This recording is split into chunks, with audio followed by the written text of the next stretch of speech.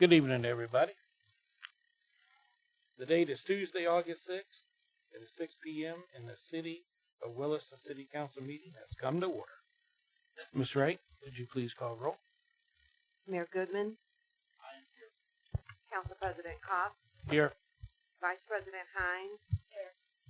Councilmember Martin. Here. Councilmember Riccio. Here. Councilmember Jones. Here. City Manager Terry Bovard. Here. Attorney Kirsten Ballou. Here. City Clerk Latricia Wright. I am here. And all other staff. All right, open in prayer and pledge of allegiance to the flag by Mayor Goodman. Join me if you will.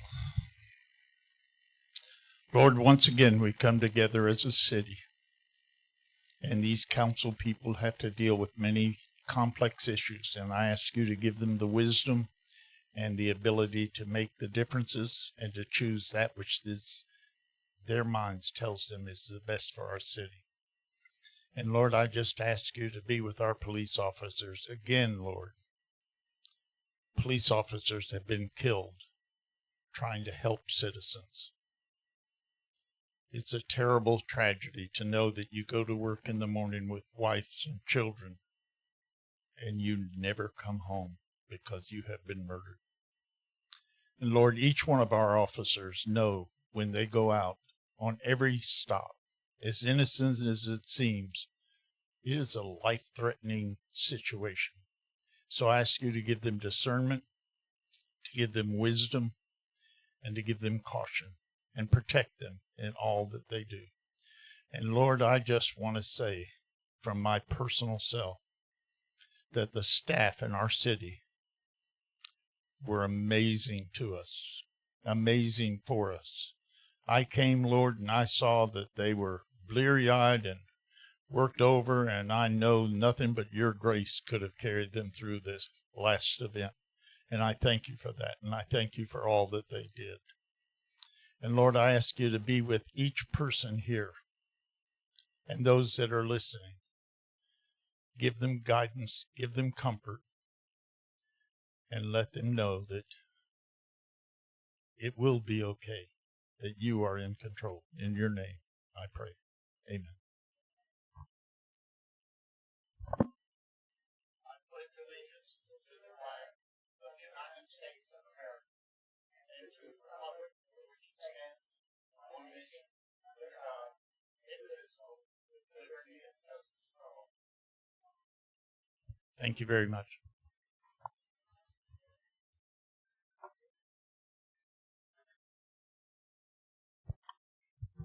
All right, item 1, addition, deletions, changes, and approval to the agenda. I'll ask for approval of the agenda. Council Yes, President, excuse me. I need to make a deletion. Okay. I need to remove item 3, the city council minutes from July 16th, please.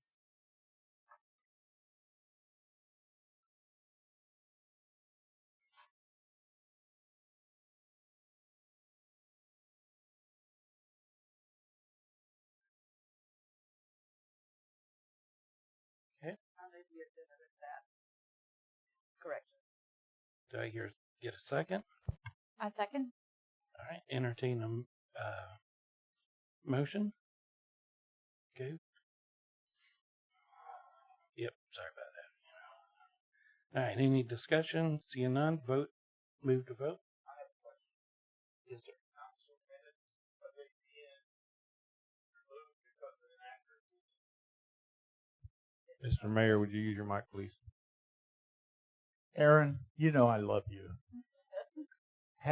Are they being moved because of inaccuracy? Yes, sir. Thank you very much. Okay. All right. All right, all those in favor? Aye. Ayes have it. All right.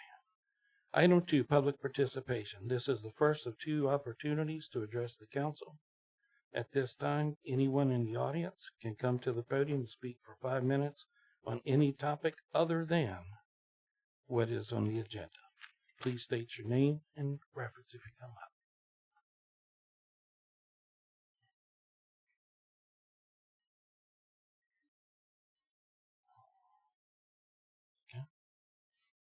All right. Please state your name and your residency. Glenn Lewis, Wilson, President Wilson. Do you know my address? No, sir. I was wondering what's happening with the parking lot, behind the new restaurant. I keep hearing stories and stories over the years that it's going to be developed. I've seen artist renditions of what the parking lot's supposed to look like. Right now, it looks like a pool again after the hurricane we just had. And we're having a big business restaurant moving in there, which is going to need a lot of parking and stuff, and nothing has been done to it. I keep hearing all this, but the easy is putting it off, putting it off, putting it off. What's going on? Mr. Walt. Please, sir. Hi, Walt Nickel with Wright Pierce, the engineers for the city. And you're talking about across the street of Black 12? Yes, sir. Okay, just make sure what we call Black 12. The project has been, it was designed by others. We put it out for bid. We got 3 bids. We came to council to award to the low bidder. They have been mailed their contracts and information to sign, and they have to provide their bonds. They did return the documents, I believe, Friday to us, so we're going to be finalizing those, bringing them back to both the CRA and council to execute the agreement, and then we'll have our initial kickoff meeting. So we are in that process of just getting under contract with the selected contractor. So that's where we're at. Okay. Thank you, sir. Mr. Barber? No? Okay. The other thing I mentioned that we are now getting a health fitness place here in Williston. You guys know about it? It's being built right next to Kids and Company. Yes. I haven't seen it there, but probably is there. So that's all I have. Okay. Thank you. Okay. Anyone else? Please state your name and where you're from, sir. Albert Fuller, City of Williston. I came to express kind of a concern that I have based on the last meeting. I was cut off after supposedly 5 minutes of my presentation. And in that 5 minutes, I was interrupted 3 times.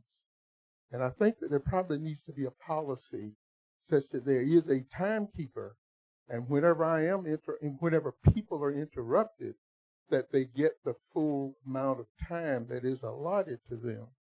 And so I think that there should be some policy set that may help in that regard. So just a recommendation to the council. Thank you, sir. I believe we have a policy. So it just wasn't followed.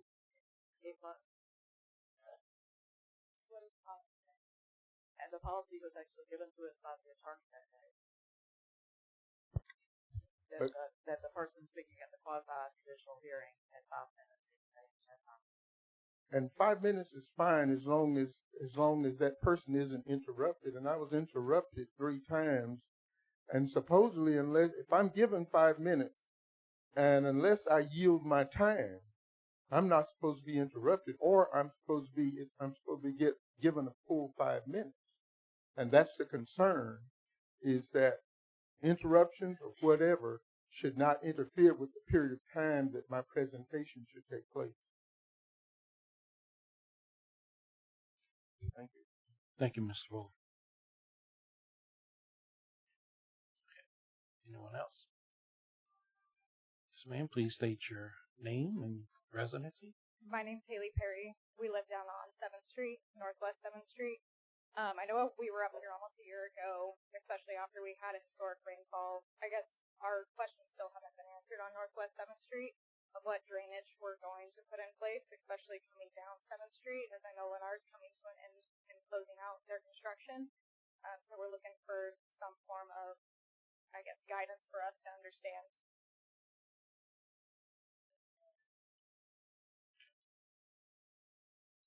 Yeah, Walt Nickel with Wright Pierce. In fact, we met today with staff to prioritize some grant applications. There is a FEMA brick grant opportunity. The grant window has opened up, and grants need to be submitted by August 30th of this month. And so we met today to prioritize projects, what projects we felt were applicable for that grant amount. And the Northwest 7th Street is the project that was number one on the list, and that is the project that we're going to present to you at next meeting to ask, basically a resolution to submit that project for a grant, a FEMA brick grant, they call them. So we decided that today we're going to put the paperwork together for that, working with staff, and apply for that grant. And that would be for the design and construction of improvements on 7th Street. So, yeah, that one was in the city's highest priority with staff as we talked about it. We'll come back to you at next meeting with a resolution for your permission to submit on that grant.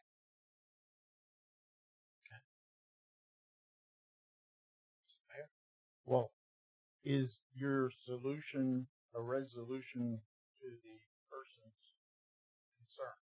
Yeah, there has been flooding predicted and happening in that area before Countryland Estates.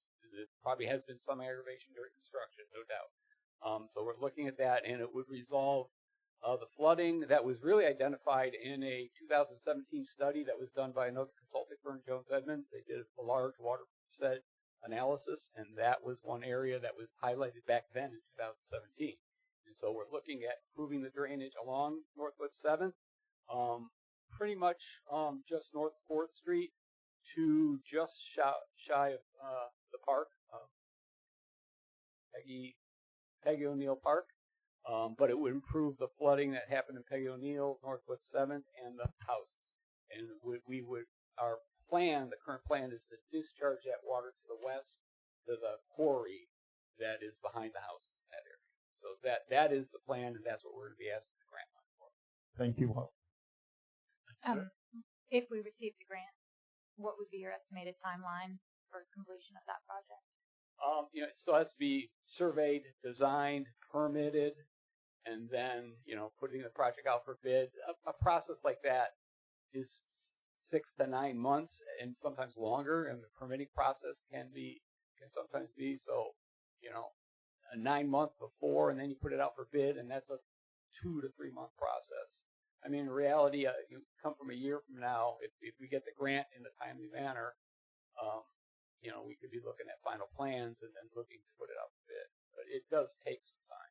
And the permitting is not just through the city of Williston; it's like Swift Mud Yes. permitting and Yes. things out of the city's Yes. control.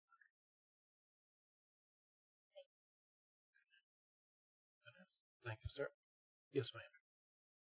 So I understand this has been something that's been going on for a while, and I appreciate working towards a resolution on that street. Now, for the people that live there now, what do we do for the next year? And I think that's the real question. Obviously, a hurricane isn't normal for this area, and it's not precedented every single year. But when we're impacted by heavy rain, which is currently flooding it, and anyone that can drive down this road right now is going to see that 7th Street turns into a river for a normal rain day. And I know I've seen you come through many times checking that out on heavy rainfall. So especially for us, do we just sandbag our driveway every single time it rains, and that's the resolution? Because that seems like a poor resolution for us, as well as every single other neighbor on the street that was affected. And really, big shout out to City Works, because City Works did respond and get us more sandbags to be able to deter the water, especially this last week. And appreciate their hard work, but I know they're obviously tirelessly working toward a resolution for us as well. So just trying to understand, is there anything that can happen in a shorter time frame that even the people that live on the street can assist with the city? I know the homeowners next to us offered to provide an easement on their land to allow water to deter back to the detention pond behind us. But in order to do that, obviously, we have to be involved, which we're more than happy to be as residents on that street and a part of the city. So is there anything that we can do to potentially expedite anything or even temporary solutions until the grant is set in place? Yeah, so the biggest thing y'all could do would be just like the easement does, which, knowing your property, I don't know if it's capable of doing it, because we would have to cut in swells in your property just like we did for the easement. So, if that's something y'all willing to look at, talk to us about, but, you have that little built-up wall on the one side, on the north side of your property, and I think a little bit of your water runs over to the easement swell that runs back into our property. Yep. We could take a look at the other side, see if that's beneficial. It would take us, the engineers, go out there and take a look at it, but it's destructive. I mean, to cut that in there. So it cuts up grass and a bunch of other stuff. Reestablishing your swells in front of your house would work. But other than that, I mean, this project that we're talking about, even though we're getting a grant, we didn't get it last year. I think we'll probably get it this year, but this could be a $700,000 to $1 million project. So unfortunately, if we had that money, we would be doing this tomorrow. Right, absolutely. And that's where, I feel like your residents on 7th Street can definitely come to play for that. I mean, I wrote plenty of grants. My dad builds sawmills for a living.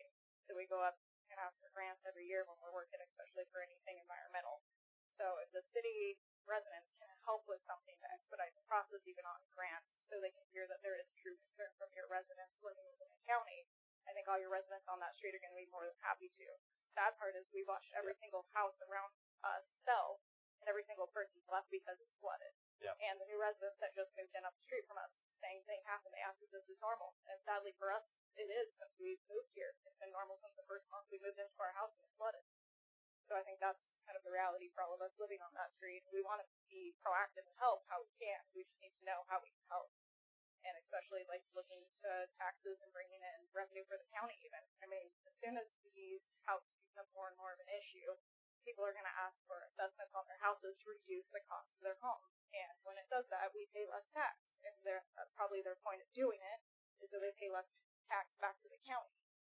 But the idea behind us trying to help is to get in front of this so you guys don't lose money, the county can continue to make revenue, while we can also live comfortably and not have to sandbag our houses every other week. Well, the citizens can definitely be part of the granting process. And without a doubt, I'm sure letters to the people that we're submitting the grants to would be helpful. And other than that, we just keep attacking it the way we have. Other than cutting in swells, putting up sandbags, and doing the things we did during the last hurricane, we'll have that same footprint going forward. I know it doesn't help you on a Tuesday afternoon if all of a sudden we get 4 inches of rain, like we did that one day, which turned out to be 8 inches over 4 hours. Will the continuing sodding of the houses across the street resolve or help? Probably won't resolve, but help. I'm hoping it will. I mean, it sucks up more And water. I think that was the hard part. Snow silt fences were up when this rainfall came. I know they're planning to put grass in, but they didn't put their silt fences back in. So we've got, silt up our driveway all over that we get to start cleaning up, and as do everyone else. So obviously we can ask Lennar to come out and help you with that cleanup because it is from their site. So I have no problem with that. Okay. Yeah, We'll have a second opportunity Okay. later on to do public comment again. Okay. Okay. That sounds So- good. I would say my only last question really quick is just if Public Works can respond prior to hurricanes or anything that's going to be like super heavy rain in our area, because everyone came out just after it already happened. Okay. So if they can just be a little bit more responsive ahead of time. Okay. All right. thank Thank you.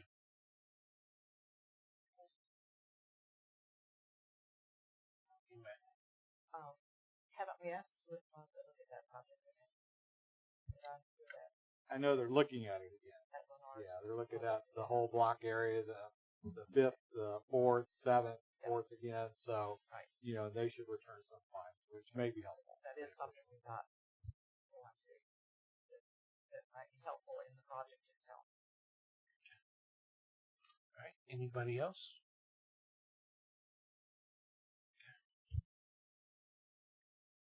Item 3, consent agenda. These are the minutes. Yep. Scratch that one. All right. Updates. Staff, board, council updates. City Manager Terry Brewer. So I'm going to hold off any staff updates because really it would just be about the hurricane. I think everybody knows where we're at on that. So I think we're very lucky, fortunate, but the crew, staff were very hard. That's really all I have. If anybody has any questions for me, I'll pass. Anybody got any questions? Sure. All right. Staff. Police Chief Rolls. Thank you, Council. I have a couple updates.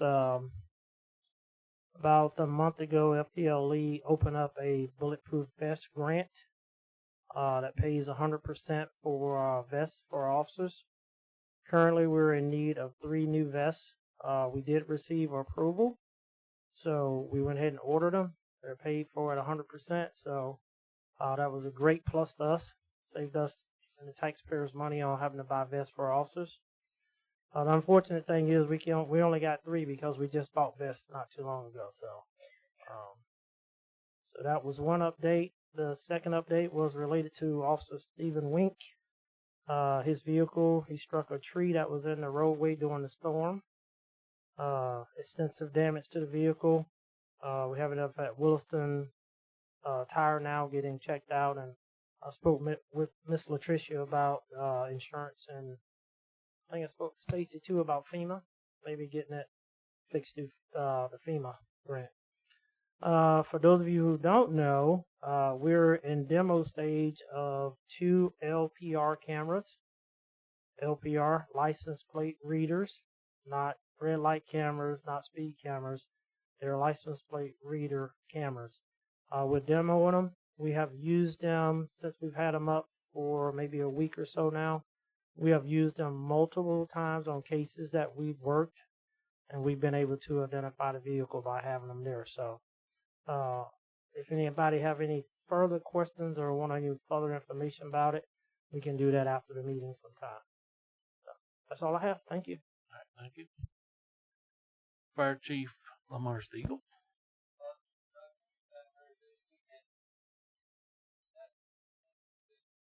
All right. Mr. Benton Stiegel. Not much from the airport. We're moving right along on the terminal building. We have a meeting tomorrow that we should talk about final plans for a move-in date and a grand opening, and we'll let you guys know as soon as we have those dates. Thank you. IT Aaron Mills, Mr. Bishop. Yes, sir. As far as the pothole updates, we've had 11 big projects, one on the Northeast 2nd Ave, 5th and Northeast 5th, Northeast 5th and 10th Street, and Northeast 6th Street.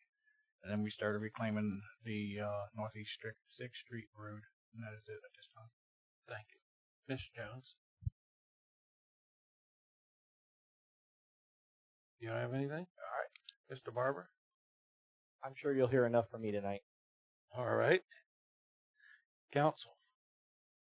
Ms. Alexa. Like an update. I see Wawa's doing something. Anybody know the status of that? Wawa's ready for their underground. So they'll be doing their site prep. You'll see a lot of dirt moving, pipes being put in. Then this company will turn it over to Wawa for the vertical building. So they're still staying about a year out. So the environmental company is there to save the dirt. Oh no, they're ready. They're actually doing prep. They're doing their pipes, their sewer, their water. Oh, the underground pipe of the building. Yep. itself. Yep. Okay. They're doing their site work. So, but they're still staying about a year for us to be eating sandwiches at Wawa. As long as they're doing something. They are. And any update on the old pawn shop property up on top of the hill? I know anything about that. Where do we stand there? Yes, ma'am. We're on the final stages of removing debris. Obviously, the storm and some other things have caused some delays on that. We are then going to be presenting to the council to work with JB Pro, who's doing our Main Street project. And they're going to ask to do some proposals to do an RFP on the property. And to put out for proposals, we have some businesses that are possibly interested in developing it.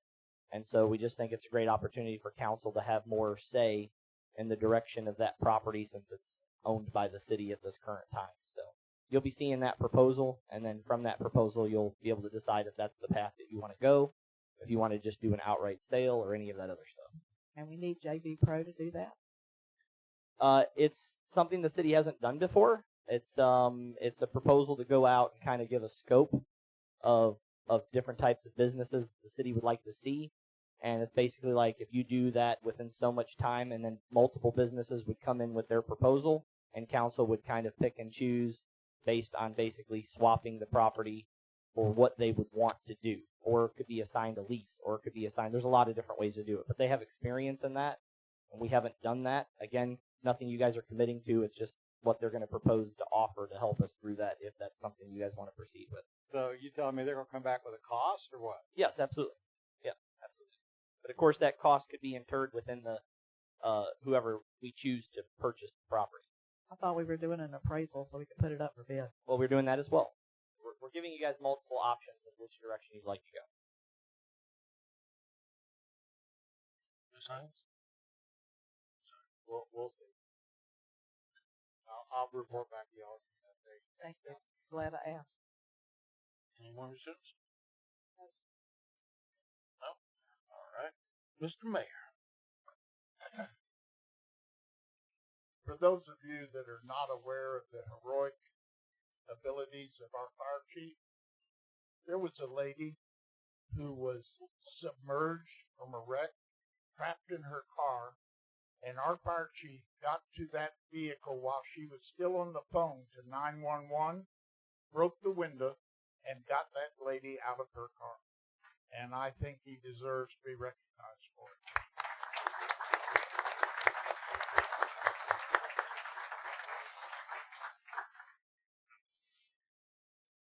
Is that it, sir? That's it. I Okay. think he needs a cape. I would like to commend the police, the fire, but I want to commend our utility guys. I came up Sunday evening. They all had their little bedrooms throughout the rooms and everything else, but they were here for 36 hours straight. And as soon as the call come in, they were out. Raining and everything, from what I understand, at 4 o'clock in the morning, they pulled them in because it was just too much to be out there. But, commend everybody. But these gentlemen here, they stepped up their game. And that's why, when I tell people, it's why I love Williston. We got our own thing. I've got friends who were out of power for a full day. And I'm going, not us. So, thank you. All right.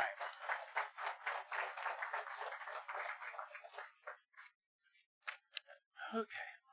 All right. Item 5, new business. Section A, discussion with possible action, spring shed grants. Mr. Donald Barber, Public Works Supervisor. Thank you, Council President Cox. As many of you know, it was just previously spoken about some of the stormwater things that have been mentioned that we've had issues with. This is sewer. There are 3 grants that the staff would like to apply for. I'll be honest, we've actually already applied for them. I was gone for 8 weeks, and so we're trying to catch up on that. I wanted to have Walt here to explain the scope of those grants, but just for your specifics, Grant 1 and Grant 2 are septic to sewer. This would add about roughly 500 folks in our city limits and our service area to be able to remove themselves from the septic and to have sewer service. Those are zero match grants. There would be no contribution by the city for those. And then, of course, a concern for quite a while for the council and the staff has been our upcoming capacity problems with the plant. We've been speaking about that for a long time. One of the benefits of the septic sewer grants is that we parlayed that into a 3rd grant that we'd like to apply for, and that is the expansion of the sewer plant by doubling its capacity because of the septic to sewer grant. So basically, we're asking DEP to say, hey, you guys want us to reduce our BMAP contamination, our total nitrates, things of that nature. And so in order to do that and take on more customers, we're going to need to expand the plant. And so that's kind of like a backdoor way of getting a grant approved to expand capacity, which has been, like I said, a pretty good concern. There would be a sort of a match to the 3rd grant, the capacity increases. That grant, though, would take the form of the capacity fees that we've already implemented last year. And basically, the revenue that would be collected from the sewer and the water capacity fees would basically pay for the match that we have in that 3rd grant. So if you have any specific questions, We're just looking for basically a consensus this evening to move forward with those and work with DEP to get those 3 grants approved.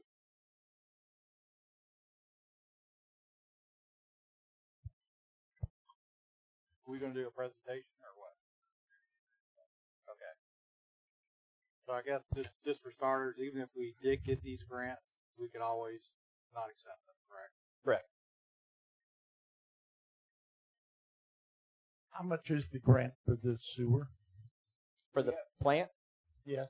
About 22 million, I believe, is what we put in. 22 million is I for the thought plant. that was the number we were looking At the plant, yeah, and that is, and then there's 3 areas in 2 grants for septic to sewer. Area 1, we're asking about $9.7 million for the grant on that, and then the other area, which has 2 areas, is $11 million. We're asking, and those 2 don't have a city requirement match. So these grants are kind of going in parallel with some rules that you, the city, need to abide by. DEP, as being in the Rainbow Springs Basin Management Action Plan, is requiring a plan from the city and everybody else around here how you're going to address your nitrogen load reductions to the springs. And we've had a meeting with DEP and with staff. They gave us the city's allocation of what they expect the nitrogen reductions to happen going into groundwater to the springs. And they're pretty extensive to do that. But the biggest way to reach those goals is septic to sewer programs. That is the biggest bang for your buck that you get. And so, fortunately, they're funding in a parallel route grant money.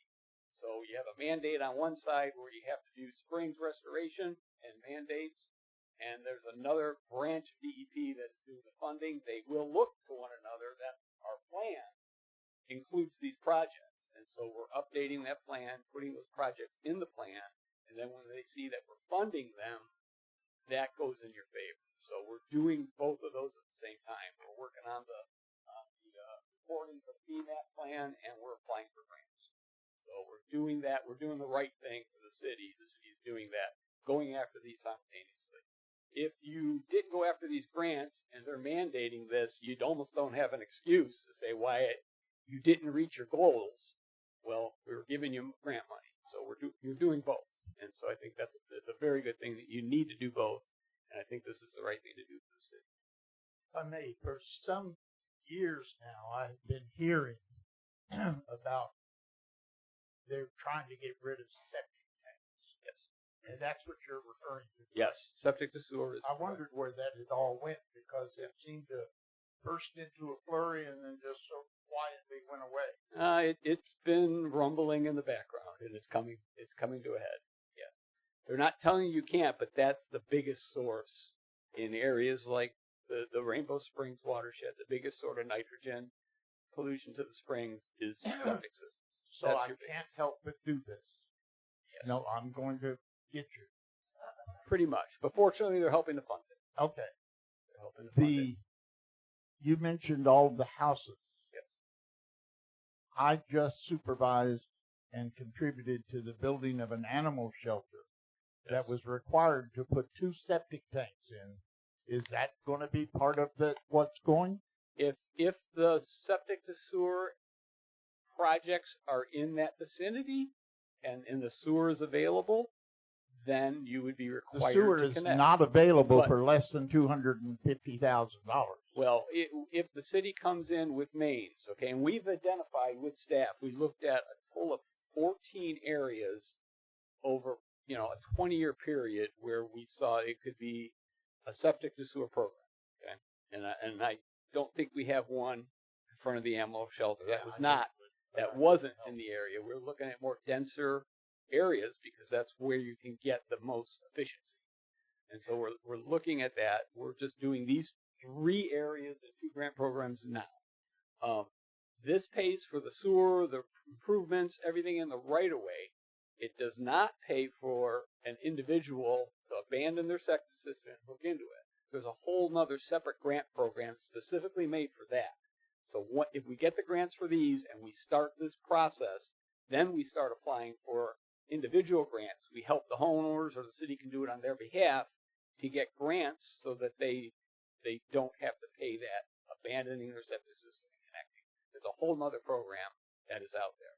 So that is also there, and I think, if we're successful with these grants, we'll be before you in a year or so asking to apply for those grants too. So what will happen if the person who has a septic tank that is quite happy with the septic tank, and will they be forced to get off of the septic tank? Will the government now tell them that they must do it? State law already says that if there's a sewer available within, there's a distance, I think it's around 200 feet. If there's a sewer available, public sewer available, and it has capacity, you have to connect. That's already state law. That is. Any other questions? Anybody else have any more questions? Yes, ma'am. Can you please come up to the podium, state your name?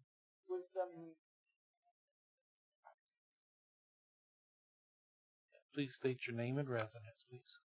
My name's Vicki Todd, and I live in Williston, sort of outside Williston. That's why I'm asking the question. What areas are you designating where you're trying to put this project in? For the what neighborhoods are you looking at? So, Latricia, if you go to page 12, there's a map on there.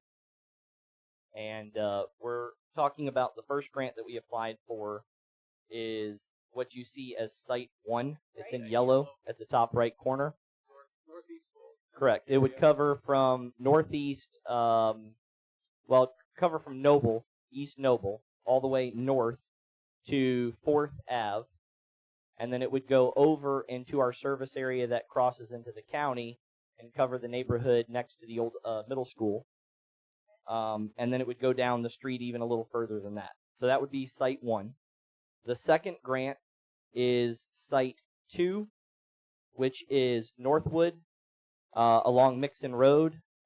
It is what we call the Old Mayor's Road, or Northeast 2nd Street, along 121 or 6th Boulevard. And then another part of that site would be over on 7th Boulevard, leading up. And then there's a final area on Northwest 7th Street, which goes over to 9th Ave, which is the last city street on the northwest side of town, and that's also part of that second grant. So those are the areas. One is roughly 243 customers. The other one is roughly 242 customers. And so are you one of those people? I'm on 27 as you're leaving town, two blocks outside city limits. On one of those areas? No, sir. Site 3 was Yes. So you have no worries. Good. And one other, since we have this map up, that I would like to comment on. We looked at what was within the city. We looked at what was in the city's service area. But then we also looked at areas that are adjacent to the city, that are in the county, that could be great opportunities for a more regional approach. City of Williston has a mandate to reduce nitrogen levels, but so does the county. The county has the same mandate. They're having their meeting, I think, this week. Yes, the 9th. They're going to get their notice of what they have to do. They've got a very difficult time because they don't have treatment plants. We have already talked to them about these outlying areas, Site 14 and I think 13 is down below it, where the city could, Site 12, the city could sewer that area, provide sewer service to areas in the county, whether it be annexation or just expand your service area. You pick up customers, and they pick up their basin management nitrogen credits. So this is just something we're looking at down the road, looking as we plan what can be done at the wastewater treatment plant. How can Williston help this surrounding area in the county where they can meet their BMAP requirements, but at the same time you pick up customers. And so we're having that. We see this as an opportunity for them, and they're starting to talk amongst staff right now. So that is something that we're looking into, something that's a year or two down the road for sure before we have anything more. But it's things like this are coming. Regional approaches are coming. Williston is a utility provider. It's something you could do. quite a bit for the county in this area. So anyway, that's what's being depicted in these two. Look, there are possibilities. Okay. Thank you, sir. Okay. Yes, sir. Please come up to the podium.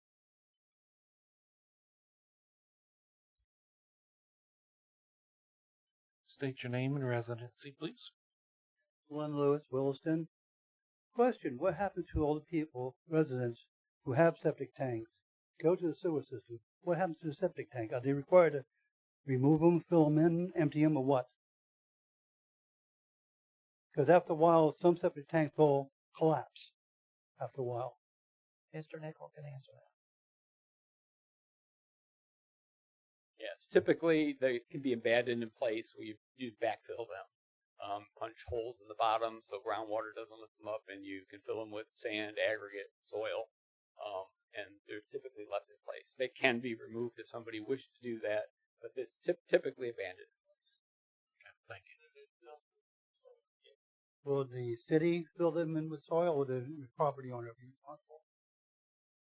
As I mentioned, as we go down this process, there's a whole other grant program that DEP funds for individual payments for individual homeowners. It may even apply to businesses. I can't say that for certain. Definitely for homeowners, where they fund that, and they fund the expense of connecting, abandoning the system, connecting the new sewer, and connecting to the system. So there's a whole other grant program that helps pay for that. And those are typically 100% funded by DEP. Thank you.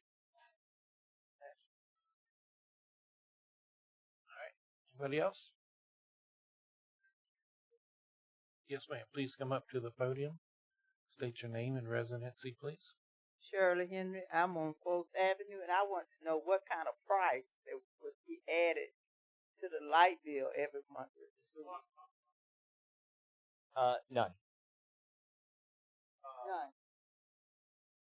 They would have to pay for If, sewer, if yes. we're adding sewer, there would be none to your electric. No, ma'am. To the light bill, there would be none, but there would be a significant impact. You on do your have a sewer, like payment for sewer. Yes, there would be a base charge to sewer. Yes, ma'am. And then a absolutely. per gallon consumption on a scale. He's being funny. He said there's none to the electric bill, but there would be a sewer. I'm saying the whole bill. The bill you Yeah. I know what you're saying, but he was trying to be funny. So, but when y'all do it, you won't have to pay a fee for them to install. We don't know yet. Oh, okay. Part of that grant, Mr. Walton's going to apply for.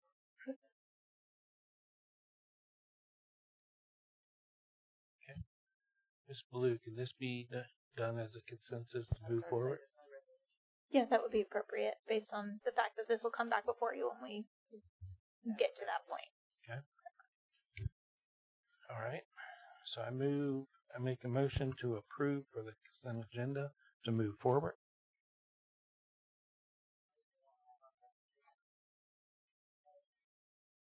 Motion to approve, Wayne.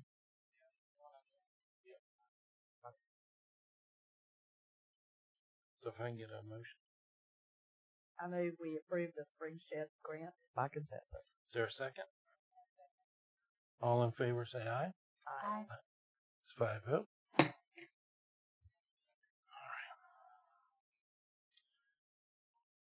Item B, Resolution 2024-79.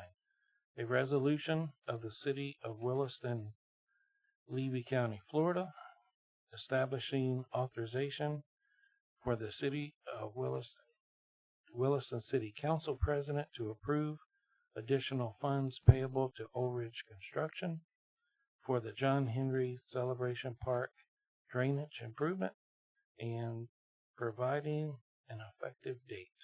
Mr. Walt Nichols, Jonathan Bishop, and Mr. Donald Barber, along with Mr. Terry Brevard.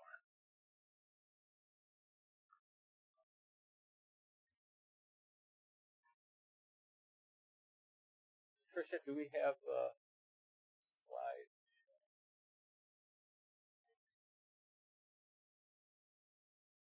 We got a couple slides that I just kind of want to go over a little bit of what's happened and where we're at with this request. Here. So, from a park to a lake. Be a park again very, very soon. So this construction phase update. As you're all aware, we had our groundbreaking earlier in the year for the project with Olbert Construction. They hosted our groundbreaking and did that. So that was early in the year when we started that. So we got a couple pictures of start of construction. Next slide, please. Just construction ongoing as we were on 4th Street, installing the sewers. And then I want to give you an overview.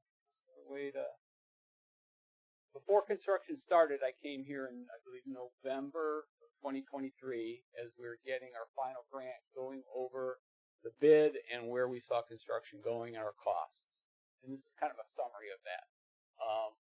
We had a SwiftMud cooperative funding grant agreement. That was an initial grant, and there's a 75% grant, 25% in-kind match for the city, what in their terms called a cooperator. And so we had $722,250 from SwiftMud. The city's share would have been $240,750 for a total of $963,000. We had significant shortfalls going to construction with the delays in the project, multiple bids, and we weren't able to award with that funding. We went and applied for an FDEP Resilient Florida grant, and we won a grant for $834,779, and that had no cooperative share on the city. So that brought the total funding. You can scroll just a little bit. Total of grant funding, $1.5 million, $240,000 per city for a total of $1,797,179. So that was what we saw the finances on this project in November, December. Next slide, we go through. Oh, and at that time, we presented to you a couple options. We had our base bid. We had a bid that was going to, an alternate one, do an overdig of the pond and bring in clean fill and sand. It would perform better, function better, but it was an additional cost. We presented that to you, and council chose to go that route with that additional cost. And you approved that, and that was back in November, December. That was going to cause a $34,877 overage that the city would have to cover. You approved that back then, going forward. So we knew already going in we're going to have to kick in another $34,000, round up, almost $35,000. So that was council action. Now we go into the next slide. We go into construction.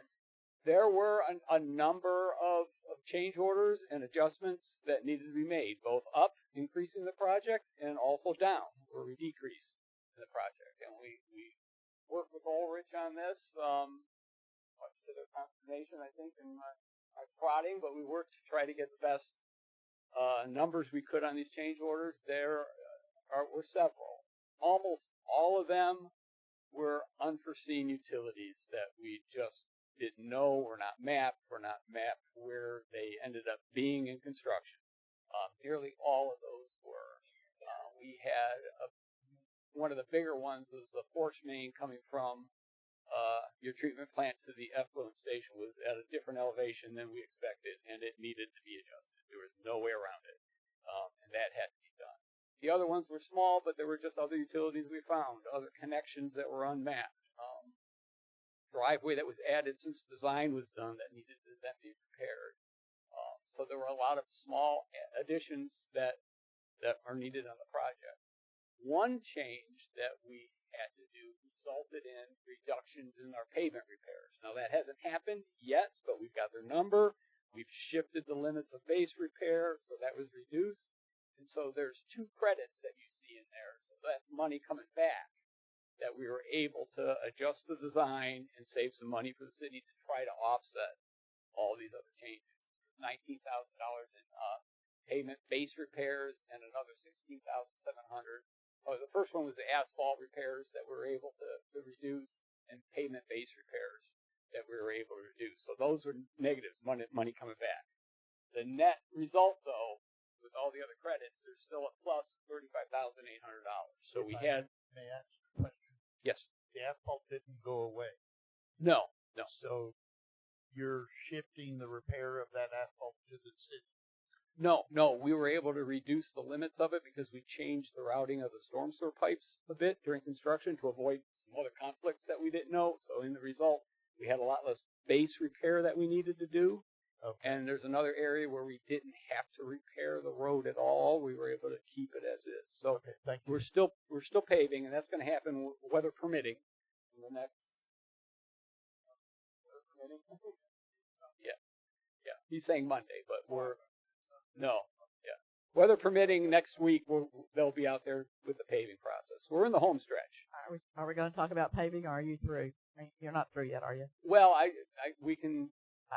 I've already talked to the city manager about this. He's tried to make me feel a little better. The road on Northwest 2nd as well as Northwest 5th, 4th maybe, but 5th is falling apart.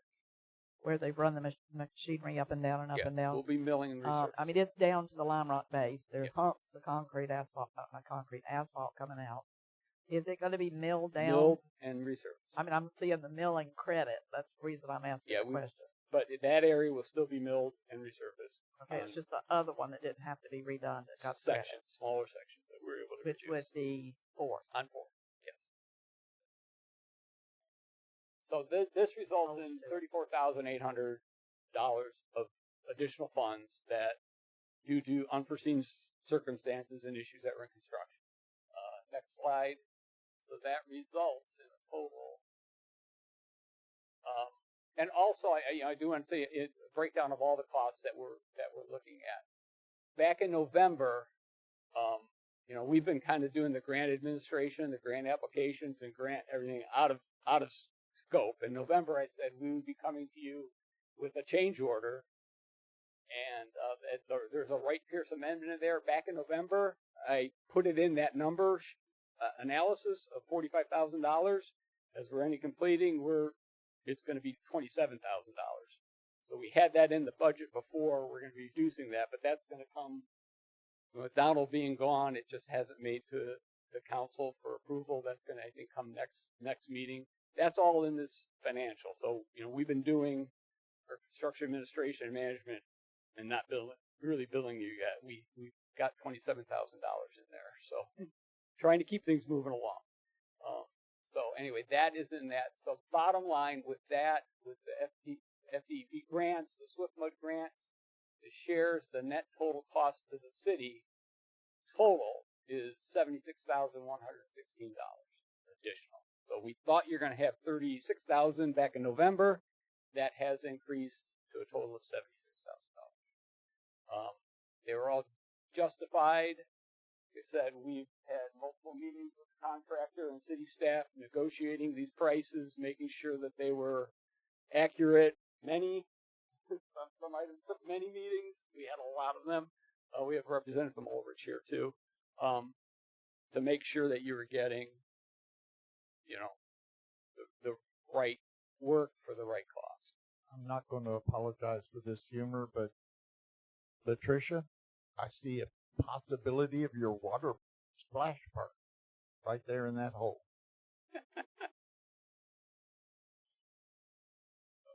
So that's where the project stands today. We're done with excavation. Excavation is always kind of the unknown. We're not going to hit any other utilities because we're done digging. We're just kind of the final cleanup. Overall, the system was tested pretty good this weekend. Overall, on a big picture of it, it worked well. The big pipes conveyed the water. The pond acted as it should. It's already reducing. It's coming down. There was some unforeseen water flow on 5th, south of 2nd, that was entering the house over there. It was coming from the west, off of our project.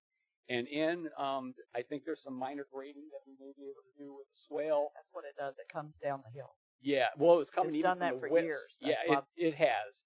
I think we can do a little bit of minor grading to help that foam out that happened there. In the big picture, and not to discount them, they got a lot of water coming through there. we can do some minor adjustments to that, but the big picture, the system worked. I mean, it got a good test this weekend. So I think the problem that we've had there for years and years is working.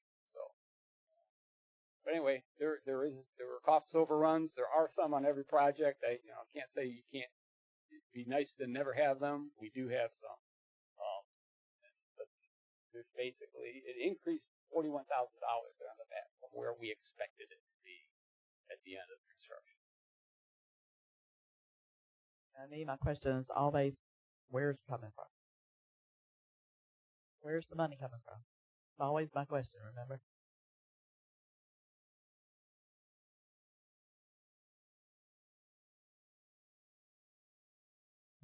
Is Stephen online? Thank you.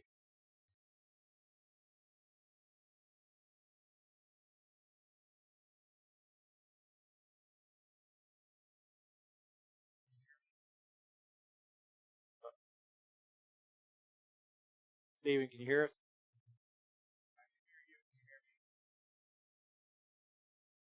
Stephen, can you hear us?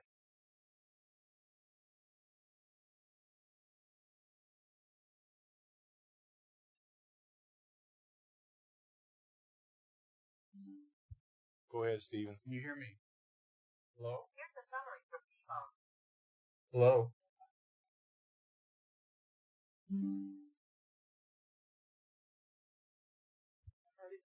Heard him for a second. Stephen, are you there?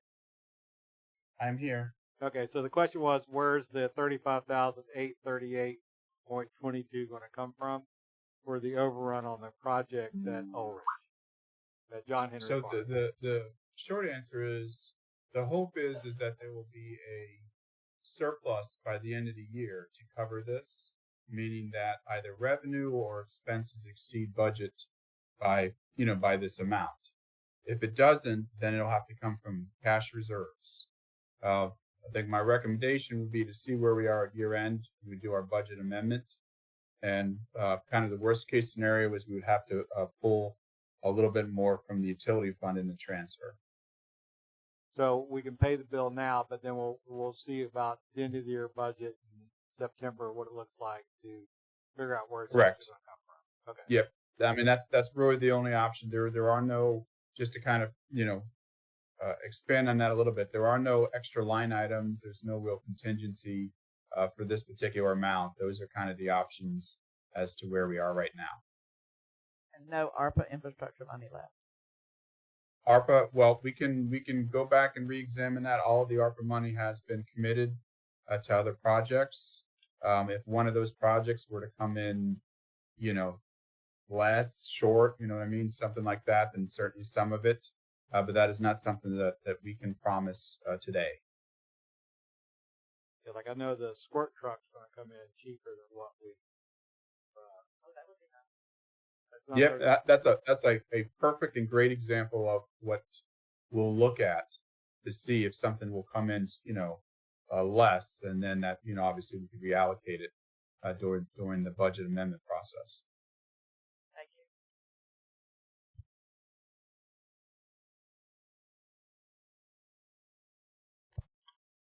you. Anybody else has any questions for Mr. Watt? So just one comment, Mr. President, before you go. We did receive one complaint over the weekend about a house that was over there that's in John Henry Park and was receiving some flooding in their backyard. But I think the flooding was probably there, even before. So we are going to go look at it. But we do believe that the paving will assist in a lot, and so that shouldn't be a real big issue. But obviously to the homeowner it is. So, but if you hear about that, we're handling. That was that area that I think we can do some minor swaling to help her. Yeah, it worked like it Is that on charmed. first or second? Is that on first or second? It was on Fifth Fifth. Street and Second. The house that's at the corner of Second Street, the fence, the big wood fence around the perimeter of that. Because they've got the main drain in their front yard. Yes, yeah, but it was coming from the west, across the road, and the road is low. It's going to be higher when it's asphalt. That's going to help collect some of that water. But I think there's some some swelling, that minor swelling, that we can get the water to go back to the south and into the park that I think we can address. When the Wawa comes in, will some of the water that is on the top of the hill across from the former Green Shutters restaurant be diverted into there? Will we have some less water coming off the top of that hill? You would have less. The water always went from that direction. It was accommodated for and sized for. We went through a lot of reviews with the Wawa pond back and forth to ensure that they are discharging less than what was going there right now, and that is the case. So their plans have been approved, and we went back and forth with their engineer to ensure that, knowing that they're at the top of the hill of this, we really looked very, very hard at that. Same thing with the T-Mobile. We really had to make sure that they were not causing any increases from what was going there before. So we could even see an improvement in a year or so from what's already happened. With what's been done in John Henry, yes. And then these developments, yes, they're designed to provide less runoff than what was there before. They're designed that way. And that is our goal when we review those plans, to ensure that that's happening. Okay. Anybody else? Y'all ready for it? All right, I'll entertain a motion to approve Resolution 2024-79. I make a motion that we approve resolution 2024. Is there a second? All right, any other discussion? Seeing none, move to vote. All in favor say aye. Aye. All right, 5-0. Thank you.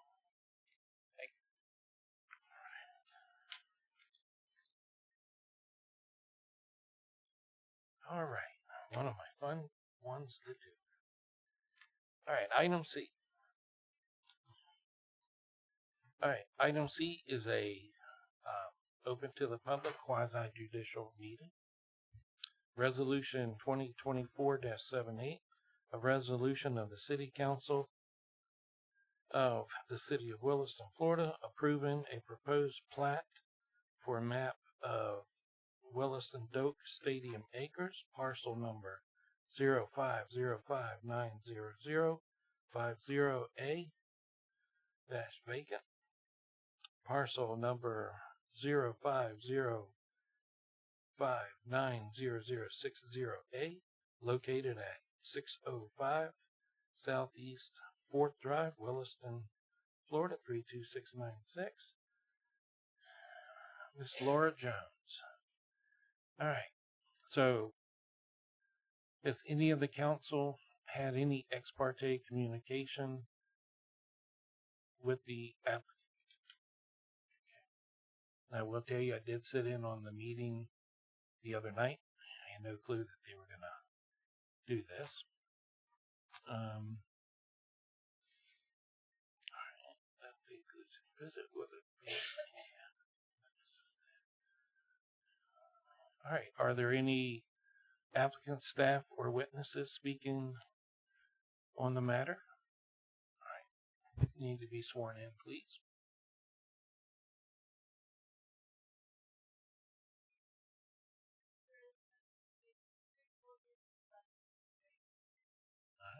Any diagrams, exhibits, photographs, similar physical evidence referred to during the testimony, or which you would like the council to consider, must be marked and identified and kept by the clerk for 30 days until time for approval has expired. Staff's opening statement. Thank you. There shouldn't be any new evidence, but I did ask for a big piece to be printed out so you guys could see it. You get it on your desks? Okay. So this is Plat 2024-02, the Doak Stadium Acres Plat. This consists of 2 half-acre parcels. The parcel numbers were read already. Kenneth and Susan Doak are the property owners, and Mr. Stephen McMillan is the agent. The parcels are currently zoned agricultural. The purpose of the plat is to divide the 2 half-acre parcels into 4 residential units. A couple questions that came up at planning and zoning was how are they going to get access to them? Well, they're actually being split right down the middle. They're not being split in half. So they all have front access on Southeast 4th Drive. Another question that was brought up was why I'm not requiring to get a sidewalk. There's a couple of reasons why I'm not requiring. The first one is this is a dirt road. This is a neighborhood that only has 8 and now 10 lots, and it is a dead end. So there aren't any sidewalks going to it, near it, around it, and it just didn't make sense to put 2 sidewalks right in front of these lots and not require the whole neighborhood to have sidewalks. So we didn't require it this time. Every lot's going to be about 1/4 of an acre, so there'll be 4. Does everybody understand where this is? Anybody have any questions about location? Tell me exactly where it is. So this is, I had a feeling. So this is, how do I explain this? Drive me the there. baseball field. Yeah, it's near the old baseball field. You know where the big 1 acre lots are that are on the, I don't know. If you go down the road where the old Lions Club is, that's 6th Ave. You would take that down to one of your first turns, which is 4th Drive, where it turns into a dirt road, and it would be right there. So if you're at the Lions Club down 6th Ave, you would make a left, and you would get onto a dirt road, which is 4th Drive, and that road would lead you to the back side of the Christian Academy over there, if you continued on all the way back to 3rd Street, or 3rd Ave, excuse me. So that's your location. So if you're standing at the Lions Club, head east on 6th Ave, make a left on 4th Drive. If you don't stop, you're going to cross 5th Ave, 4th Ave, and then eventually you'll get back to the back side of the Williston Christian Academy. And it's in the back of the application. So there's a couple of subject locations on the map. Do you see them, Ms. Jones? There's a couple of what? There's a couple of subject property locations in the application. Subject in the back. There's 2. The neighborhood doesn't really have a name.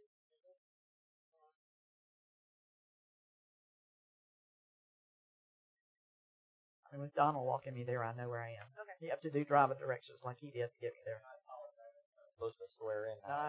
Yeah, well, I appreciate it.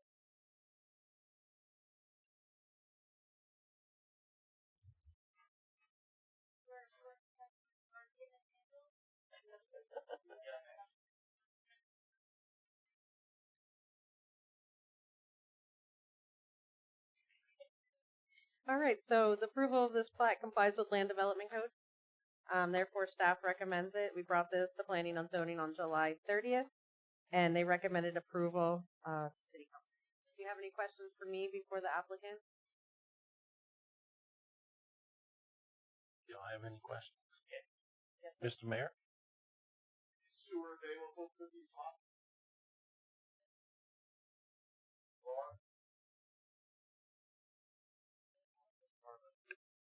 So we have a process where once it's approved, they come in and they have a new service request. Off the top of my head, I do believe they are, but I'm not 100% on that. But that's part of the next step. If they were to want to build anything there, we would tell them what services are available. We haven't specifically looked at it, but I believe on this section of 4th Drive that sewer is available.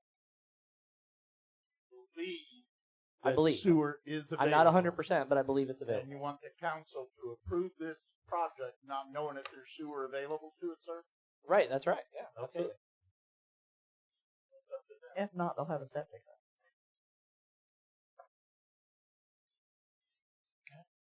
Do you have any other witnesses?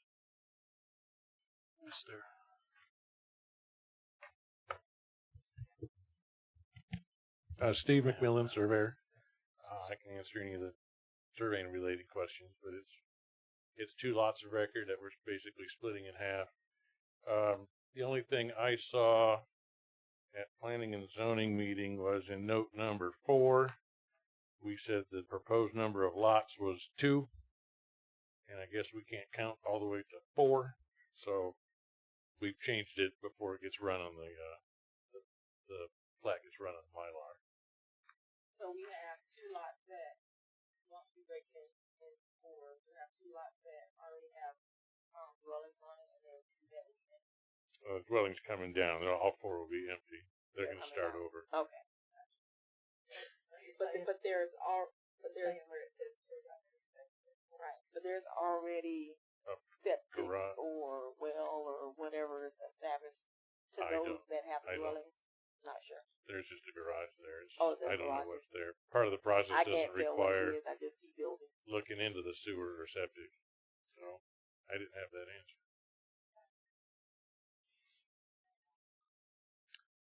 Any other questions? No. Would anyone in the public like to speak on this matter? Okay. Closing statement by applicant.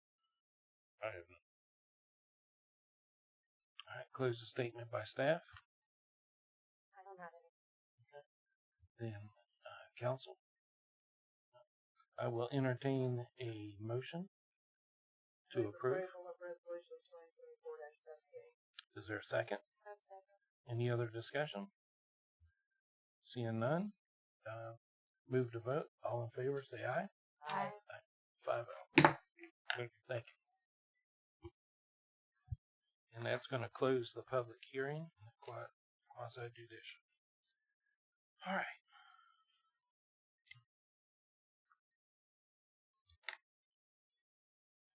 Okay. So, item D, discussion with possible action. Presentation from CalLink Fiber.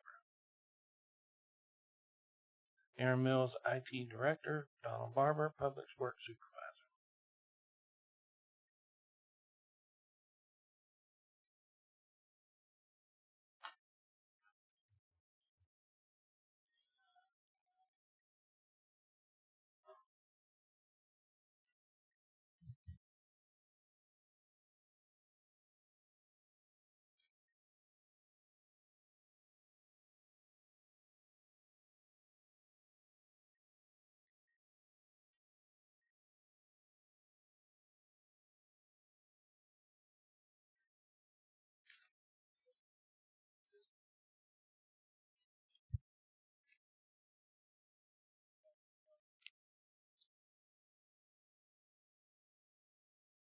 All right, good evening. I'll come up here so I can see the screen better. So if y'all want to take out your phones, there's a QR code here, and there's also a QR code that I passed out if it's easier to scan on a piece of paper, and you can use your phones during the presentation. It's not slides. The phones are to participate in the presentation. That's all right, Mr. Mayor. We're okay with that.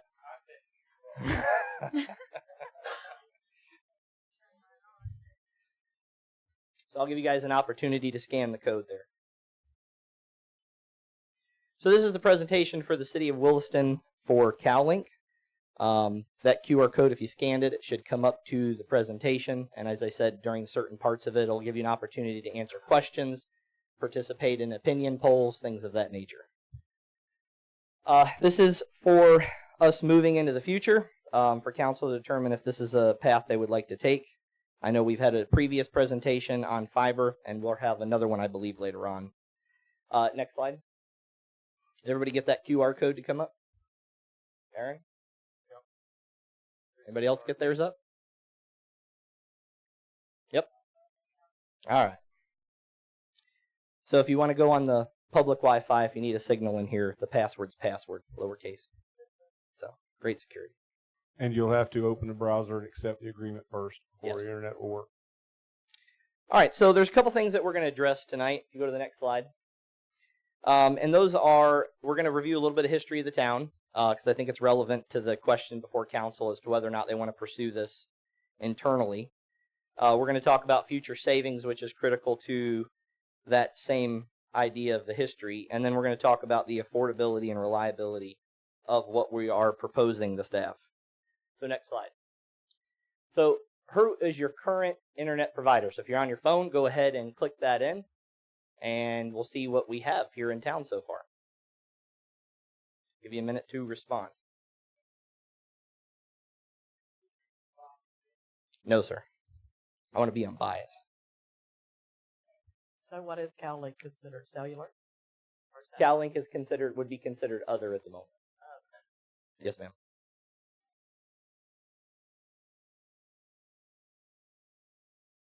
All right, So there you have the breakdown. A lot of people are dealing with, I believe, would be CenturyLink, other providers. Few we've heard from in the town are relying on some satellite. And if you're at my house, you're providing cellular. So we rely on the cellular. All right, next slide. Again, as I mentioned, we're going to be talking about where are we currently at. We have enterprise funds. We have electric. We have water. We have wastewater. We have gas. We have sewer. These are enterprise funds. And they're interlinked, of course, with those general public safety services that we provide. Community development, the animal shelter, fire, police, and then, of course, our roads, our parks, our facilities, all of those things. And it's really a symbiotic relationship. Go ahead and go to the next slide. So, of these categories, I don't know where that was there. Which slide am I missing here? There we go. Yep, of the categories for history, savings, affordability, reliability, which one of those is most important to you? That's what you're answering. All right, so we got a few responses. We gave it a short time limit. We don't want to take too much time. All right, so basically it's across the board. Everybody feels like each one of those issues are important. Go ahead and go to the next slide, please.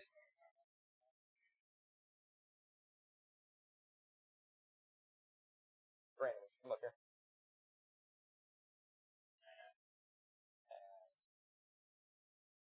One of those out, please.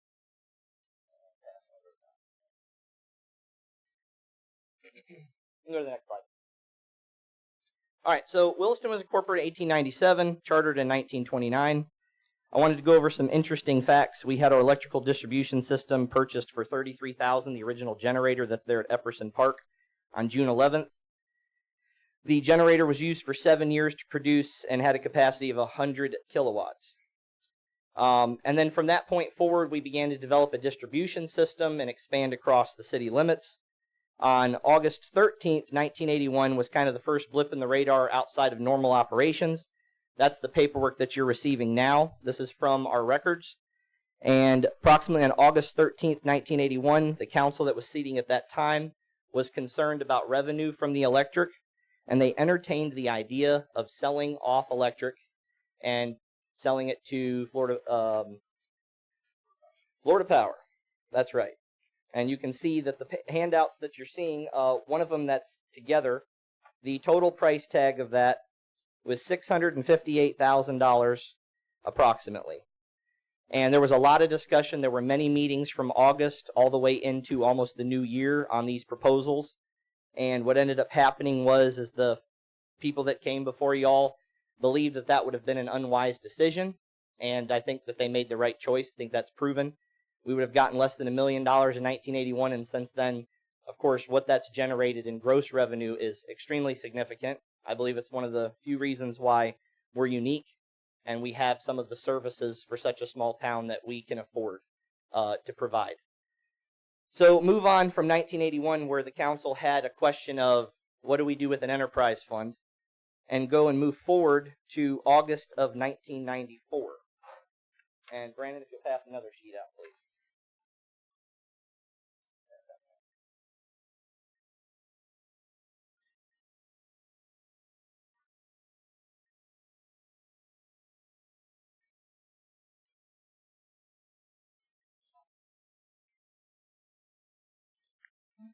What you'll see from that page as you receive it is that there was a discussion on the council at that time. If you look at 13th Street in the city limits and you go east to the county line, to the Marion County line, there was a section of electric that the city had that we owned, and it was 131 customers. It was 131 customers, and the contract, I didn't give you that information. Actually, no, I think I did. On the back, you'll see that it had how many poles and how many miles of distribution line and all the things. And that was part of a proposal in 1994 to sell. And one of the key things in the minutes for those meetings was the discussion around, the system's getting aged, and we may need to put in a lot of money to replace poles and update lines and infrastructure. And so we're concerned. So let's go ahead and entertain an offer of selling off that part of our electric service. And so that decision was made. It was sold for around $133,000. And taking conservative estimates, we have lost approximately $7 million in not gross, but net revenue from that within that period of time for 30 years. I bring this up because this is kind of these two examples of when we chose to invest in ourselves and when we chose to put that money out there. Since 1981, by the way, you can check the tags on those poles out there. And the funny part is the majority of the poles are still there from 1981 that Clay took over from us. Other than outages and major repairs from fallen trees, people crashing into them with cars, it's pretty much the same system. So there wasn't really that much money that was needed to maintain it, at least not the money that we were told at the time that would be required.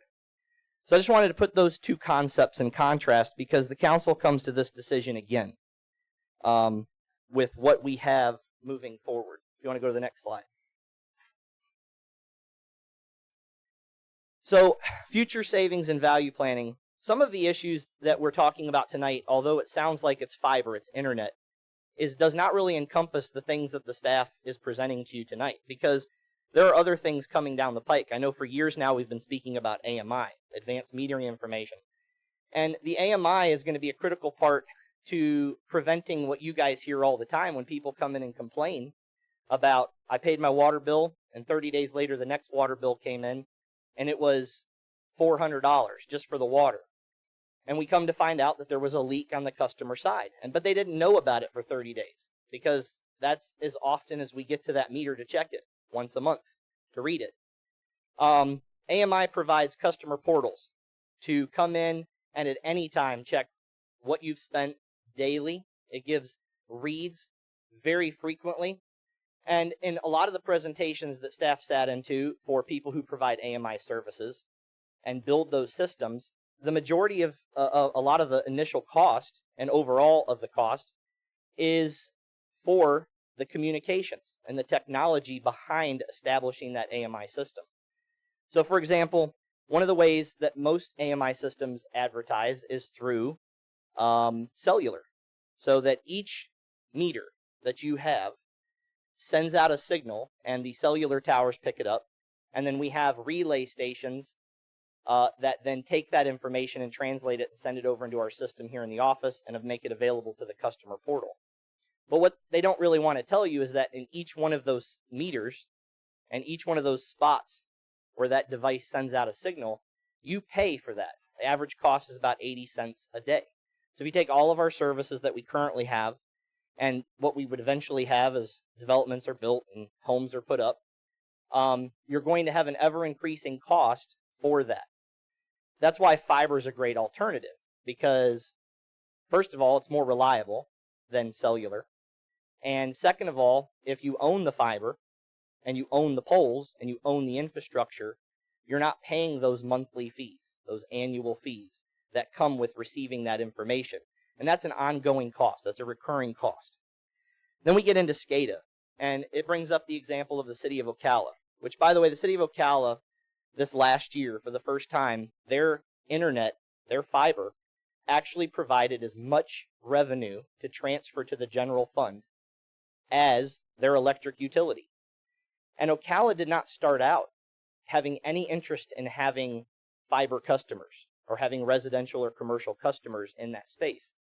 What they really wanted to do was cut the significant cost to developing SCADA. That's the monitoring of their lift stations, the monitoring of their wells, the monitoring of their sewer plant. These spills that we used to have in the industry were something where you'd call DEP, say, hey, we threw lime on it and we're good to go. We let you know. That's not the policy anymore. DEP now has a no spill policy. That is the state policy. So if you have a spill of sewer, whether it's at a lift station, whether it's pouring up through a manhole, whether it's a spill at the plant, they take these issues very seriously on contamination. And so it's important that we in real time can address what are those pumps doing? Are they down? And not have to wait for a 30-minute window for one person to come rolling in and reset it to the second or backup pump. If they have a tablet at home, they can literally go on there and from the control mechanism, simply select the other pump and turn it on. or they can at the plant shut down one process so that it doesn't continue to overflow or start to overflow at another, because you can monitor levels. So SCADA is absolutely important. Wells, some of the notices that we've had for loss of pressure. We've had Mixon Well over there on Mixon Road that has constantly thrown a breaker because we have some electrical issues over there that we're addressing. But in the meantime, in the middle of the night, that could stop. And the only way we're going to know is when someone calls up and says, I don't have water pressure, which then precipitates what our community absolutely has fallen in love with, and that is a boil water notice. So to avoid these types of interruptions, to avoid these interruptions to people's daily lives, SCADA is absolutely necessary moving forward to stay within compliance of some of the things that the state, through DEP, SwiftMud, and others, are trying to march municipal providers within these spaces.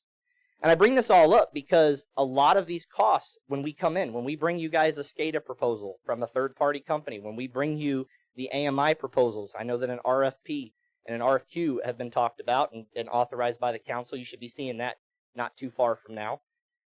These are costs that you're going to see built into all those proposals when in perpetuity, if we maintain that fiber and we were the owner-operator, we could not have to pay long-term. So there's significant savings in that. A lot of benefits to events, Peanut Festival, communicating with the event goers, vendor POS or point of sale.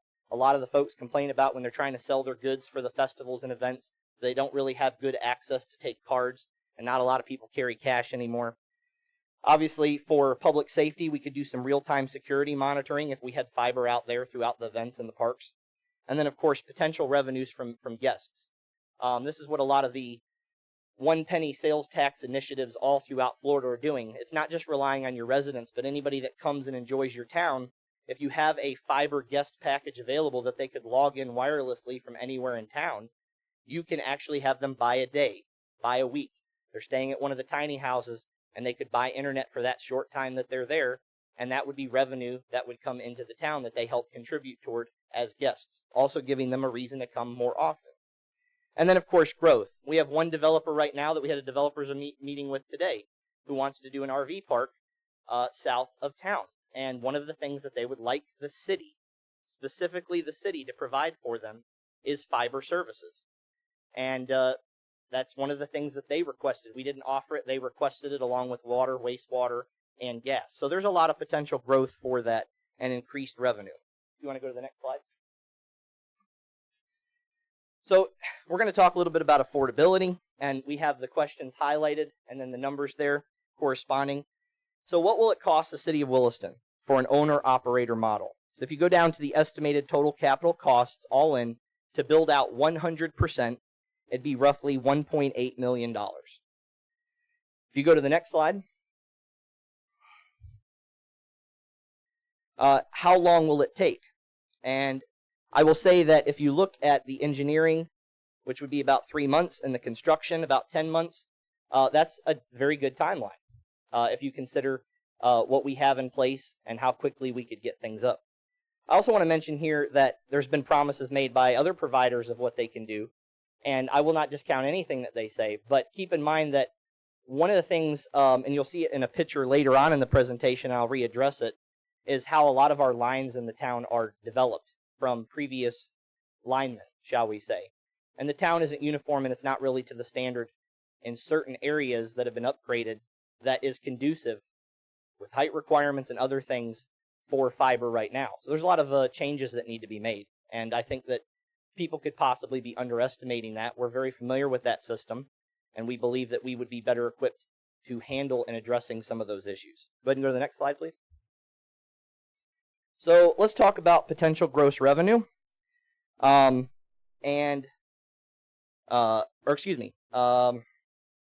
potential gross revenue. There we go. I skipped one. So we took a very conservative retention across town. One of the studies, and I'll pull it up here in just a minute and hand it out to you, was from one of the grants that we did that Connect Humanity and LIT sponsored us for and approved us for, and they studied out our market, and we can share some of that information here with you in just a moment. But they do usually, like, you know, when you have what they call a broadband ghetto, so to speak, they offer to say that when you have that lapse of really good coverage for internet, that typically 80 to 90% of people within that area nowadays in 2024 will hop onto those services. We went way under that. We said if only 70% of our customers that we currently have went with CalLink, that we would produce a roughly 1.2 million, almost 1.3 million. So that is what we came up for as far as revenue.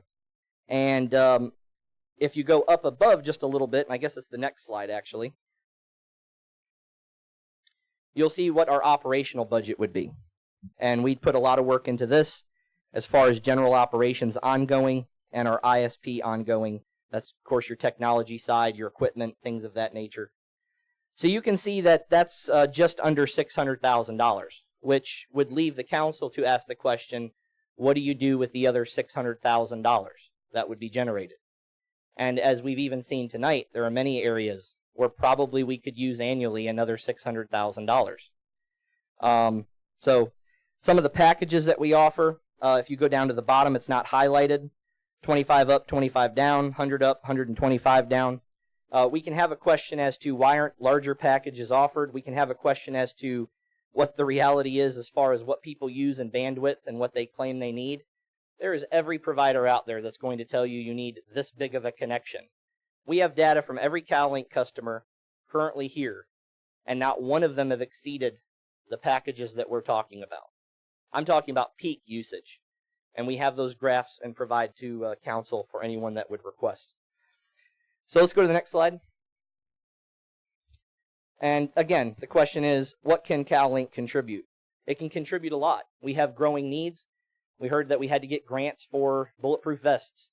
You know, we have the issue of the USDA loans, or grants, excuse me, that are no longer becoming an option for the city. And we're talking about where do we get those funds to have those cars that we need.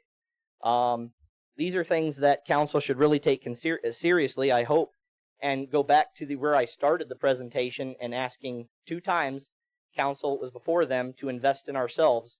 One in 1981, and they chose the right way. And this is why we have a lot of the things that we have here over other smaller communities around us. And then I would say a poor decision made in 1994, where they said it'd be easier. The easier path is give those 131 customers away, and we're paying the price now for those decisions. So I encourage you to consider that. Next slide.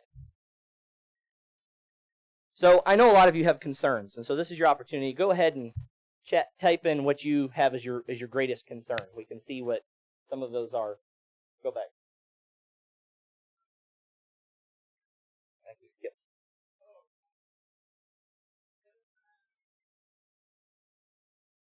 All right. So think of a word that best describes your top concern. I know some of you have some serious concerns.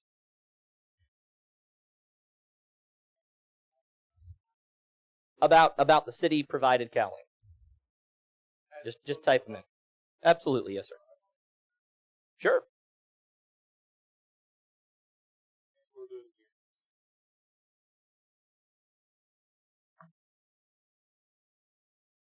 There we go. It's open.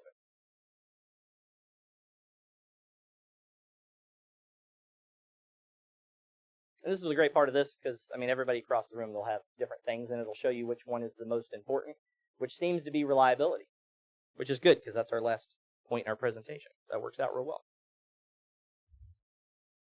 Reliability, bandwidth, construction timeline. So you see over there, those are all great concerns, things that definitely can easily be addressed. All right, so go ahead and go to the next slide. Again, I mentioned the grant that we had. That grant studied out all of the design issues. It engineered quite a bit. Brandon, if you go through and pass this out.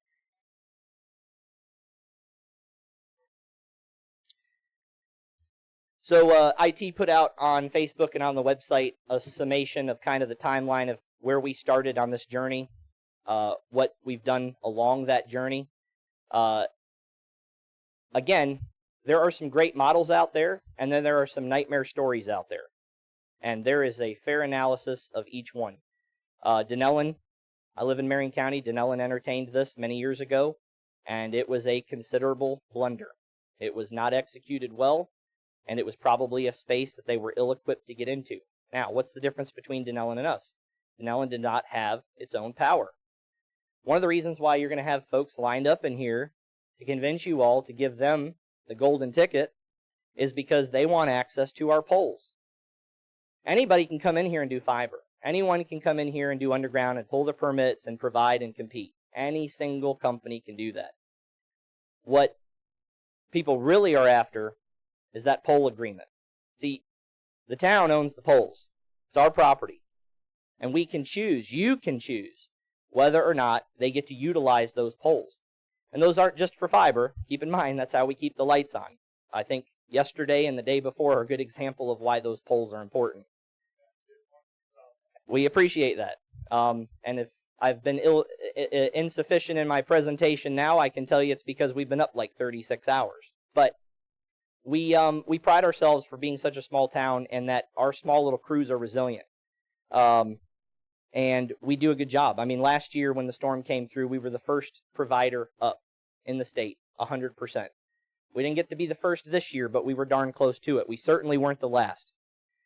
And that should go to the question as to competency and reliability in regards to what we can do as a staff, to have faith in our abilities. For your last mile design, that's in the lighter purple that you see there throughout the map. We currently have about 1,800 residential and business customers through our other utilities provided, particularly the power. We would construct and complete in phases, and that's important because we would put people online immediately. As soon as their area was done, they'd go online, they would have access. We would not wait until everything's built and then have one day where we just turn things on. That's not how it would go. We would start getting people on immediately upon expansion. And I say expansion because we already have fiber throughout certain parts of the town. And I don't mean the tower up there. I mean we have micropops throughout these blocks, and we have quite a few people that have hopped on, and we have not had a complaint yet. Matter of fact, during the storm and some of the power outages, they maintained the ability to hop on to CalLink and use their internet, as long as they had power to their computer. The middle mile design, which is your darker purple, that basically has 7 anchor institutions. Again, we go back to cost, savings, and value. Those are institutions that we're either going to pay for service or we're going to be the service.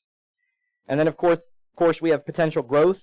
Approximately 1,500 new services projected over the next 15 years. That's just based on our comprehensive plan, our development plans, with certain people that have come in and shown interest for certain things that are platted certain ways. And then the last thing I wanted to mention, and Ocala has really taken advantage of this, is the potential dark fiber lease income. And that's basically like a company comes in and they want a dedicated, they only want to be on their fiber line. And you can get some considerable income from that. As I mentioned, Ocala has quite a few of those where they require for standards or certain things a more secure connection that they don't share. Go ahead and go to the next slide. And again, that's one of the major points that I thought would be an issue is what's the reliability. If you want to go to the next slide. CalLink, how does it operate? We are a fiber optic-based internet service network. We'd like to institute this in 3 phases. The first phase is what had already been completed. That was studying this out. This was, as you see on your sheet right here in the highlighted sections, Lit Fiber recommends the city of Williston pursue an owner-operated model. And let me say what's interesting about that. They'll tell you if you call them, this is the first time they've ever issued a letter to anyone that they've done the study for where they've said you shouldn't partner with somebody. And they looked at that based on what assets and what staff we had available and what training was there. If you go down further to the highlighted area, the city of Williston has experience serving as a utility operator, which affords the city valuable experience with the operation, management, and service requirements necessary to deliver services to its constituents. This company's job is not just to give you the grant. They give you the grant because then they have companies that pay them, which is where the grant money comes from, to put them with the people they study out with one of those partners to develop fiber for that company to independently run in their community. So this grant had a financial incentive to partner us with a partner and say, turn over your assets to them and let them run a fiber internet service.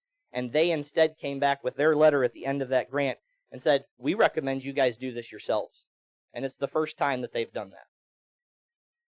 So that's phase 1. Phase 2 is what we have just started to do many months ago out here on Northwest Main, to not rely on tower and line of sight, but to rely on micro-pops that are literally in every corner, in every part of every neighborhood.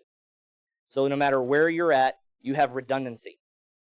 And then, of course, we have business and residential savings, because we're obviously going to have a lot less cost compared to some of the other packages that are available through other providers. We're looking at $32.50. All right, $32.50, $32.50.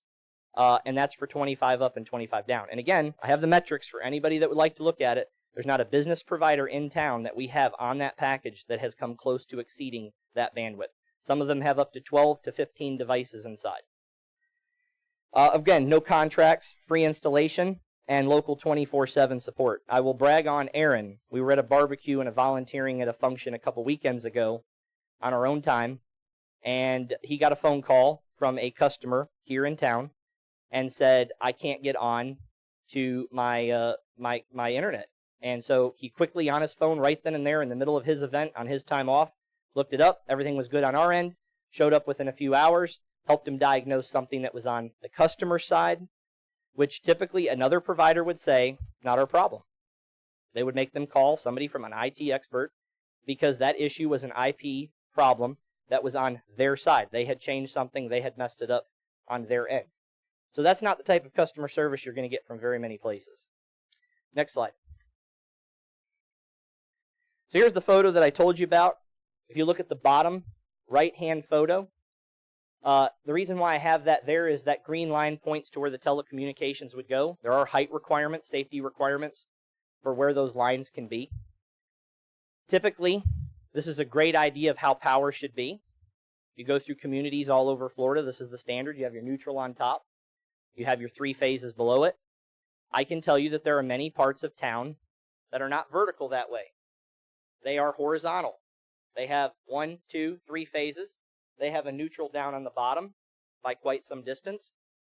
And there's not correct amount of footage in order to stall right now, currently the way it is, a fiber cable. Those need to be redone. And the reason why they need to be redone is because the poles aren't even tall enough. Even if we tried to raise the neutral, which is not a safe thing to do, they need to be completely replaced. And so other providers that have come in or might come in and said, hey, we can do this super quick. There's a lot of engineering.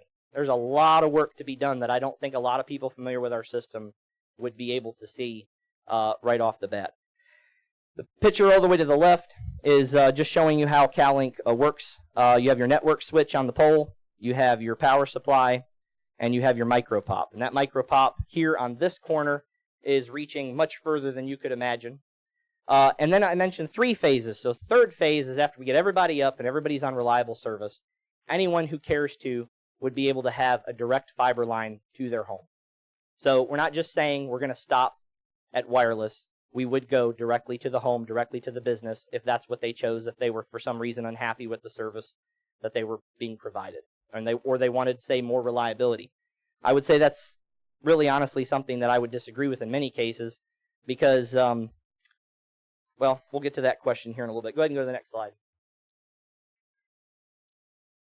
All right, so everybody get ready here. And I'm going to start. So here comes the question. Get ready to answer it here.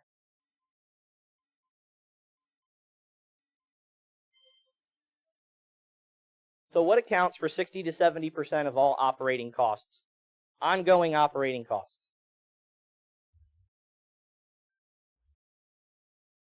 This comes from our neighbor, the city of Ocala. All right, so the answer for anybody who's curious is any kind of repairs from underground fiber being busted. That's the answer. That's the costly part. One of the main reasons why we want to initially have wireless coding the town to get everybody up quickly would be because a lot of the costs associated with fiber are people disrupting those fiber lines. They're pretty much safe on those poles. But once you get them to the house, once you get them underground, once you get them through people's yards, you'll be amazed at how many repairs you have.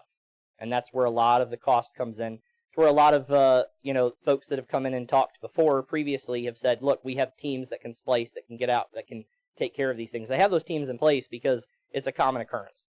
Go ahead and go to the next slide. All right. You've won. You answered the most questions. Good job. All right, next slide. All right, so here's our final tips and takeaways. What does the future hold? Well, more resources required for public safety and infrastructure. Do you want another body instituting rate structures? That was a question that a few council members asked. You know, what happens with rates from other providers? Well, they're either from governing boards or boards of directors or things of that nature. I would think that many of you feel more confident in yourselves in determining what happens to their constituents' fees in regards to that.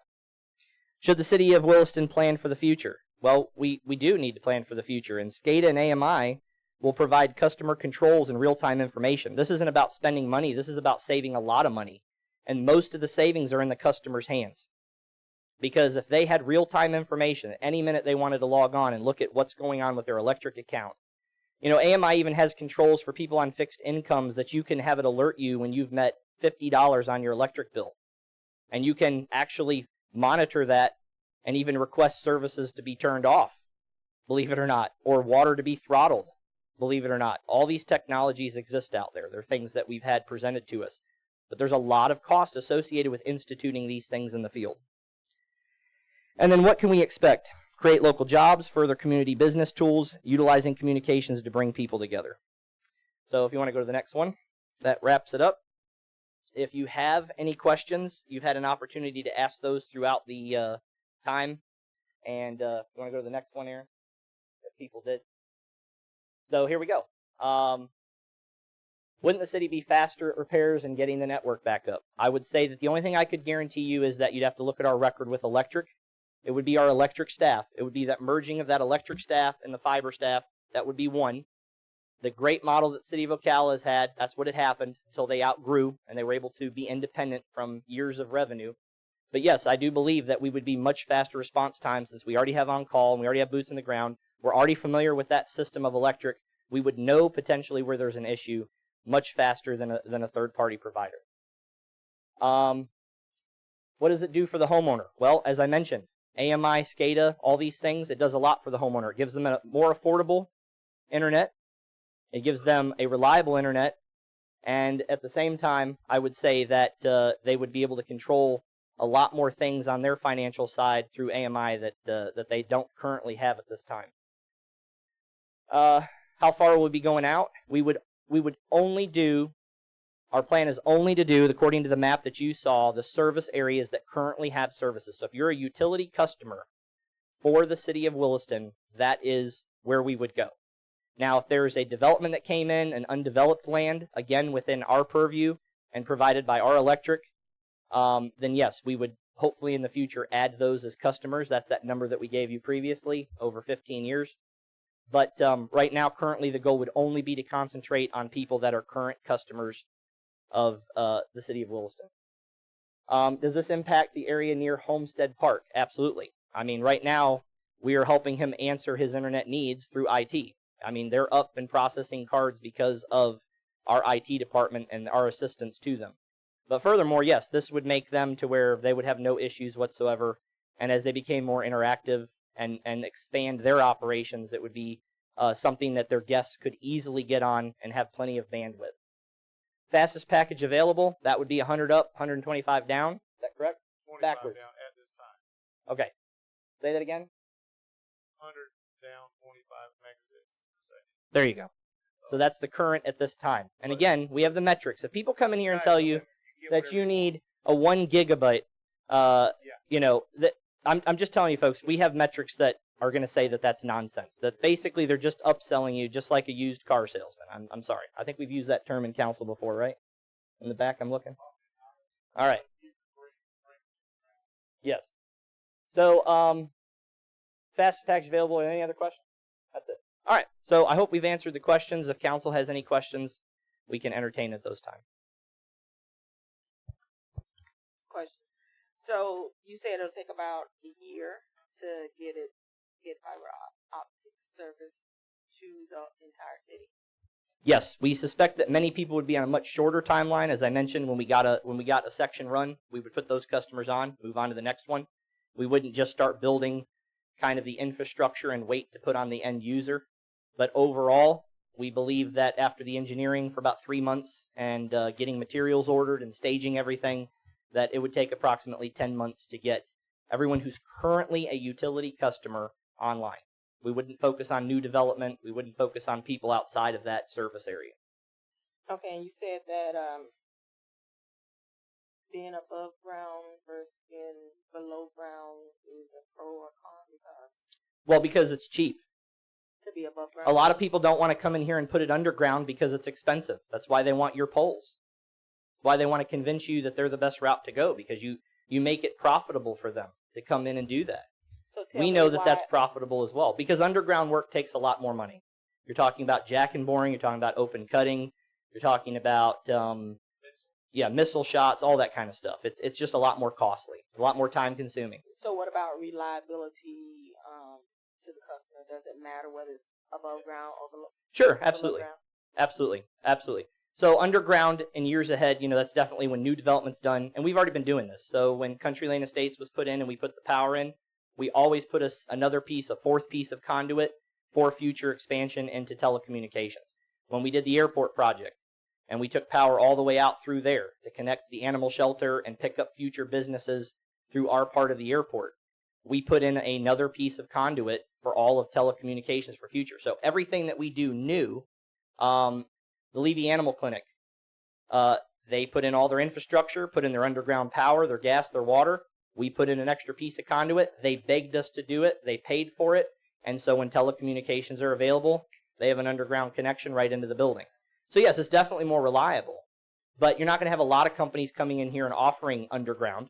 They're going to be offering to get on those poles. And if they do offer underground, it's going to be really expensive. And nothing stops us from competing with them if they don't need our poles. So if they do come in and say, hey, we'll do underground. We already have underground here. We have CenturyLink's residential provider that partnered with the Lennar Development, and they spent $1 million+ putting in fiber underground through that new neighborhood, and we're already picking up their customers. They switched, some of them have already switched to our CalLink, which by the way is on the system we're talking about, and they love it. So it saved them a lot of money. So even though we're going above ground at this point in time, if any individual resident or someone wants to have fiber optics underneath ground, the city is going to be able to do that as well. Yes, ma'am. And that's why when we talked about free installation, we had the word basic there. If they want to upgrade certain things or they want more resiliency, either a business or something of that nature, and they want to put in the investment, we'll do that right at cost for them. That's in the proposal to upgrade to that more reliable service. Because you're going to have points at different sections. You don't have to worry about line of sight. No, ma'am. You would not have to worry about line of sight because there's going to be too much redundancy. If it's going to be done to where it's like a 1-3 share, basically, there's 3 points, micro pops, that should be able to reach significantly to each customer. If 1 goes down, you have 2. If 2 go down, you still have 1. And if all 3 go down, it's probably because you've lost power and you've lost services critically the whole way. So that's the plan that we have in place. What's the percentage of customers do you think that we will get? If you, the council, were to decide for us to go in this direction, I would guesstimate that 70% is a very conservative number. If you tell people out there right now, it's your house, you can get internet right now tomorrow, we get phone calls. When we did this run here along Northwest Main Street and down 5th Place, people immediately found out, we immediately put them on. We haven't had a complaint yet. Okay. What about marketing? Marketing, I will tell you, I don't think you need to market it. I think if people find out, they're on word of mouth all the time. They're always asking on word of mouth once a week, twice a week. Does anybody know who has the best internet throughout Williston or Morriston or Bronson? I mean, the question's out there. And people come in and say, yeah, this is the provider you should use. Or, hey, this is who I use. Or, no, it's a desert out here. So those things come in. I mean, that once something becomes available, we also, who we're targeting as our utility customers, we send them a bill every month. So it's very easy to let them know when something's in their neighborhood. We just put it in their bill. You are now eligible for CalLink if you are interested in those services, call and then give them the number. How many additional staff do you think you'll have to hire for the construction phase, or will you contract that out? We do not suspect right now at the beginning of having any additional help. And as the department grows and we get those new customers on and the revenue's there, that's when we would say, hey, is it time to address those questions? But right now, with the plan that we have, we are proposing to do that with the existing staff. And no, we're not talking about going out on third-party contracting. We've already gotten relationships with materials providers and similar discounts to what other providers are getting buying in bulk.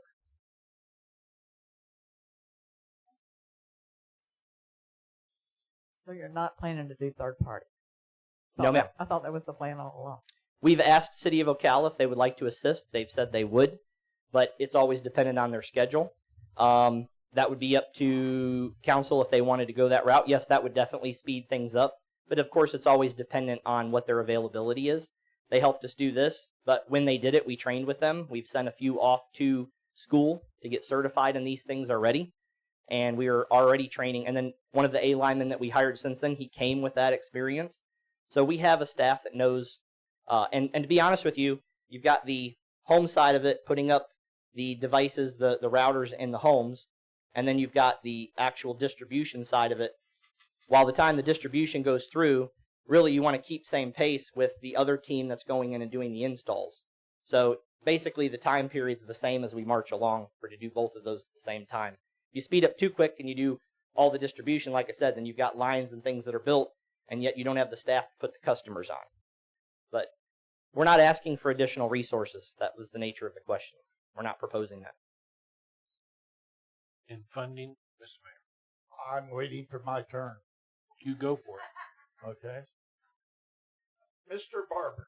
Yes, sir. Thank you for a very long and eloquent history of our city and the meanderings through all of the things and the multiple sheets that you give us. And I know that you're a very intelligent, capable man. I think I'm being set up. Go ahead. I hear a butt coming. However, the assumptions that you place here, I think, are fantasy at best, misguided at least. Okay. You present us all these facts, and here just on one, and obviously you've had these, and you could have presented them to the council earlier so they would have had a chance to look them over instead of throwing them at them and wearing them out so that they listen only to your voice. But right here, you said Florida Power has estimated that after the purchase, it would serve Williston residents directly at retail, and that its retail rates would be substantially less than the rates Williston would charge. Based upon my discussion with the Florida consultants who I work for, their assumptions were not correct.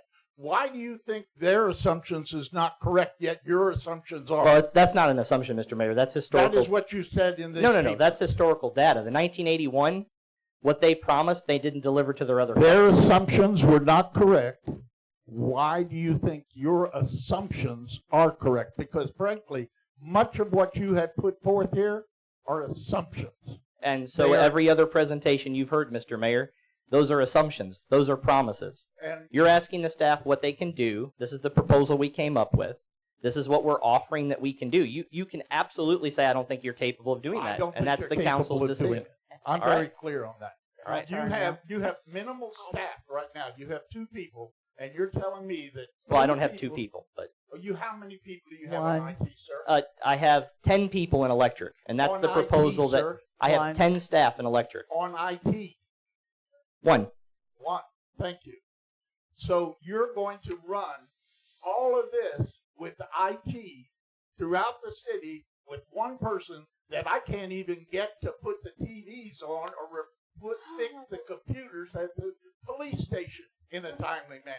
Well, Mr. Mayor, I'm not here to get into a tit for tat for you. Okay, If you then have a question, I'm I understand. done. All right. I just don't. I think that your presentation, while beautiful and well done, is not a true representation of what is going on here. Thank you. It's not the first time I've been called a liar. I did not call you that, sir. Ms. Jones has a No, I question. did not. Is it my turn? Yes, ma'am. I can say I have concerns about timeline. How many people do we have on the waiting list now for Cowley? That have requested the service, that are able to get the service? Go ahead, Aaron.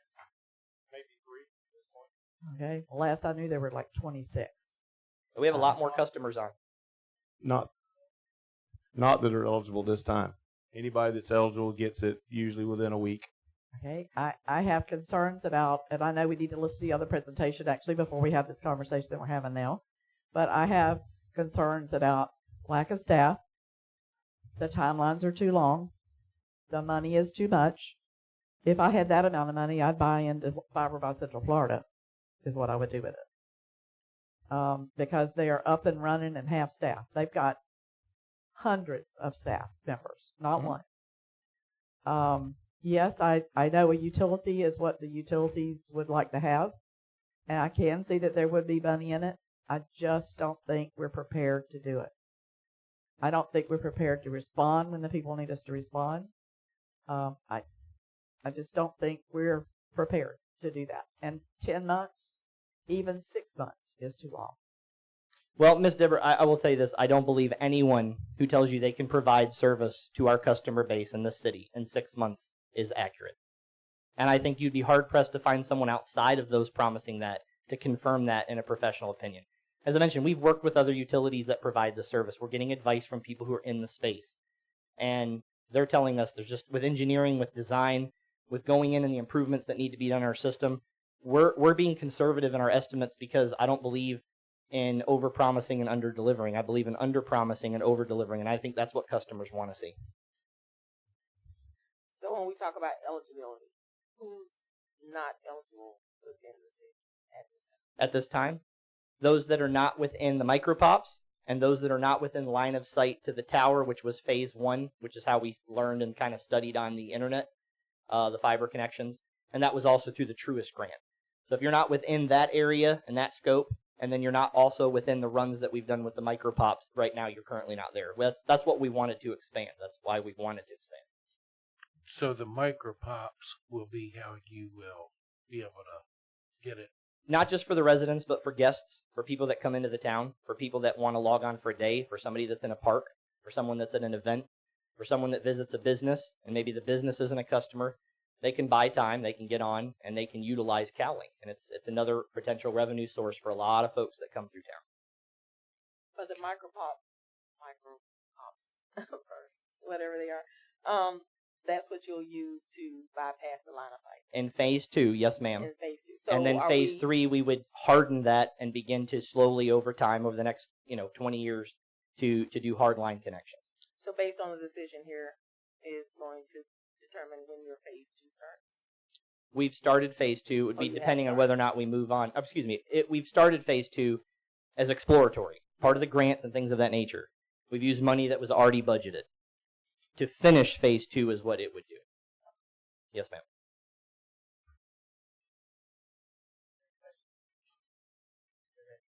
Any questions? Ma'am, if you come up to the podium, please.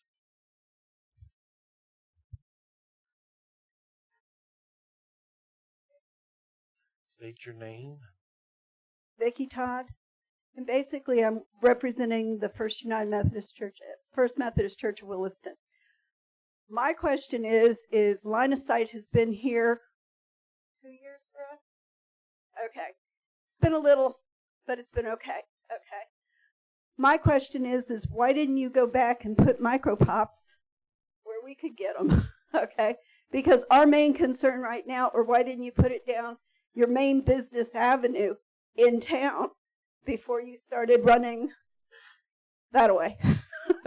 Okay, I'm just concerned of priorities because the businesses have been waiting for the links for a long time. It's my biggest prayer. Ask anybody in church, because we're trying to broadcast from our church, and we can't do it with CenturyLink, and we can't do it without fiber. So we were kind of expecting or hoping first fiber guy in, would be the one that we would probably go with, and we haven't seen them yet.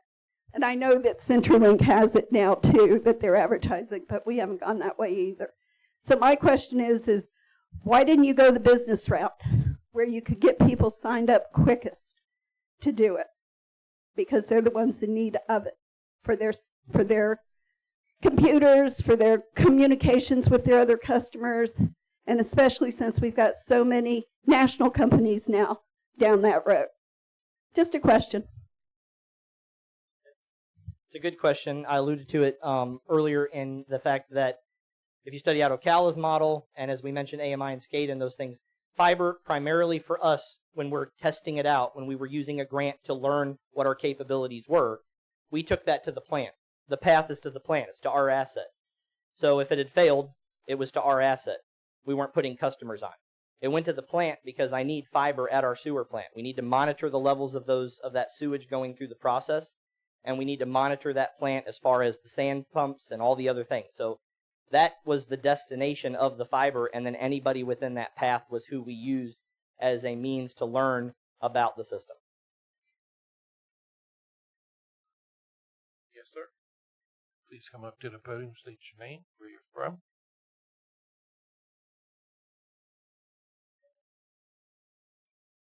Juan Lewis, Williston. So my question is, with these pods, does this work in the same theory as cell towers do, passing on the signal to each other? Also, what happens if a tree falls and stuff? Are they fed by a line on the poles, or are they connected radio frequencies together? So the micropops are plugged directly into fiber. And yes, the fiber is on the power lines. If you have a tree that takes out a whole section catastrophically, then yes, you're going to lose service for that area. If you loop your system properly, like we have in our design, you may get fed from the opposite direction. That's the point of having more than one micropop servicing an area. As far as radio frequency, no, they don't operate on radio frequency. So they do. There you go. So, I'm not the IT guy. Yeah, words are important. Yes. That's why I have IT over there. But he didn't join you up here, so they asked him. Well, I apologize you had to look at my ugly mug, Mr. Mayor. I was making sure you were using your microphone, Mr. Mayor. Where are the fiber lines located now in this town?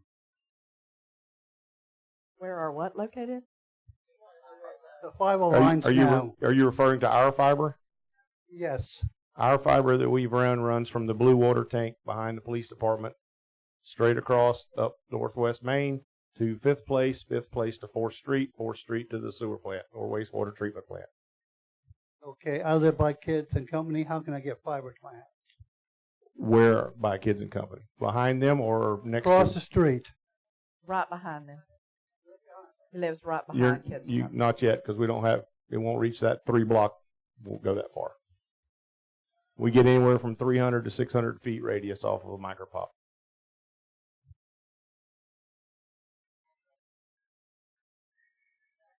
Okay, with the micropops, what about trees interfering with the signal?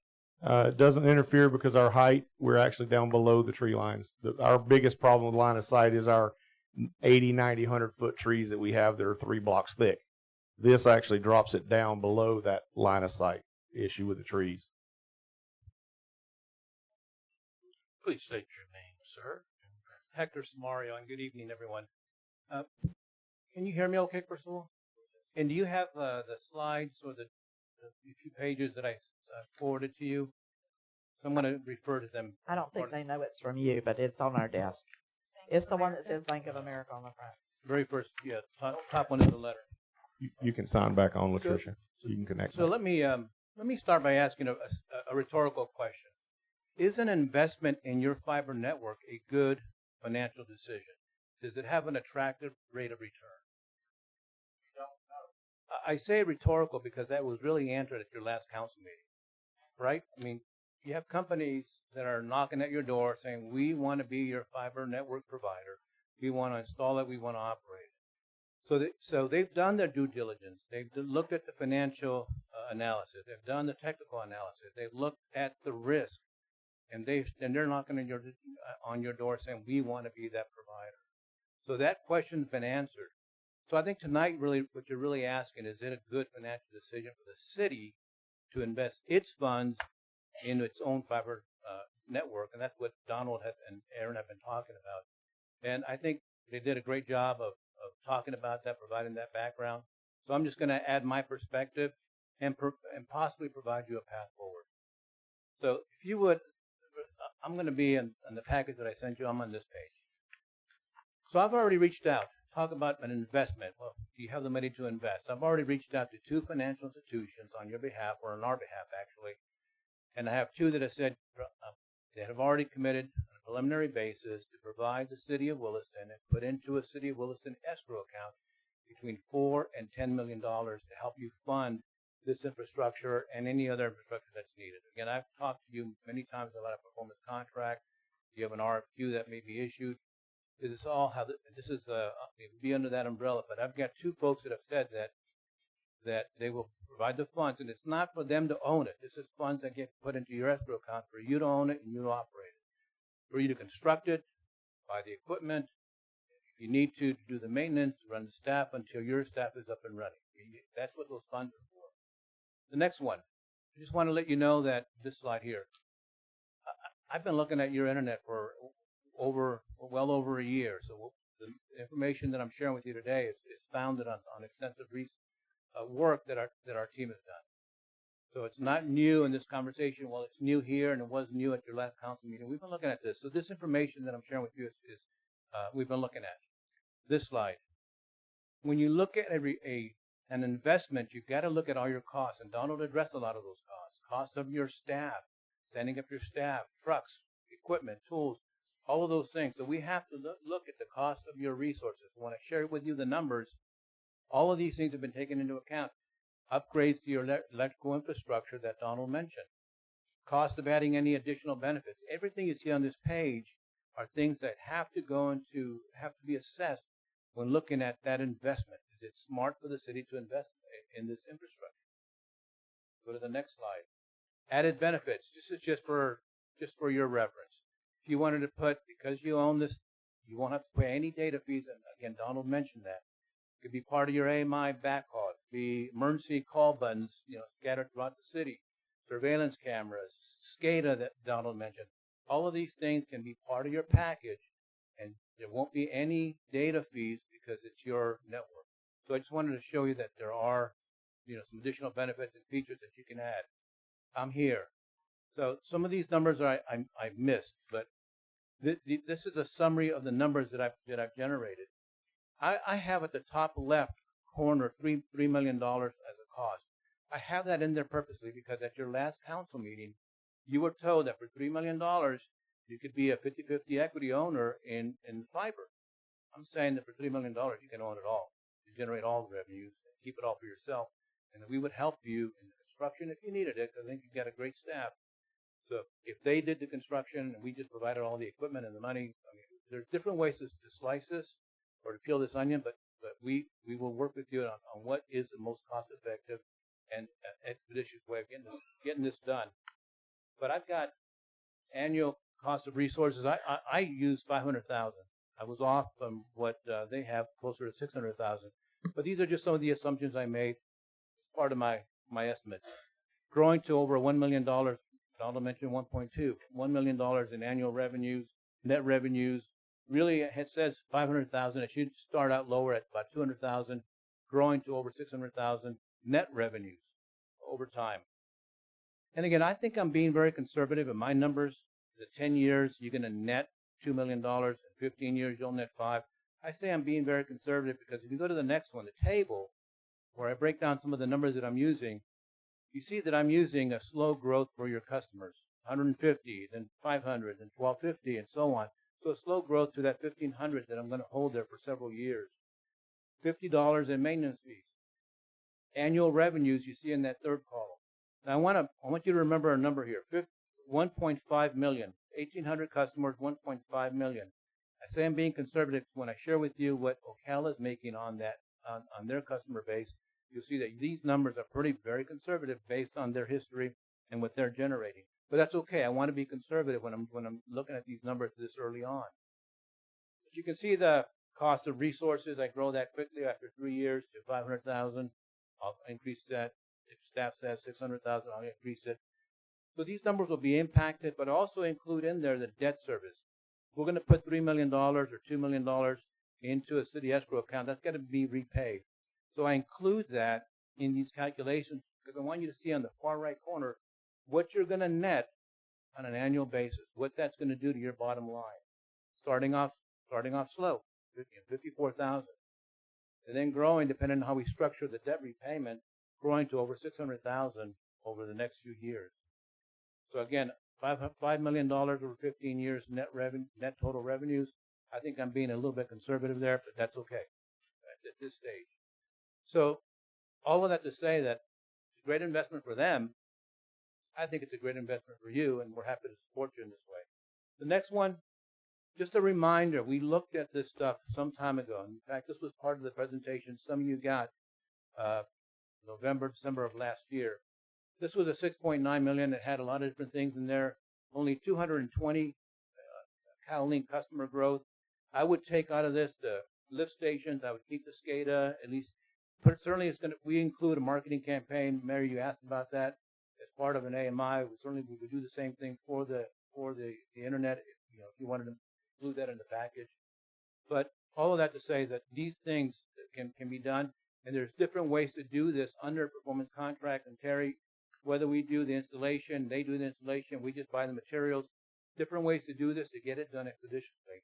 My timeline, design and engineering 3 months, installation in 6 months. You say that's too long? Perhaps. Maybe somebody can do it quicker, but in this case, you're going to have that full ownership, and all of these revenues come to your bottom line, not somebody else's. I've got this one here on Ocala. I just took this off. It's funny that Donald mentioned it because I live in Silver Springs. I called Ocala because I have Cox and my bill went up considerably. It's well over $100, maybe $140. So that's what I expect to pay, and that's what I think people are paying, more than $125, $140.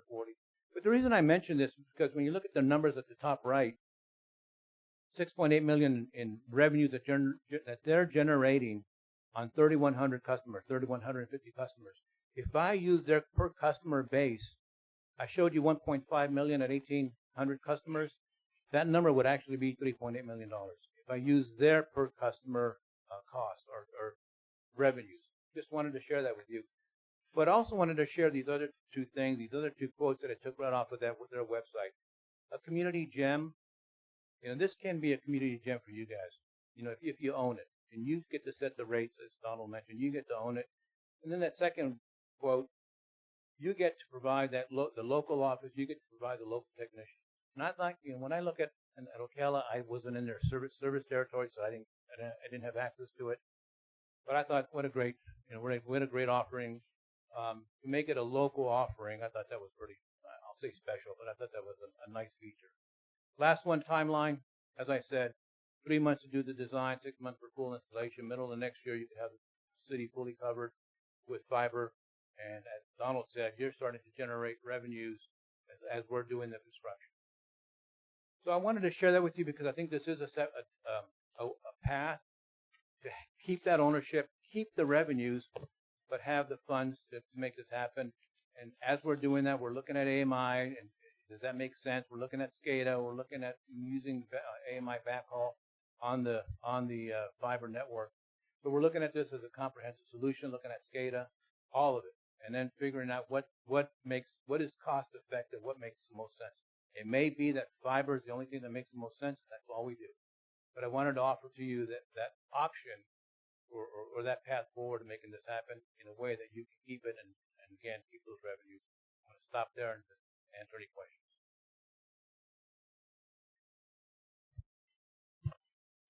I have a question about Ocala real quick. Do they have competing companies who are using their lines, or in a similar way that we had the presentation from Central Florida Electric that they would pay us fees to be on our power line?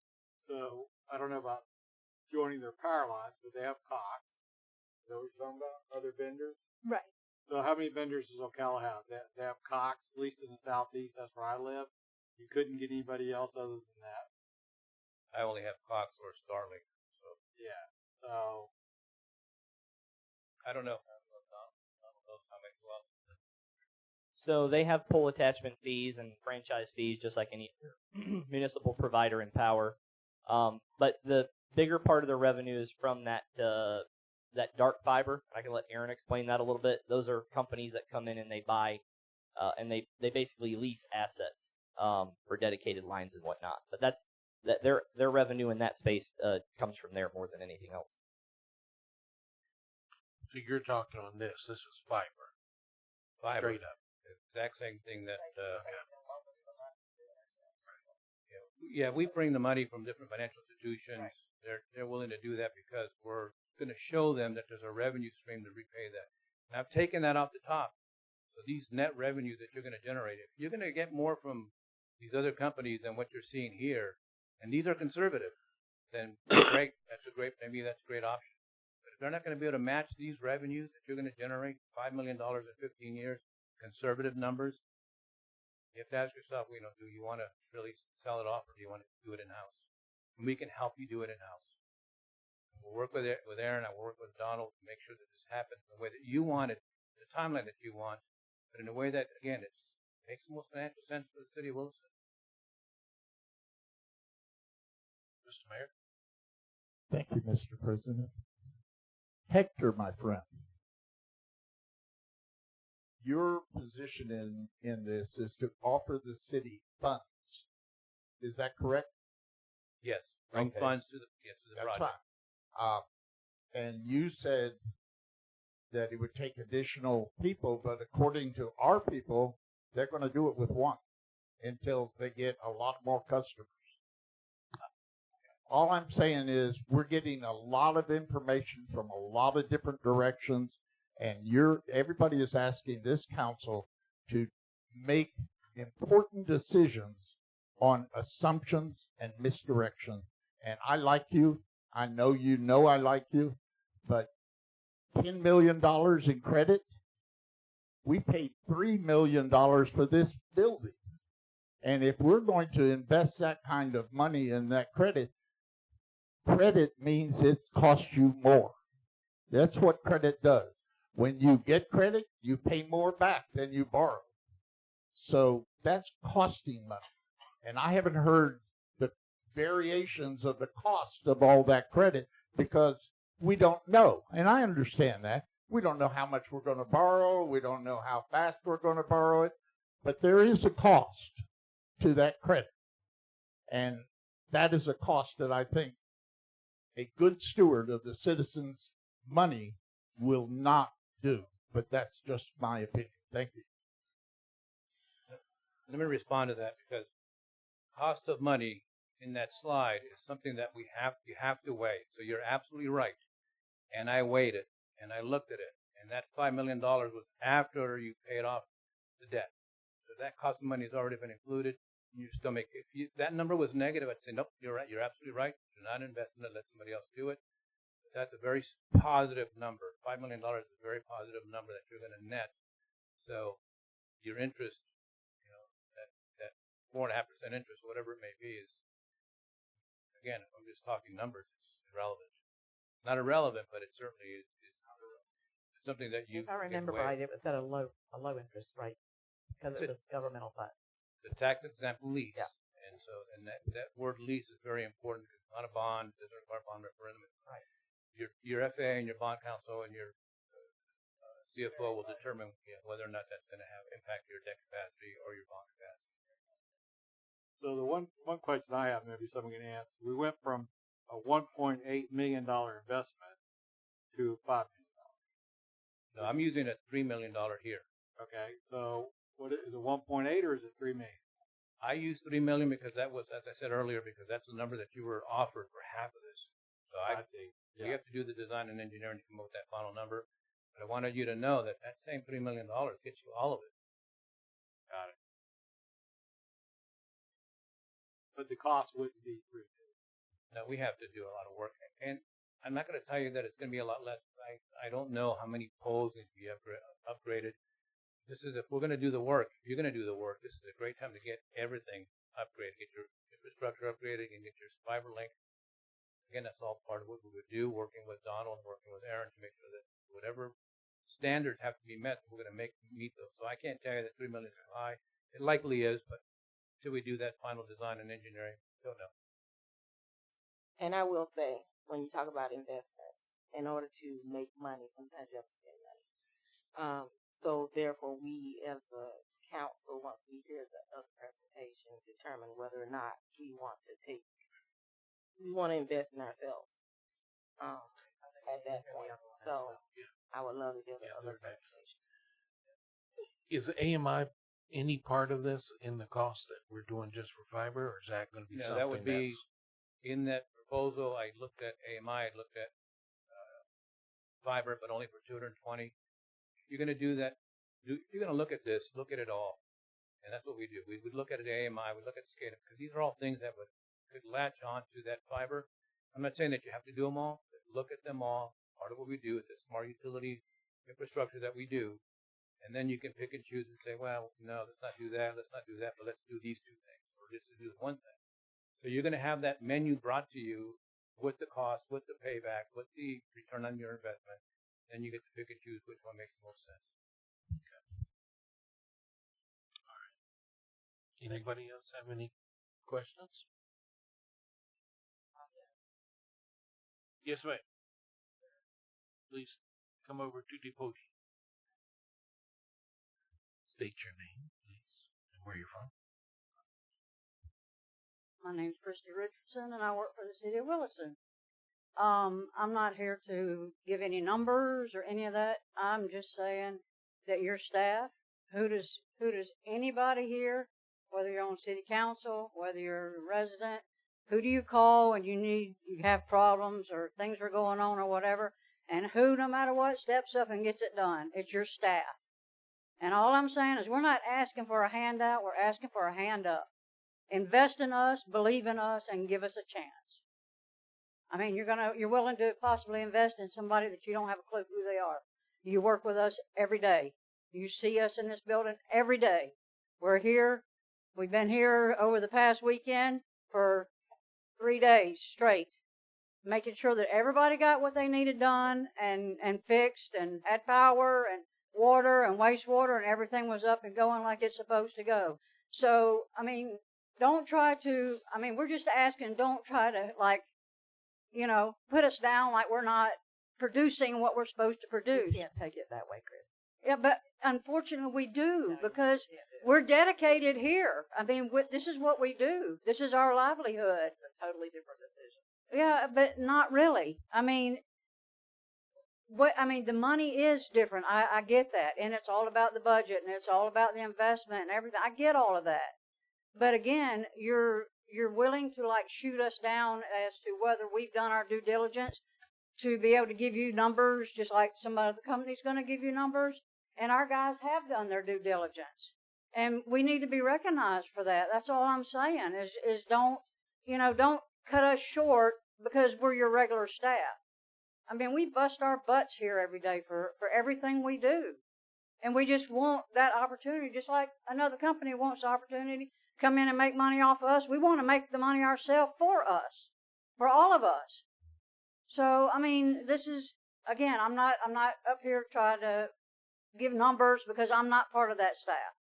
That's not what I do. Okay? So I'm not here to try to sugarcoat anything.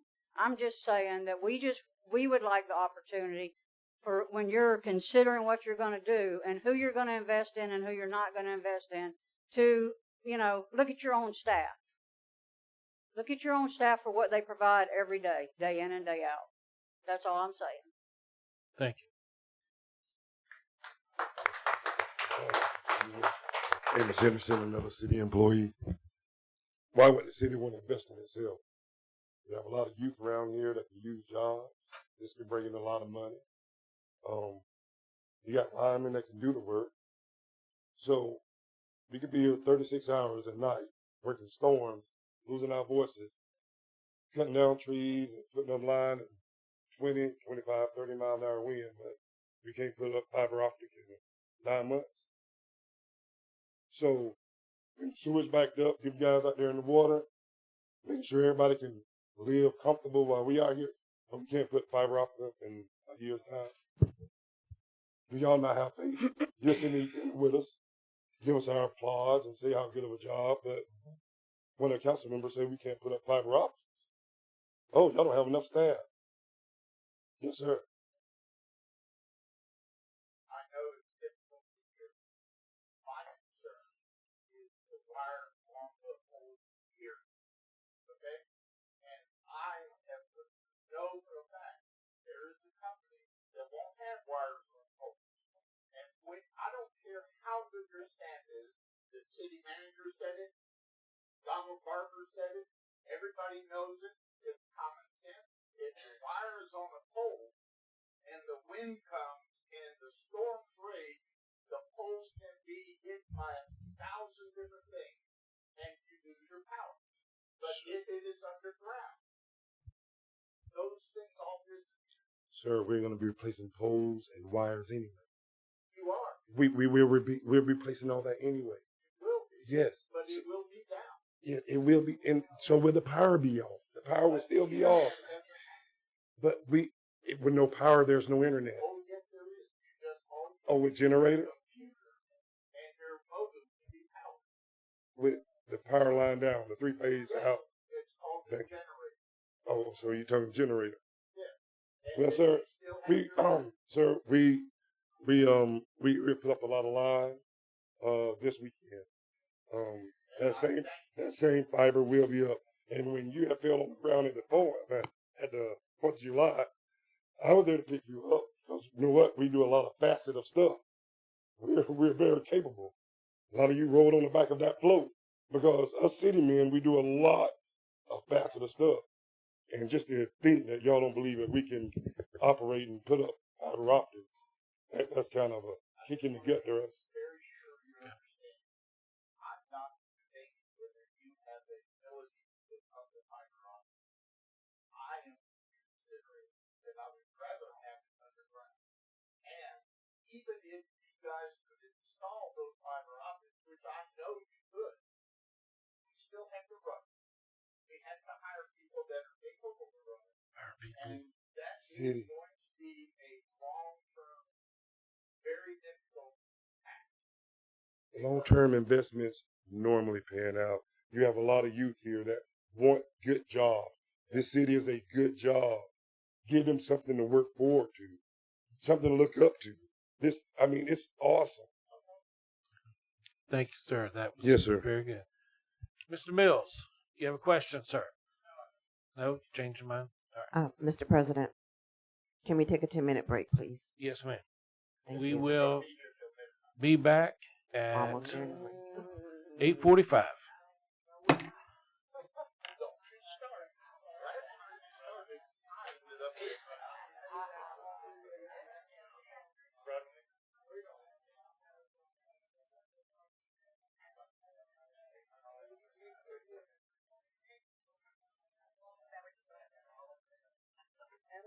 Well, there's two ways to look at it.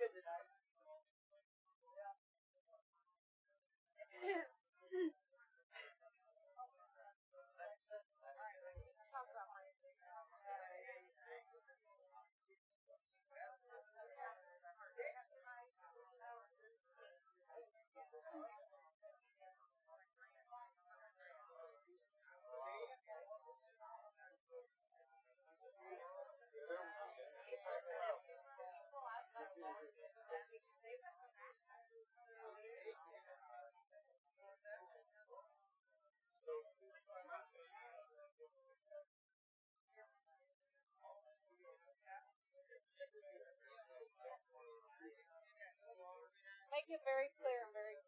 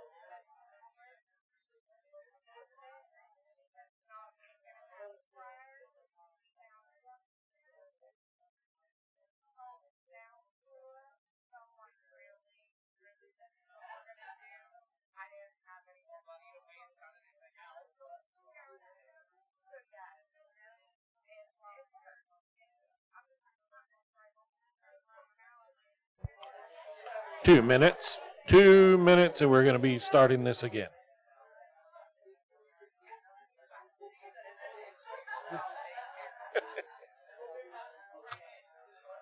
Woo.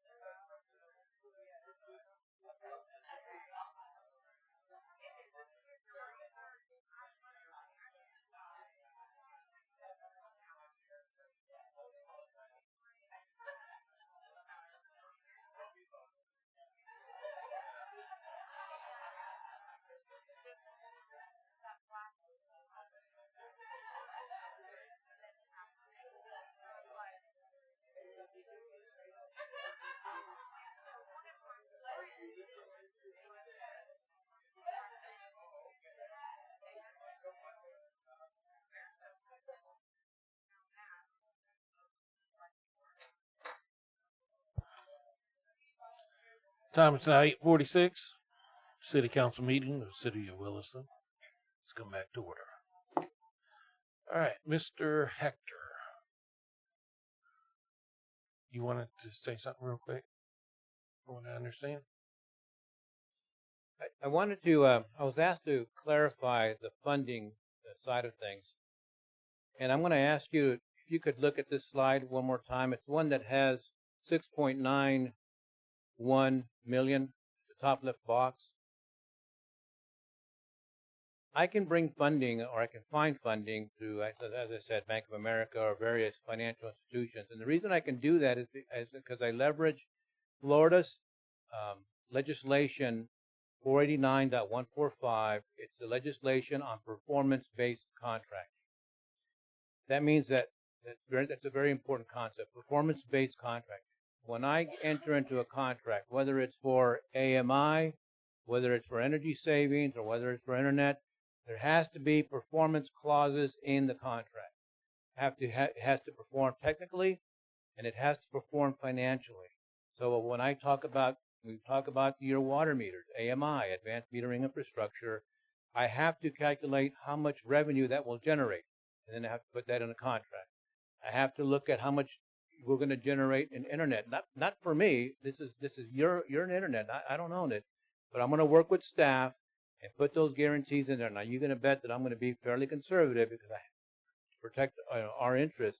Because if we're wrong, we have to make up the difference. If I'm wrong by $1 or by $100,000, our company has to write that check to make up that difference.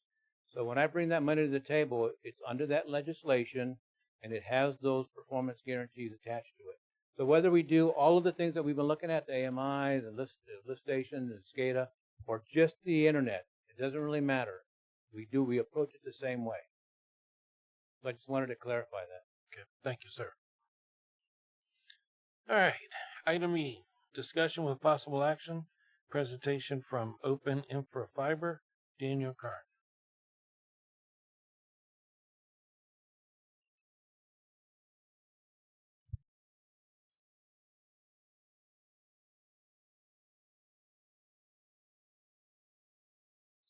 All right, thank you so much for having me. So I'm not going to go through our slides. I think everybody's an expert at fiber right now. I was given 5 minutes, so I'm going to try and use them well. My name is Daniel Karn. Oh. Okay. Yeah, you don't have it. If you're on the agenda, I will try and keep it to my 5 minutes. If you're Either on the way. agenda, you don't have a time limit. I don't know who told you 5 minutes, but you're on the agenda. Okay, perfect. Thank you so much. I'll still keep it to 5 minutes, probably. We appreciate it. My name is Daniel Karn, and I am one of the owners of Open Infra, and also work as the CSO. Open Infra is a Swedish-owned company with fiber optic infrastructure in Sweden, Norway, Finland, Germany, the UK, and now the United States of America. I'm Swedish, you might be able to tell. My wife's American, and my kids are American too. I hope to become one day, and I'm in the green card process. Hoping it goes well. It's a long process.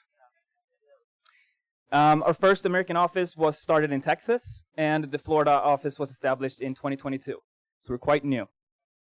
We build and manage open access fiber with currently 10 different ISPs in our network. Open access fiber means that we build the infrastructure. We then try and get ISPs, Spectrum, Frontier, whatever ISPs there are, to join our network so that they can provide a service to the customer. It's very rare in the US. In Europe, there's a lot of open access networks. There's a lot of providers.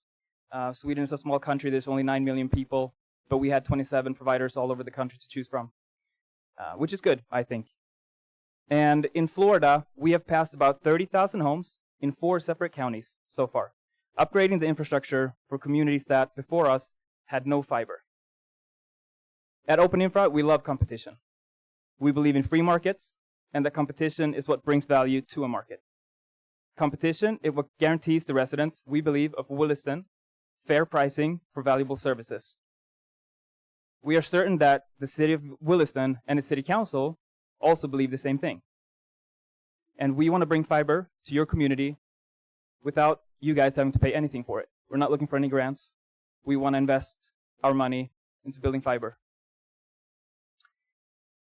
Everything that we build is put underground. When we talk about the infrastructure of the future and fiber optics, it only makes sense to ensure that the future is protected, that it is built in a way that's going to last. In this project, we will not be using any poles at all. So all of our infrastructure in Florida right now is underground. There are no poles. In one of the communities where we've been recently, in Spring Hill, the county told us, well, good luck with the turtle holes is the main issue that we're running into there, and old gas pipes. And nothing is documented that's in the ground. But I come from Sweden. We come from mountains. We had to use dynamite to put fiber in the ground. It's pretty easy with the sand. So we don't use dynamite here. Oh boy. No dynamites are going to be used, we don't think. Now, 17,000 homes later in Spring Hill, the county is asking us, when are you building more? In Spring Hill, they only had one cable company for the past 40 years. Now, for the first time in 40 years in Spring Hill, its residents have seen a price reduction to the internet service. People used to pay $100, $200, depending on what they're using, TV, internet, but around $100 for an internet service. People are now getting offers from Spectrum, our competition, for $29 for the same service. That's never happened before in Spring Hill. It's the first time that people have seen a price reduction. And to that we say, you're welcome. After we're done in Williston, we're looking at going to, hopefully, northwest from here to Bronson to do the same thing, and southwest to Williston Highlands. So we want to expand, we want to keep building. We're coming from east, we're coming from Hawthorne. We're building south to Citra. I don't know if that's what it's called. Or Citra. I don't know. Citra. Citra. Citra. Citra. Citra. And we're building those communities as well. And from there, we're building over here. And all the homes that we're passing, we're building fiber to, and we're giving them the same campaign that we're offering in Williston as well. Our build out is not determined by the grants we receive, since we're not asking for any. I think that's the biggest difference between what's going on here tonight. We like the competition, and we think that it's important for any community, for the city of Williston as well, to have an updated, stable infrastructure for internet. Everything is internet nowadays. School is internet, education. I mean, we had a whole lecture about what the internet can do in terms of what it can be used for by the city as well. A lot of things, a lot of monitoring. Same thing with healthcare. There's a lot that can be done in healthcare. You can be monitored at home. You don't have to go to the hospital as often. You don't have to see your doctor as often. So there are a lot of good things, and obviously everybody knows that the internet is very important for the future.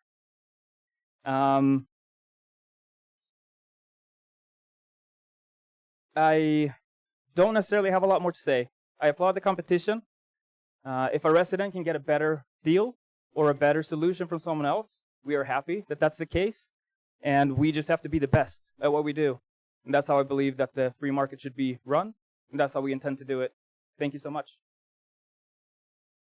Questions?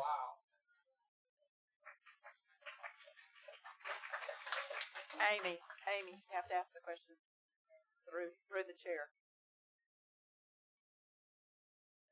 Amy Stark, here in Williston. What speeds are you offering? Our lowest speed is 1,000 megabits up and down, symmetrical. Our high speed is 10,000 megabits up and down right now. For residential, that's as high as we go. We're looking into, for businesses, up to 40,000 megabits per second up and down, but it's not anything we're doing here soon. So, but 10,000 up to. And I mean, I'm sure that you can do good on 100 megabits, that was talked about before, but our lowest is 1,000. Anybody else got any questions? Please state your name and residency. Bill Perry, Williston. What is your construction timeline? We want to begin construction in Q1 2025. So it would be great if it could be January, but it's probably going to be February or March, something like that. So we're currently building in Hawthorne. And yeah, it should be a fairly decent timeline. So sometime Q1 2025. What is your estimate by To be done, completed, probably Q2. Because we're moving on in Q2, we're planning for our expansion from Williston, Q2. Excuse me. Sorry. Just Talk. So Talk you're with- saying your to us. design and installation of infrastructure is 4 months? It's already been done. We already have Williston designed. It's already prepped. So we designed that probably 3 months back. So yes, it's already completed. We just have to start the permitting process in the building. So you But have nothing has been sent to the city for permitting. you have the design. I get that part. Correct. And I know you've been in the city pushing open infra, having people sign contracts. Correct. Right. So, and I just want to make sure your question get answered. You know, you unless you put infrastructure in somebody's yard, you have no infrastructure in the city. Correct. So when will that infrastructure be? It's coming with the build out. So our infrastructure is coming. The main line is coming from Citra. Okay, but what timeline are we looking at? That's Q1 2025. 2025. Yes. So when you get here in 2025, how long will it take you to move off the main roads and into the community? The whole Williston will probably take about, for all the excavation and all the build outs Yep. and all the tie-ins, Yep. about probably 12 weeks for the whole area. So we're talking still, I heard you say February, March. We're talking April, May. Probably March still. March. Yeah, Q1 for Williston. Yeah. Then we're moving on. So we'll probably move all of our teams, probably 20 teams for excavation in Williston at the same time. Okay, Mr. Perry, did that answer your question? Okay. And you can ask more if you like. I just didn't. Okay. Yes. I have a question. What's the typical time frame to excavate and build out a community, I say a community, or a residential area? Let's just say a residential area. You looking at me? No, I'm trying to think. Okay. Northwood? Let's just say Northwood. Northwood, or It depends on how many feet we're building. So one team will do about 1,000 feet per day. We have about 20 teams, so we will do about 20,000 feet per day. So it depends on how big how many feet that community is. And you're going underground? Underground for all of it, Under yes. through roads? Yes. Pulling all your permits? Yes. Okay. So you said going through roads? You're Under. Under roads? Yeah, not through. That's very expensive. And I'm sure you He's going to be paving them. and you guys are fixing those spots where you've gone into the road? Yes. Okay. Service goes down. Mm-hmm. How long does it take to get it back up? We have our standard SLA is about 2 days, so 2 business days.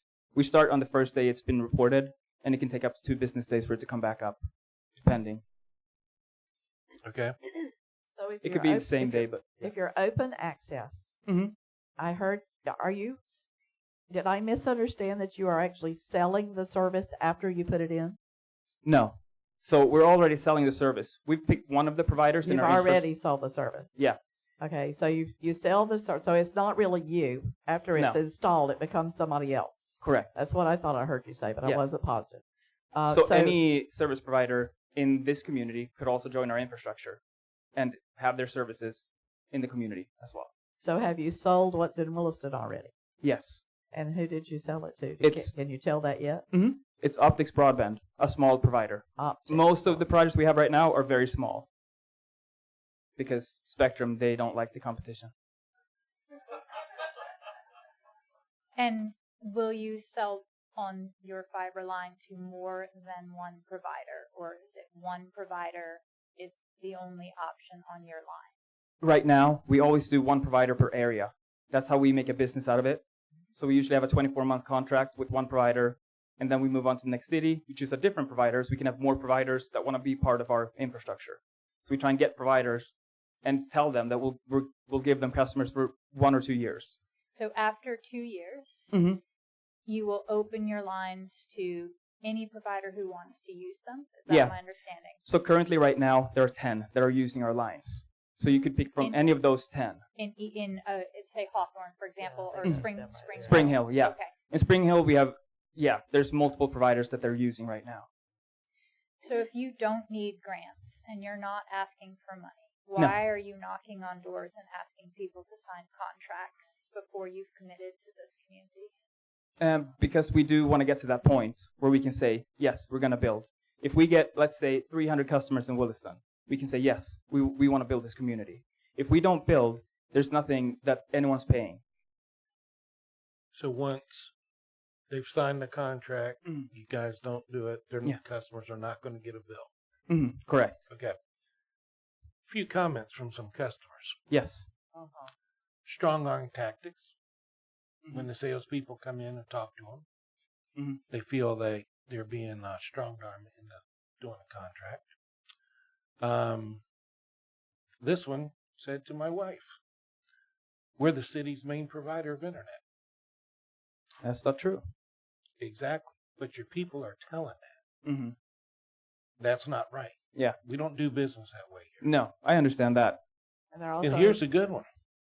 Mayor has influence over the council, so They are using your name at the door. Well, because I told them to. Oh, great. Thank you Thank very you. much. You're welcome. But I mean, what I told this them, is- counselor, was they were more than welcome to say that I had signed up for them. What they're saying is you endorsed it. We cannot say that, obviously. I can tell the vendor. They are saying that. Yes. So I sorry, go ahead. I'll come back. my question. So is this the first time that you've come before the council to talk about open infra? Yes. Okay. So my experience when someone came to my door, and I won't say who because they're really nice. But my experience was, it was said that open infra was partnered with the city council. You guys had been here, had a conversation before the council, and I asked, well, when was that? Was it within the last 6 months? They were like, yeah, I think it's been about within the last 6 months. You I've probably been met- sitting on the council almost 2 years, and I've never seen you guys. Yeah. The other thing to that is, Let me just answer that one real quick. We Okay. did meet with Mayor Goodman and with City Manager Terry. So that did happen a couple of weeks ago. Well, this was way before that was then. before the council. Okay. Yeah, they've been in my neighborhood, too. But Yeah, you yeah. never met before the council. And then when the young man called to speak with his supervisor, he said, yeah, I'm pretty sure that we've done it. If not, I think I need to look into it, but I'm pretty sure they have come before the council. The person hung up really quick. And I was like, well, I had another question. So the young man picked up the phone to call back so that I could ask another question. And the person on the other end said, move on. Just move on from there. as though, you know, you didn't want to, or the person didn't want to address my questions or concern when I am a potential customer. So for me, that was a red flag. Yeah. And then to hear other citizens within the city, because I'm not going to base anything on my perspective, even though I am a citizen, but I sit on the council. But to hear other citizens say that they were told the exact same thing to make them feel as though you were partnered with the city is a mischaracter of justice, because you're not actually doing that. So for me, you're lying to the community, and I don't know that I am willing to support somebody who lies to our citizens. I agree. Does that make sense? Yeah, makes a lot of sense. And that's the same thing that I'm hearing from customers. It's the same thing. They're all, it's like your guys and ladies have got scripts, and this is what they're telling you. You're giving them false information. You know, and I'm sorry, I just don't do it. Ms. Jones? President Cox, I just had a couple of questions about the digging and the underground. I've read a lot of articles, Kaufman County, Hernando County, Citra, Hawthorne, Spring Hill, where you've broken a lot of water pipes and sewer pipes. We have gas here.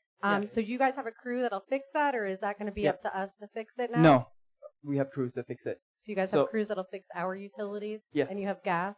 Yeah. Okay. So, yeah, obviously, when anything happens like that, we fix it. Okay, because in these counties, it was their utility groups that fixed them. Oh, okay, what? I don't believe that. Okay. I mean, the media often is Yeah, wrong. Yeah. We fix, I mean, sometimes it's being, like, we hit something that we don't see. It pops up a day later because it's a water service line to a house. Mhm. So there's going to be mud. And it's going to be it's going to sink in. Yeah. And then they fix it on their own. Then we always reimburse them. If they never told us, we don't know. But yeah, that happens too. We've built past a lot of homes. So, yeah. Yeah. And then can you explain your Better Business Bureau rating of an F? No, I cannot explain that. But I didn't know we had an F. Oh, all right. Thank you. Mr. C. Yes, sir. I guess my question is for the long-term service. So after the 2 years or whatever the time frame is, and you have the 10 different companies that are vying for service, using the same lines, if I'm using company A, then can somebody on the same street be using company B? Yeah. Is that how that works? All right. So if the lines go down in that way, do you just call your individual provider? Yes, you do. And they make a service claim, and we repair it. Yeah, that's kind of my concern. Is the timeline that comes with that? Like a lot of the reason that a lot of utilities became enterprises is because you had duplication of services on the same street, and you'd have to call Central Florida for example. I'm not saying this is you guys by any means, but Central Florida would be responding to an outage that was on a City of Williston pole because they were both on the same street. Mm-hmm. So that's a concern that I have for the citizens. But we service all of the providers. So the providers have a contract with us. We're the service company. So you guys continue maintenance even after the 2-year Yep. period? Forever. Okay. Yeah. That's our business model. Okay. So how do you maintain the low price that you're quoting in there if you have different service providers? So we basically have a base level price that we give all of the service providers. They have the same price, and it's far lower than the price that you're seeing there. They then add whatever they want to add to the prices to have their service. So we have a price that we take. So the $79 after 2 years is not necessarily a guarantee. It could be lower. It could be higher. Yeah, depending on what the market does. So it's a free market. This gentleman right back here. Mhm. Mr. Lewis.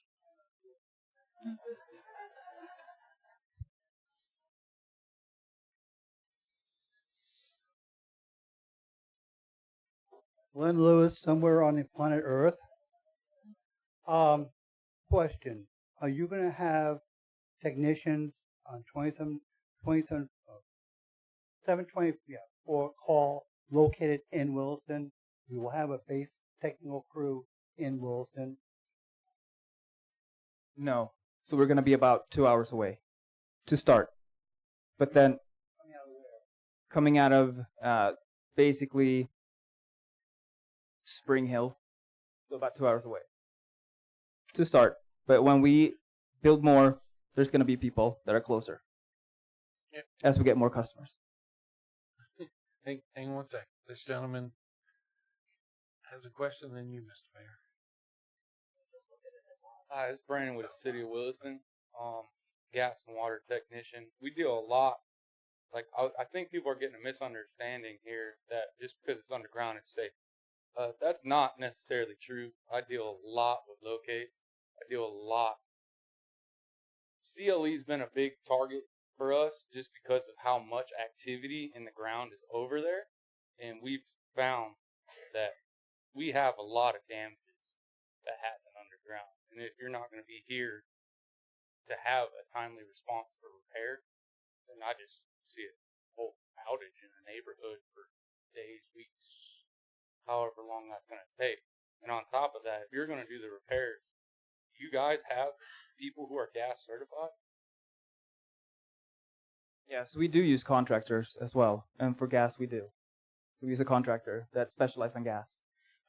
For the something being out for weeks or more than weeks, we still have our contracts to our providers where we have to repair it within 2 business days. So I don't see that as a problem. But yeah, I would probably also be concerned with that too if I lived here and worked here. Yes, ma'am. Please. Come over to the podium, please, ma'am.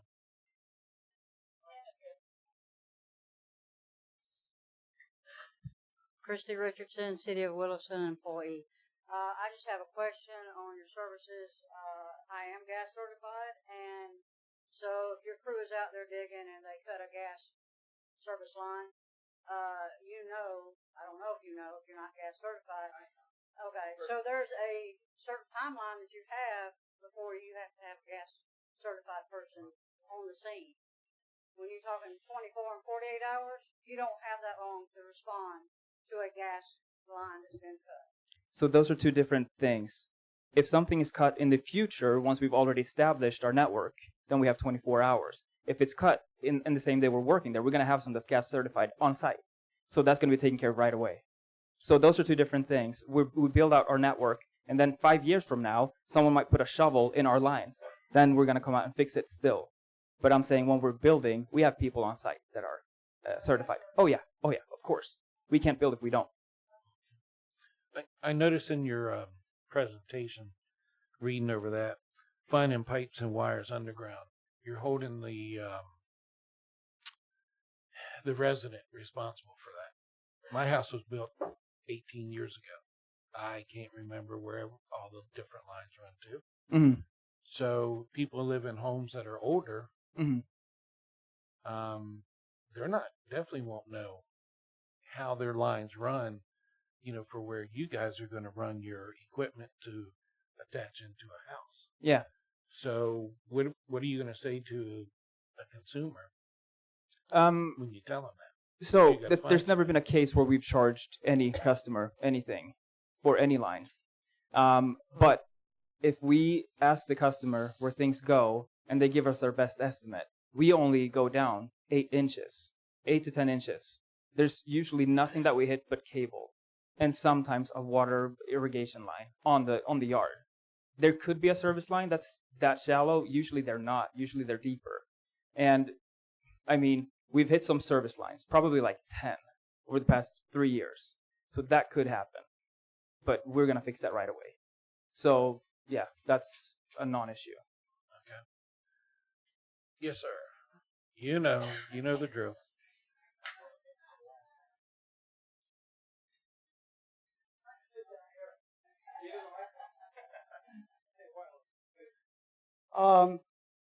There is a big thing that bothers me is there is a service called 811 that comes out and surveys your property for all 3 utilities, gas, electric, and phone.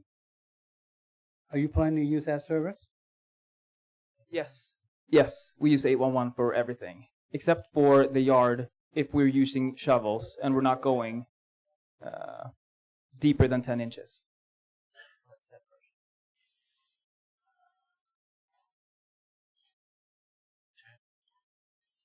Anybody in the audience have any questions? Yes, ma'am. Please state your name and residence. I'm Haley Perry. I'm from Williston. So one of my biggest questions is signing a contract. Obviously, you're automatically legally bound. Why are you having people in the community sign a contract if you don't have a contract currently with the city to put in fiber optics underground? So for us to make a business, we need to know that there's customers. Since we're not getting any grants, we're doing it with privately funded money. And we sign contracts. We know that we have a business when we build. So when we build, we know that there's going to be money that we can take back from what we've put in. So our investment is safer that way. Obviously, some people cancel. Some people might not want it anymore. Things happen. But that's why we do it that way, so that we don't have to have the city's money go to build infrastructure. Now, when it comes to, say, somebody wants to terminate a contract, it was a question that I asked and no one answered for me. What happens if somebody wants to terminate a contract, especially when you're signing 24 months and say the wait time's too long and we just can't get the service that we're looking for in the time period? As long as there's been no build out or anything like that, we'll just cancel the contract. If we are doing the build out and you've signed a contract and we've installed your house and the build out is happening, then we charge $495 for the box installation. If we've installed the entire house and the service has started, we charge 80% of the installation of the contract cost.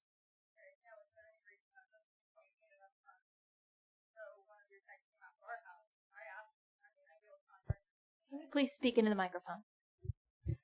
So I deal with contracts every single day, and it was one of my biggest questions on termination of a contract. There's nothing written out stating how much is due within that, nor was it provided to any of the community on that. And it wasn't even provided to me, so that's why I'm not interested in the contract right now. If there's nothing in the contract, then you can get out of it. I thought we build a lot of communities, and in some of them we do have the $495 for box installation and the 80%. But if you couldn't find anything in your contract, then obviously we don't have anything. Then you can pull out whenever you want. Because in Spring Hill, we didn't have that either. I will say that on the Better Business Bureau that I've read also that has the F grade, it says there are multiple people on there that are complaining that they are having to pay over $2,000 to get out of the contract. We have not charged a single customer with that amount. Well, they quoted that it's like $2,345. Yeah, but we have not done that. Well, not in the state of Florida, but it might have been someone in Texas if they've been in a community like that. I think our Better Business Bureau is, some of them are out of Texas, I will say, because I did see that you were in Texas, because there's some people from Texas that are on there. Yeah. But it does, as has been spoken, talk about all the lines that have been hit and all the irrigation lines, and they're all saying that they had to repair it because you wouldn't. Well, we do that all the time. We have teams that only do that. I understand that. Yeah. But they said nobody would respond to their phone calls, and they had to fix it themselves because the water and whatever was leaking everywhere. Mm-hmm. That's very saddening to hear. So that's what's there. You should get on and read it. Yeah. Yes. So I have a question. So you've already installed into numerous citizens' homes.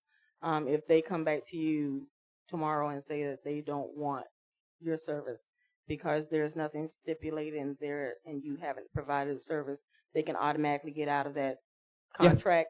Yeah. And then what happens to the equipment and things that you've placed into the house? Are you going to go back and get it? How does that work? If we still want to build, we're probably not going to get the equipment, because maybe in the future someone does want to have fiber on that address. So it's more costly for us to send someone out to get the equipment back, when maybe in the future there could be someone who wanted that fiber. So you leave the lines and the stakes just sitting up in their yard for however long? Till we build it, till it's being built. But if we don't build, then obviously you have to come back. What they're doing is they're putting a line in the front yard. And they're not putting anything in the house, I don't believe. No, they're actually, they are. Are they putting things in the house too? Yes, they are. Okay. The box but there's installed. nothing hooked to it. There's nothing hooked to it, but there's just a line. There's a line that's sitting up in the yard. Yeah, that I know. Right.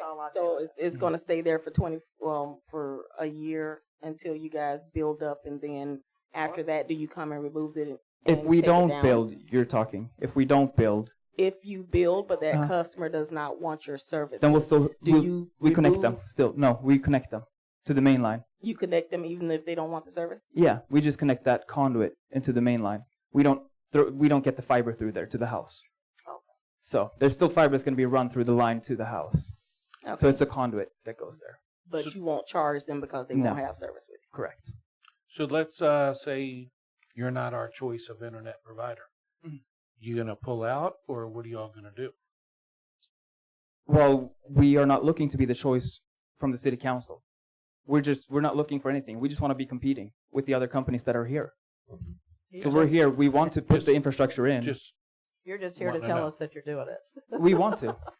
We want to do it. If there's interest from the people who live here, we want to build fiber optics. And I don't mind that. I don't want the dirty tactics.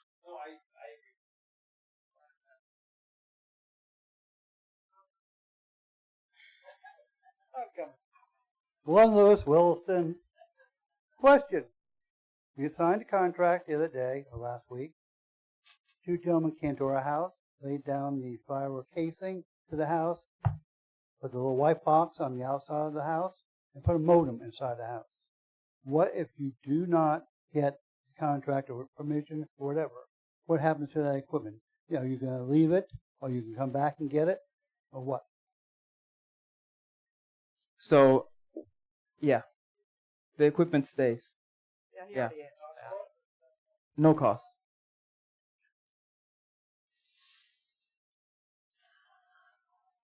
Yeah. We hope that's not going to be the case. Anybody else on the council have any more questions? All right. Mr. President, Yes, just real quick, I want to make sure that the council's not confused on how they can be here and why they're here. Is in Florida, you know, it's kind of, I use the terminology of the Wild Wild West when it comes to installing high-speed fiber internet, that we can control how they come here. We can control how they do their installs. We can control, like they wanted to do jack and boring. We can say we don't do jack and boring, right? So, but we can't literally say, look, you can't come to Williston and try to sell us the service. I couldn't stop any other provider coming in here, even if they wanted to install poles and run, as long as they did it legally in the right of way and hung it. And we could end up having 4 or 5 internet providers here. And you can't just say, okay, we're going to stop this person from doing it, but we're going to go with this vendor. I suspect no matter whatever decision we make here tonight between CalLink or Fiber by Central Florida, is that, you know, they'll still continue to try to sell their business here in the city of Williston. And that should be a good thing, right? More competition, more for the residents to choose from. Well, I would have a Mr. different opinion President. on that, but Only if you're saying the real truth when you come to the door. I agree with that. Yes, sir, Mr. Mayor.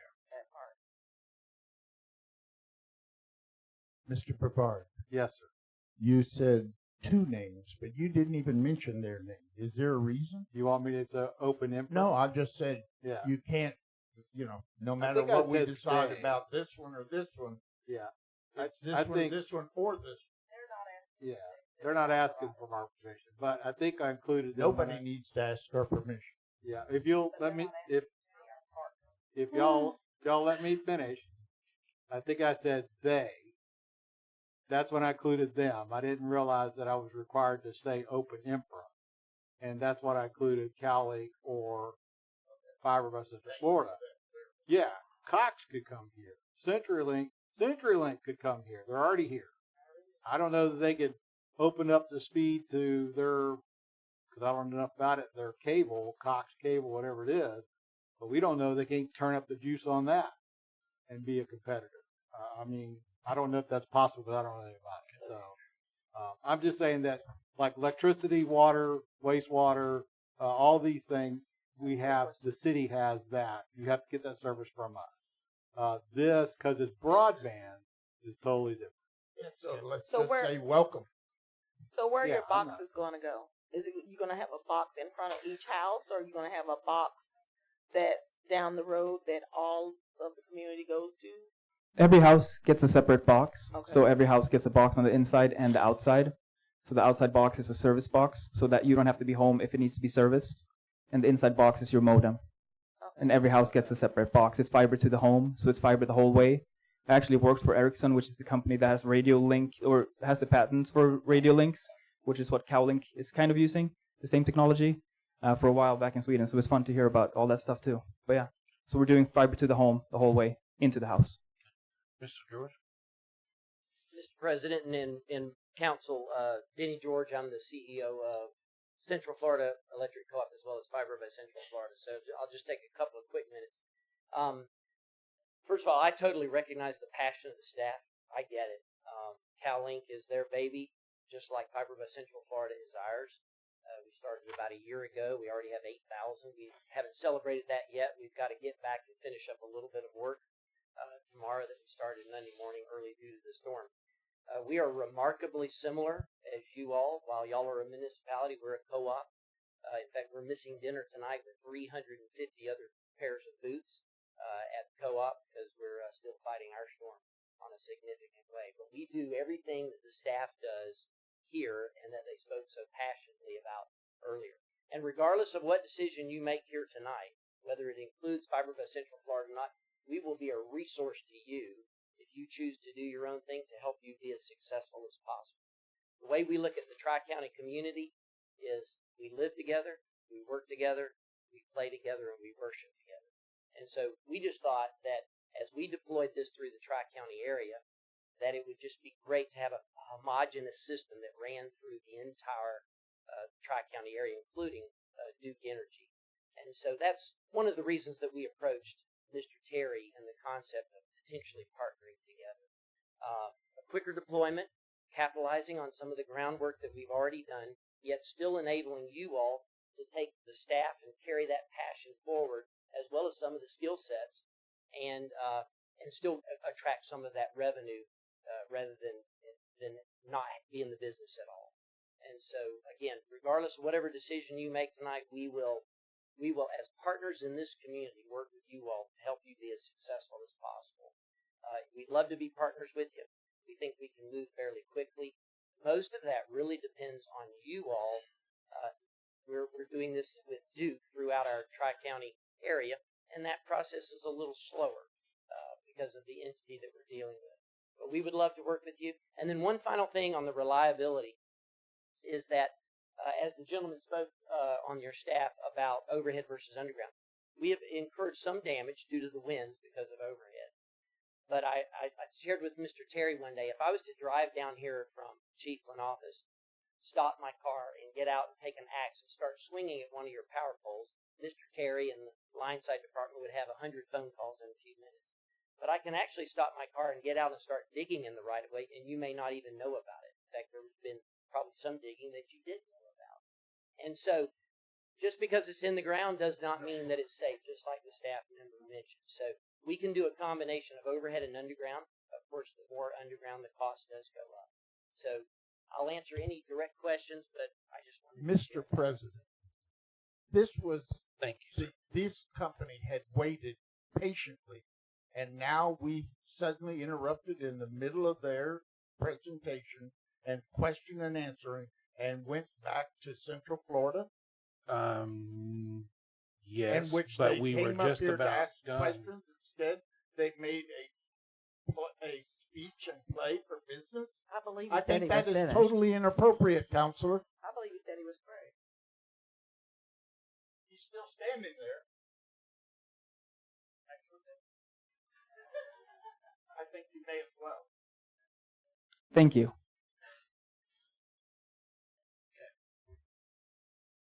Council, are we done? A few words from me? Sure. My name's Matt Pate. I work for the City of Williston. I'm a lineman here. I've got 27 years in it. I've been in the power and communication sector for 27 years. I've built hundreds of miles of line fiber all over the country and in other countries.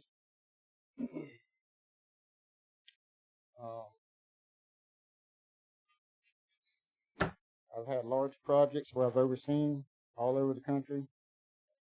and I've been away from home for a long time. That's why I took this job. It wasn't for the financial aspect of it. It's to be home with my family.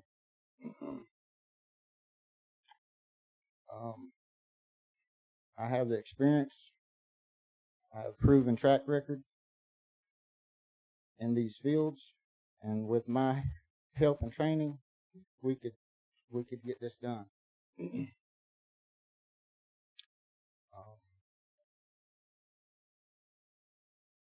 I believe that the people that we have employed here are good people, and they are willing to learn and cross-train to get things done. I believe that we can do it. I bet everything that I'm on. All right. Thank you, sir. All right, council, any other questions?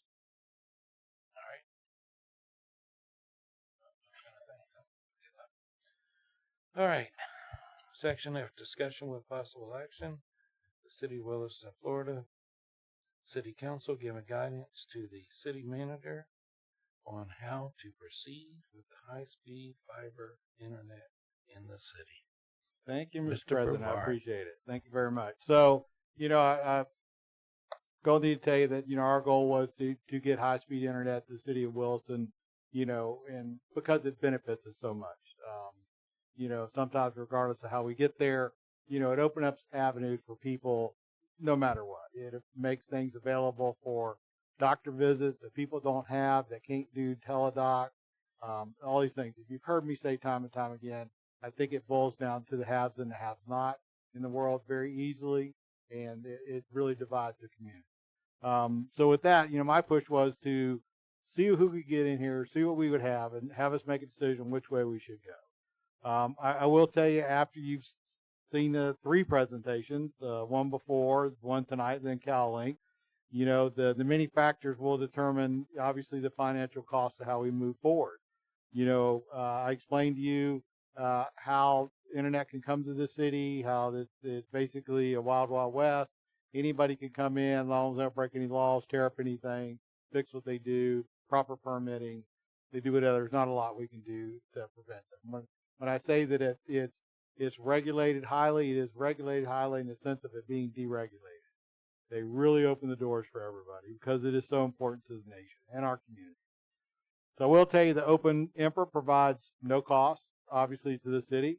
It will provide no revenue in return, and basically or ever in the future. So we'll have no control over what they do when they come in. Once again, I already told you can't stop them, but obviously we will get nothing in return. Fiber by Central Florida would provide, obviously, a revenue source, a capital infrastructure change that will benefit the city and the taxpayers and citizens. We've talked about this before in the sense of they're going to have to come in, engineer our poles. They'll have to pay for that. It'll be our engineer. Basically whatever poles that aren't suitable to hang the fiber on, which you may not think is heavy, but actually it's even what Donald talked to, the structure of how the poles designed may have to be changed. They may have to all be changed out and made taller. We don't know. And that's what the engineering study has done. And if Fiber by Central Florida wants to do this, that's a cost that they will bear. And then we would enter into, obviously, a negotiation with them. And when you enter into a negotiation with somebody with good faith, there's things that I'm going to want in return, and hopefully they'll be able to provide. And that would be the deal we would have with Fiber by Central Florida. The other option that you heard here tonight, CalLink, would completely stand up an existing enterprise fund that at some point would create a revenue stream down the road. You've listened to their presentation tonight. You've listened to Hector come in and say if we went the route with him, performance services, that would basically get us to look at the numbers and understand what it is. You've already been told it's about $1.8 million. There is more than just one person. There is actually, just for clarification, because I want everybody to understand, there is an open slot in IT, that basically we will fill eventually, or it could be shifted somewhere else depending on where we go tonight. The other is that you know, we talked about our linemen have been sent to school to learn how to do this stuff and can do it. You know, so that will be a part of their service model. I will tell you, not to complicate things, but obviously 2 days is not acceptable response time. Anybody would sign a contract to understand it's 2 days. For me, I don't understand that. But I will tell you the conversation that I've had with Mr. George is that he clearly understands that we are in the service business. Okay, we provide service to the citizen. So where he may be unable to respond to crew out at 3 o'clock in the morning or 5 o'clock in the morning or whatever to fix a fiber issue, we most certainly will. And a part of that negotiation, if we go with them, you know, with Fiber by Central Florida or iStaff, we will have immediate service backup and running regardless, because I don't want to say we lose money, but when you're out of power, out of internet, whatever it is, it doesn't really matter. Basically, we're going to get you up and running as soon as we can. If we go with Fiber by Central Florida, they're going to reimburse us. That's the bottom line. They understand that. We've had this conversation with them. This is a tough decision, and I'm telling you, I'm glad I don't have to make it. We looked at it as a two-prong approach where I would work with Fiber by Central Florida, and I would separate myself from the CalLink process, and they would work on their proposal, and then basically whichever the two would prevail. And so here tonight, I'm asking for the City Council to give me direction on which they would like me to go, either to stand up a enterprise fund much bigger than what it is and start pushing that forward. Of course, we'd have to get the financing and do all the things we'd have to do with Hector. And the other option is to instruct me to work with Fiber by Central Florida to negotiate a contract and an agreement, you know, that would best benefit the city. And that's where we're at. I hope that I've been helpful. I think there's actually a third. Who? Well, the third that I would, the third option that I would say. Yeah, y'all can tell me to do nothing. Absolutely. No, I think that we could actually get the money from Performance Services to become a partner with Fiber by Central Florida. Mm-hmm. I mean, if you were gonna spend the money, I think that's the third option. If the money's available for that, to actually buy in as that 50-50 partner, so that we have the partnership with them that has more than just a poll tax. So I don't disagree. So the other option I did fail to tell you about is to do nothing. Y'all can have me do nothing. That's in there too. I will tell you that if we partner with Central Florida Fiber, we've had minor discussions on how that would work, and obviously our capital stuff, our poles and everything that they would use to help do that would be figured into a part of our buy-in, right? So where we would become more partners, and the giving the 1.8 plus what the poles are worth. I'm not giving you my poles. I'm not selling you my poles. They're my poles. So they're never going to be they're always going to be our poles. But that could be one of those kind of things where, yes, ma'am, you're correct. We could. Thing that crossed my mind as we were doing the presentation. So is this an open discussion at this point in time among the council members? Yes. Okay. So my question would then be, with your proposal of a 50-50 partnership with the FEC, we have not seen any numbers. Yeah, and I'm not proposing that. I'm just saying that's another option. Right. With that option that you have presented, maybe, we've not seen any numbers. So it's how do we decide if we haven't seen any numbers? I feel like we need to come back one more session with numbers that explain the 50-50 price breakdown for what the city would make. From the discussion with Mr. Denny, I think they would prefer a partnership. I don't know what level, as opposed to, just coming in here and, and hanging stuff on our poles and whatever. Because that was the discussion that we had. What would it be to be a full-time partner? So yes, we would have to sit down and talk about that, and we could come back at another meeting and give you whatever. I could be wrong. I don't know that whoever's going throughout the city now trying to sell internet service, there could be a fourth one out there we don't know about. I don't know how much of advantage they would have. But you also have to understand that, and sooner or later, if we don't have enough customers to entice Fiber by Central Florida, I lose that leverage. Okay, so we have to understand that we're going to have to turn around on this pretty quickly, which I'm good with. I'm fine with. I just think it's hard to make an educated decision without seeing the numbers. If that is in fact an option that's on the table, I mean maybe I missed it, but I haven't seen those numbers. I've only seen CFEC taking full responsibility with Well, I think in this particular scenario, if Mr. George would like to speak, if you would like to comment, I don't know, or yeah. So. I mean, this is my agenda item, so y'all okay if I bring him up? Yes. Yes, please state All right. your George name and Buckner. where you're from. George Buckner. I'm the CIO of Central Florida Electric and the COO for Fibro by Central Florida. Sorry about that. All right. So a lot going on, and I understand the 50-50 part of it. We've got to come back to the table with some financials, which is very easily done because we definitely have the design built in. We know approximately how many customers you guys have, and we've been doing this now for 13 months. We feel very confident with our timeline. We feel very confident with our estimates that we've given the council at previous meetings. We've got a great example of that with the city of Trenton, where we're currently working with Duke, which is another utility. They've got a very long process. We started that in February. We should finish that construction piece up by September 15th. That gets us 8 months. I think when I was here last time, I was talking about 6 months for make-ready engineering construction, and then the first quarter, fiber build-out and service. That's all built on actual numbers, not conjecture, not something that we're making up. It's actual physical time frames. I think Mr. Terry, what he brought up on his last point, can't keep anybody out, right? So you're going to have competition. When we jump the gate, there's no one else in the Tri-County area that's providing this service. Our take rates were estimated 18% the first year. There's some places they don't have anything, and we're hitting 52%. So to have 70% in your first year, that's a very high number. I'm not saying it's wrong, but when you're dealing with a competitive market, that's a pretty high number to hit.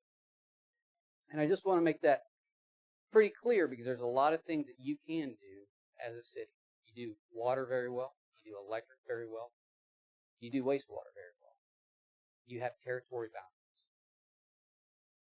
Internet, you do not have those territory boundaries. You may have 1 year where you're getting 50% of your customer base, and then next year you get 30% of that customer base. What makes Fiber by Central Florida different is our risk is way over 3 counties. We cover 3 full counties, not just the city of Wilson. So if our take rate is lower than 30%, lower than 20%, that risk is throughout the Tri-County area.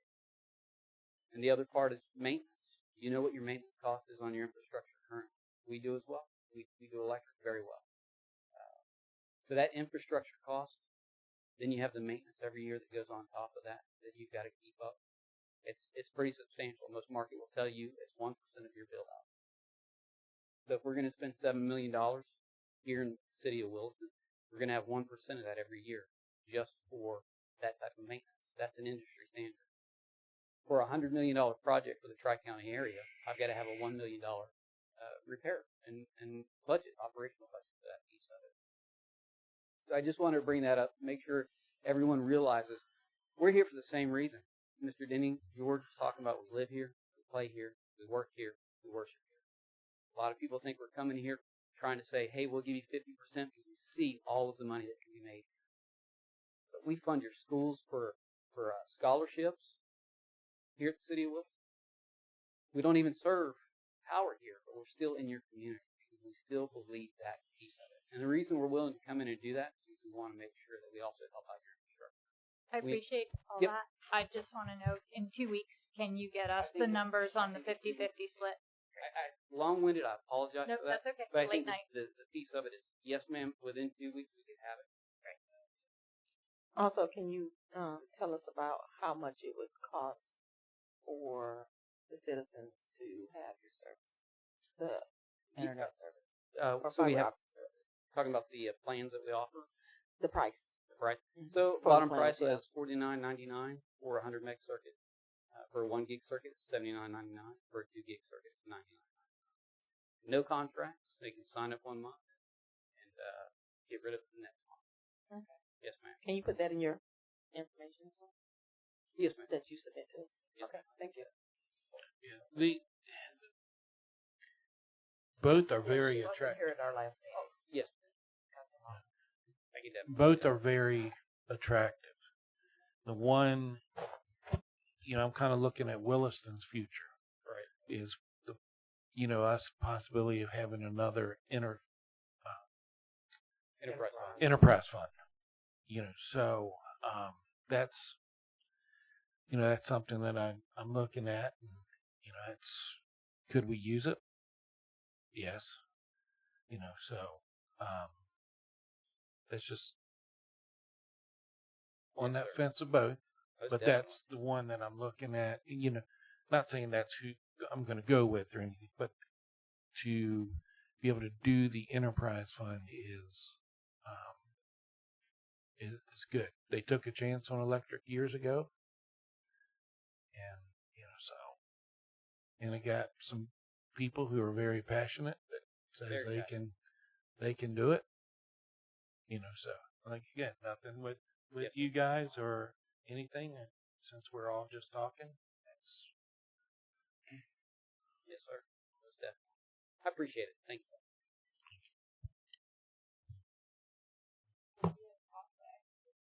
Well, you do.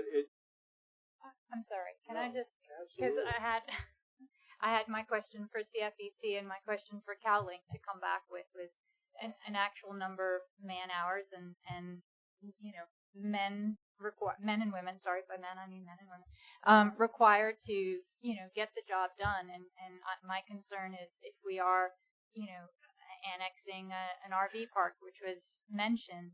Our city utility workers going to be busy running water and gas and everything else there, and is that going to pull them away from running the fiber? And so I think I would like that feedback before making a decision, unless we So have the that. short answer on the RV park is the developer is going to have to do all that. Okay. So that, other than our inspection process, and correct me if I'm wrong, other than our inspection process, that person will be responsible for every bit of that. So looking forward, we're not looking at any additional, beyond just the maintenance of the existing city right now, we're not looking at any additional hours for any developments required, like our No. utility workers So- could really focus on fiber. Yeah, so and maybe y'all weren't around for the change in the way we do business, but we're not in the development business, so we don't. Our goal is to now have the developers do their work, do their job, and we then hook up to their access points, and basically we're done. The electrical department is a little finicky about their underground pools, so I get that, and because if somebody comes in or messes it up, they're never going to tell you. And but yeah, that's it. We are solely focused on service in the city. Period. Great, thank you. Christy.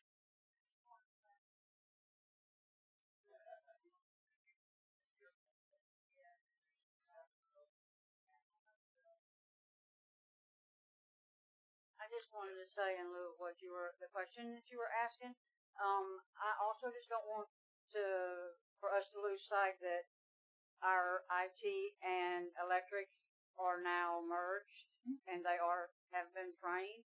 So when we're talking about the amount of personnel that we have, that it also includes all of our electric guys. So it's not like we're going to have like one or two slim pickings out there just kind of hunting and pecking around. We're going to have a full crew. Okay. Okay. Great. So I just wanted to make sure that didn't get kind of lost in the translation while we've been talking, because it's kind of a new thing. They weren't that way before, but they are now, and have been for, I don't know, maybe 3 months, 4 months. Thank you. Thank you. You just exiting. Okay. That's it. Any more discussion for? I just want. I don't want to be negative, but I need to. I need to know from the staff. There are a lot of things that take priority, and they come first. And obviously, electric's going to come before Wi-Fi, or Wi-Fi or fiber. It's going to come first, and gas is going to come first. If there's a problem, if there's a sewer main busted, if there is a water line break, that's where y'all are headed, and rightly so, because that's what you're there for. We just need somebody dedicated to know that they're also the first one to the fiber site. I realize you have to put the line back up before, put the pole back up before you can put the fiber back on it in the way that we would want to do it. But at the same time, I don't want it kicked down the road when I know the others take great priority. And y'all do a terrific job of those things. I just need to know that it's also going to be, that's going to be a priority, because for some people that is their priority, or their business is not running. May I answer that question? Sure. Now So, or later. if you've noticed over the budget seasons over the last 4 years, we have separated those services. We have built staffs. We had 3 people when I was on the crew, when I was the crew leader, that did water, gas, and sewer. We're not there anymore. We have 5 gas. We have 5 water. We have 4 sewer. They're not working out of classification in those emergencies because they're trained for those emergencies. We don't need more than 4 or 5 hands on a water break. We don't need more than 4 hands on a gas. There's only so much. As their supporting staff, people running a generator, things like that. There've been 15 Well, people yes, there. if we're on staff and we can get things done faster, I believe. But that's people in the actual intensity of the situation. You mentioned power. If there's a power outage and it takes the fiber out as well, whether it's Central Florida or the staff, they have to wait for us to restore the power. We can't work on top of one another. It's going to be the exact same timeline. Let me be very specific about it. If they, in their services, provide power and internet, they're restoring the power first. They said that in their presentation. I realize that. So the timeline's the same. Mr. Hector? So, Oh, as long as the crew doesn't get pulled to another place that needs electric. So since we're coming back with more information, and she's requesting more information from CalLink as well, can we table this discussion and move on to the next item? And we can have that conversation next week whenever we revisit this, please. Just the question. Just wanted to offer up that I shared a spreadsheet, high level.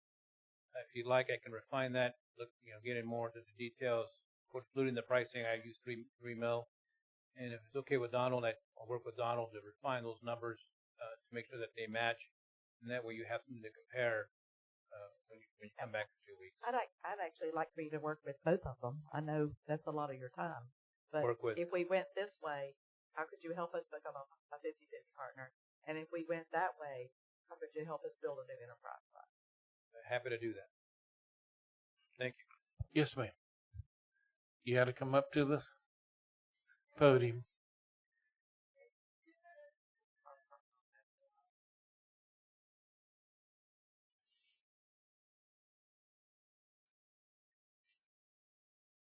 I'm Mignon Craig. I live here in town.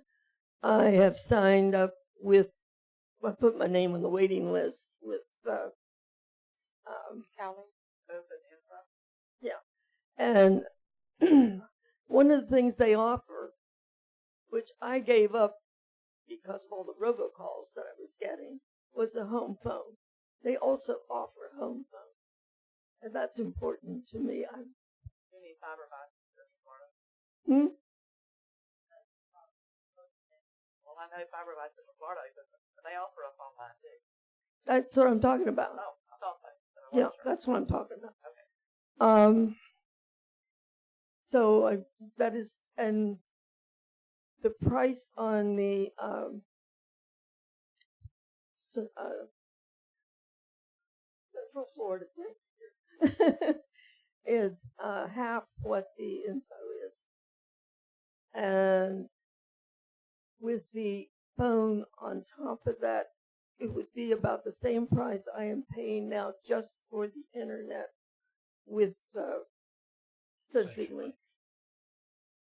So I'm looking at it from a price point of view, and I'm not paying $100 a month. Okay, thank you.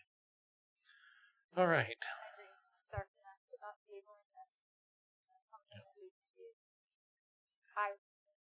I would like more information.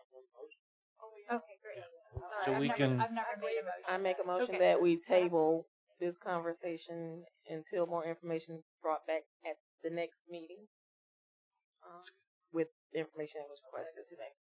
All right. All those in favor say aye. Aye. Aye. 5-0.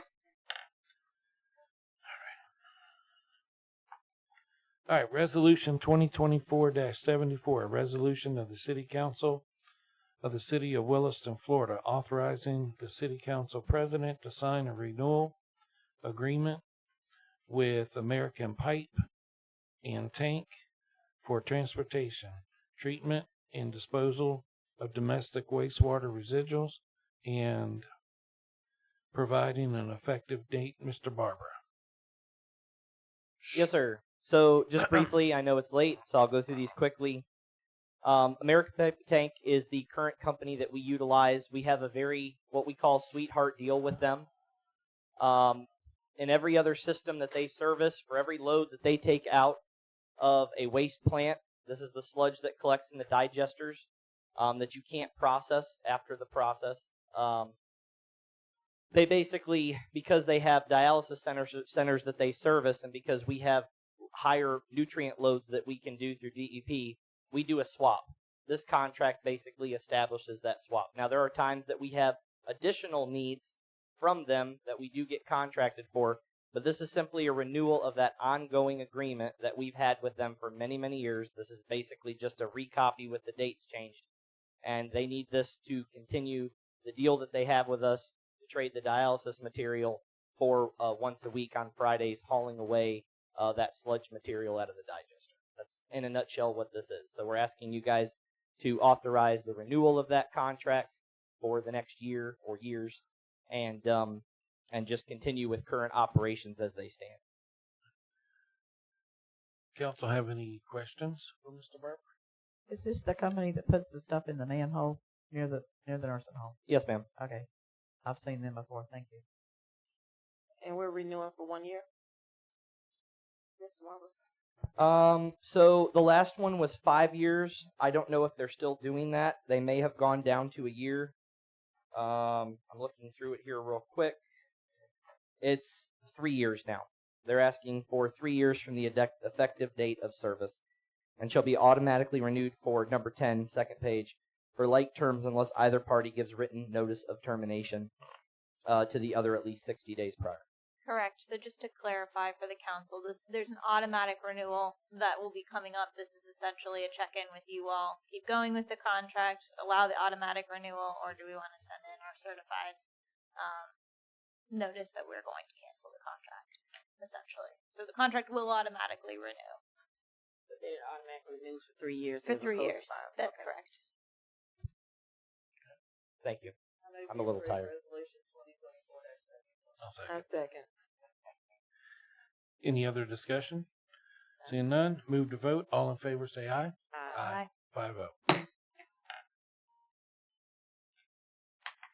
All right, Resolution 2024-75, a resolution of the City Council of the City of Williston, Florida, authorizing the City Council President to sign a renewal agreement with the Florida Gas Transmission Company, LLC, and providing an effective date. Mr. Donald Barber. So, second renewal, just like the other, but instead of poop, this is gas. That's as simple as I can make it. If you have any questions, I'm sure Kirsten's really better prepared to answer them.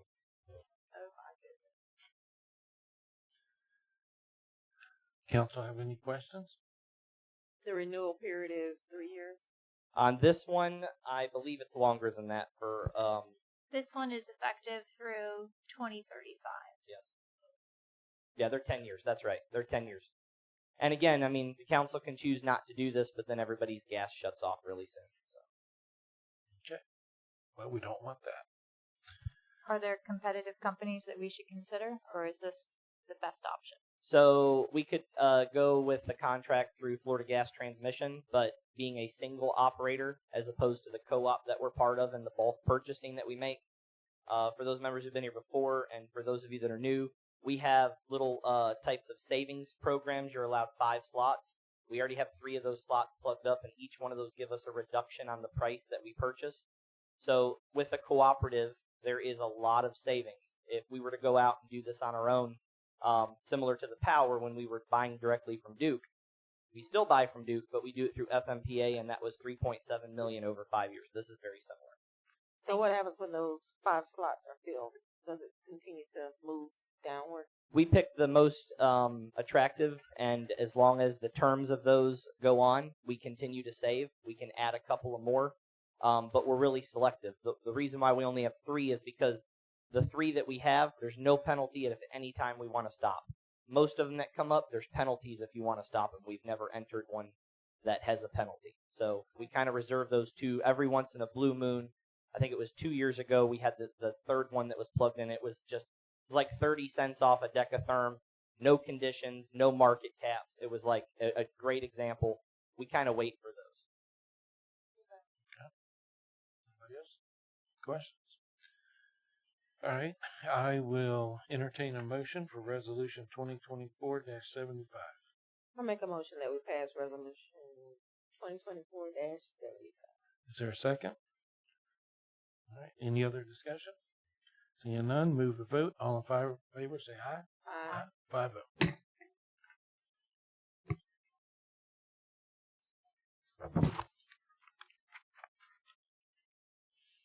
All right. Aye. Discussion with possible action, City of Williston General Pension Fund Agreement. Ms. Deborah Jones, Councilman. Okay. At our last 2, actually, General Employee Pension Fund meetings, we have discussed the fact that the current plan that we use is not up to date with IRS code. There are a lot of provisions in it that are state mandated, state law, that are an IRS code that our plan doesn't have in it.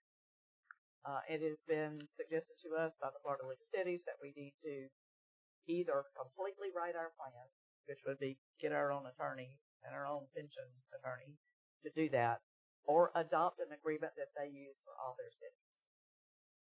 This is the agreement that they have that has been, our names have been put in it, our particular provisions as you read it about, when you qualify and when you, what the blended rate is, and when you go into the drop, all of that has been entered in here for our particular plan. But it has the provisions of their plan that meet the code that we need to meet. So they have asked us to do this. It is the recommendation of the pension board that we do it. But it also applies to the 185 pension plan. I don't know if they're going to bring that back to you separately or not. That's the one that covers the police officers. They also need to meet the same standards and the plan they have now does not. This attorney that you see listed in here is a consultant attorney. It's in section A6. He's a consulting attorney that we have from the Florida League of Cities that we spoke with during that meeting. And as I said, this is the recommendation. It has been provided to us by the Florida League of Cities for approval. So that we meet standards. Just cut and dry. I got our same provisions in it. None of that has changed. Only the state statute requirements and IRS requirements. Is this the pension that we discussed, I guess about a month ago, where Ms. Bishop was presented to us? Yes, but that was a different subject altogether. Oh. That was about the off hours and the early retirement. Okay, And we so can't really different from here. We can't bring that part back. It is the same plan. That if we would be modifying the plan, if we change those items. But we can't bring that back to you until the union votes the compensation and ask us to do it. I can't do it without the unions. So the things that are different are the things that are highlighted in the in section G2. If you would like to see the old one, it pretty much looks the same. And I have both of them at home. So do all the plan members, like Latricia is a plan member as well. If you would like for us to give you both of those, we can. They pretty much read the same except for the little provisions for IRS. Which is that is highlighted. Do what now? Which is the information that's highlighted, Well, or the no? highlighted part is just, the only thing I see highlighted is the attorney's name. On G2, it says normal benefits, retirement benefits, section 6.02. Oh, I see it. No, all that's the same. Oh. I don't know why that's highlighted, to tell you the truth. Okay. Because all that is the same. That's not any change. Okay, I thought that was a change. Yeah, that was no, something we those needed are to- for the normal retirement benefits, those are the current. Would you agree with that? That's right. Are you looking at that? On page 107. The normal retirement benefits, there gives the options. So is there anything in this adoption that has changed, that's different from No. Other than the IRS requirements and the state statute requirements. Those are the only things that are different. And Other what than are that, they are the same. Yeah, those are the staff can look too. That's what I know it as right now. It's not any different than what it is now. Those are your options when you retire. You can take it in any of those manners. So what are requirements? The IRS requirements. They're written into here. So you don't know specifically. I don't. Okay. I have both of the plans that we talked about it at the thing, but this is what they gave me. Okay. Mr. Siegel? Maybe I'm thinking about this the wrong way, but the League of Cities has reviewed our stuff and told us it's bad and then recommended their attorney to fix it. Are they paying the attorney's fees to fix it? No, the plan is. The plan did it, and this is what they gave us. The General Employee Pension Plan paid this consulting attorney on our behalf. Okay. And he called into our meeting. He didn't travel here, so we didn't have to pay him travel. We didn't have to pay him time other than the probably 15 minutes we talked to him on the phone. If y'all feel more comfortable looking at both of them, we could put both of them in the package. Totally up to y'all.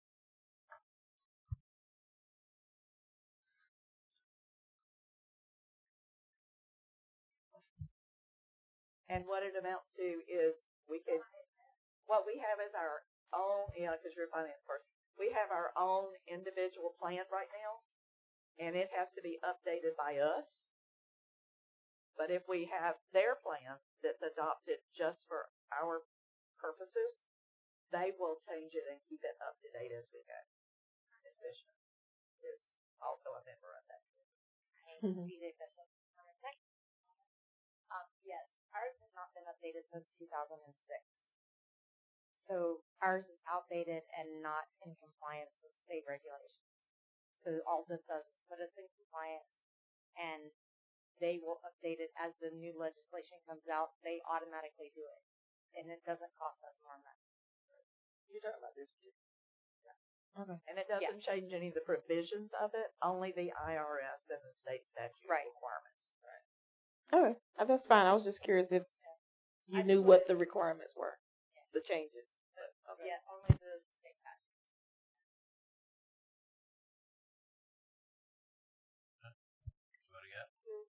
Mr. President, Chief Rose. Ms. Deborah, correct me if I'm wrong. You said that it's the same changes for the law enforcement side as well. Yes. Correct? Okay. So their state statutes need to be updated as well as their IRS regulations because their plan has not been followed. Their 185 pension board has also voted on this and has also approved it. Right. So if it's just a change of the IRS and the state, I mean, we ain't got no choice. That's right. We got to do Either it. that So or we have to pay an attorney to rewrite our own individual plan. Yeah. If we do this one, they will keep it up for us. And of course, the police pension 185 will have different terminology. Right. Yeah. Okay. Yeah. Exactly. Okay. All right. Well, then we And really it'll have to come back here for approval too. Yeah, we really don't have a choice. This is the only one they sent me. No, which is fine. I was just curious to see what it was. Yes, you can make a motion. And you know how IRS regs, the Yeah. statute regs are, they change every year. Ms. Baloo, can this be done as a consent? There are several more steps that will have to happen in order for it to formally be adopted. I believe that there needs to be an ordinance and all that. So yes, if we get direction that this is what you want to do, then we can move forward on those. Is this what we want to? We have to. Either that or we have to get an attorney to write our own. I make a motion that we move forward. Okay. All in favor, say aye. Aye. 5-0. Mr. Count President, does that go for both? Does that go for the general and law enforcement side as well, or we got to come back and re-vote on it? If we can make That's a it good be question. both of them, we can bring them both back. Okay. Are y'all okay with that? Yep. I'll bring them both back to you at the same time. All right. Section J. Resolution 2024-76. Resolution 2024 of the City Council of the City of Williston, Florida, establishing a maximum ad valorem tax rate for the City of Williston, Levy County, Florida, for fiscal years 2024-2025, providing an effective date. Finance Director Stephen Bloom. Is he still there? Hang on, Should've Steven. had I him got to at the get you turned back beginning. on the speakers. Hold on. Oh my goodness. All right, go ahead. Okay, I'll be very brief. This resolution is going to establish your maximum millage rate of 6.75. And like we've talked about at the workshop, you can still come down from that rate at your public hearings, but you won't be able to raise it from the 6.75. It is my recommendation at this point for you to keep the 6.75, at least at this point, until you're at a minimum your next workshop, which is next Tuesday. And again, this particular increase will provide, and I noted it in the agenda item, about $131,000 of additional funds, which again then is going to be used to cover the increases for staff. And that's basically it. It's kind of, again, you're setting maximum, but that's all you're really doing with this particular resolution. Okay. Anybody have any questions for Mr. Bloom? Move All right. approval of resolution 2024-76. That's at the 6.75%. I second. Any other discussion? All move to vote. All in favor say aye. Aye. 5-0.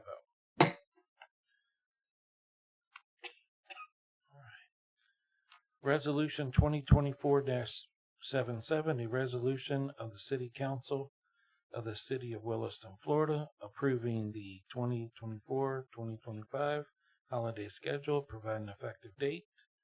Human Resource Director Brooke Willis. There you are. Happy birthday. Yeah, happy birthday, bro.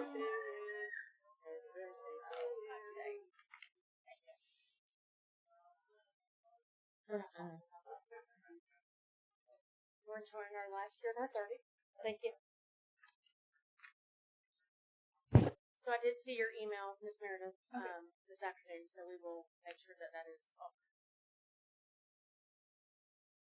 So these are our dates.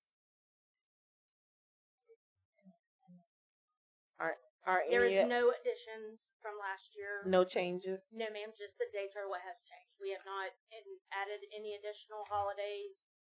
We have not requested, and we have not taken leave.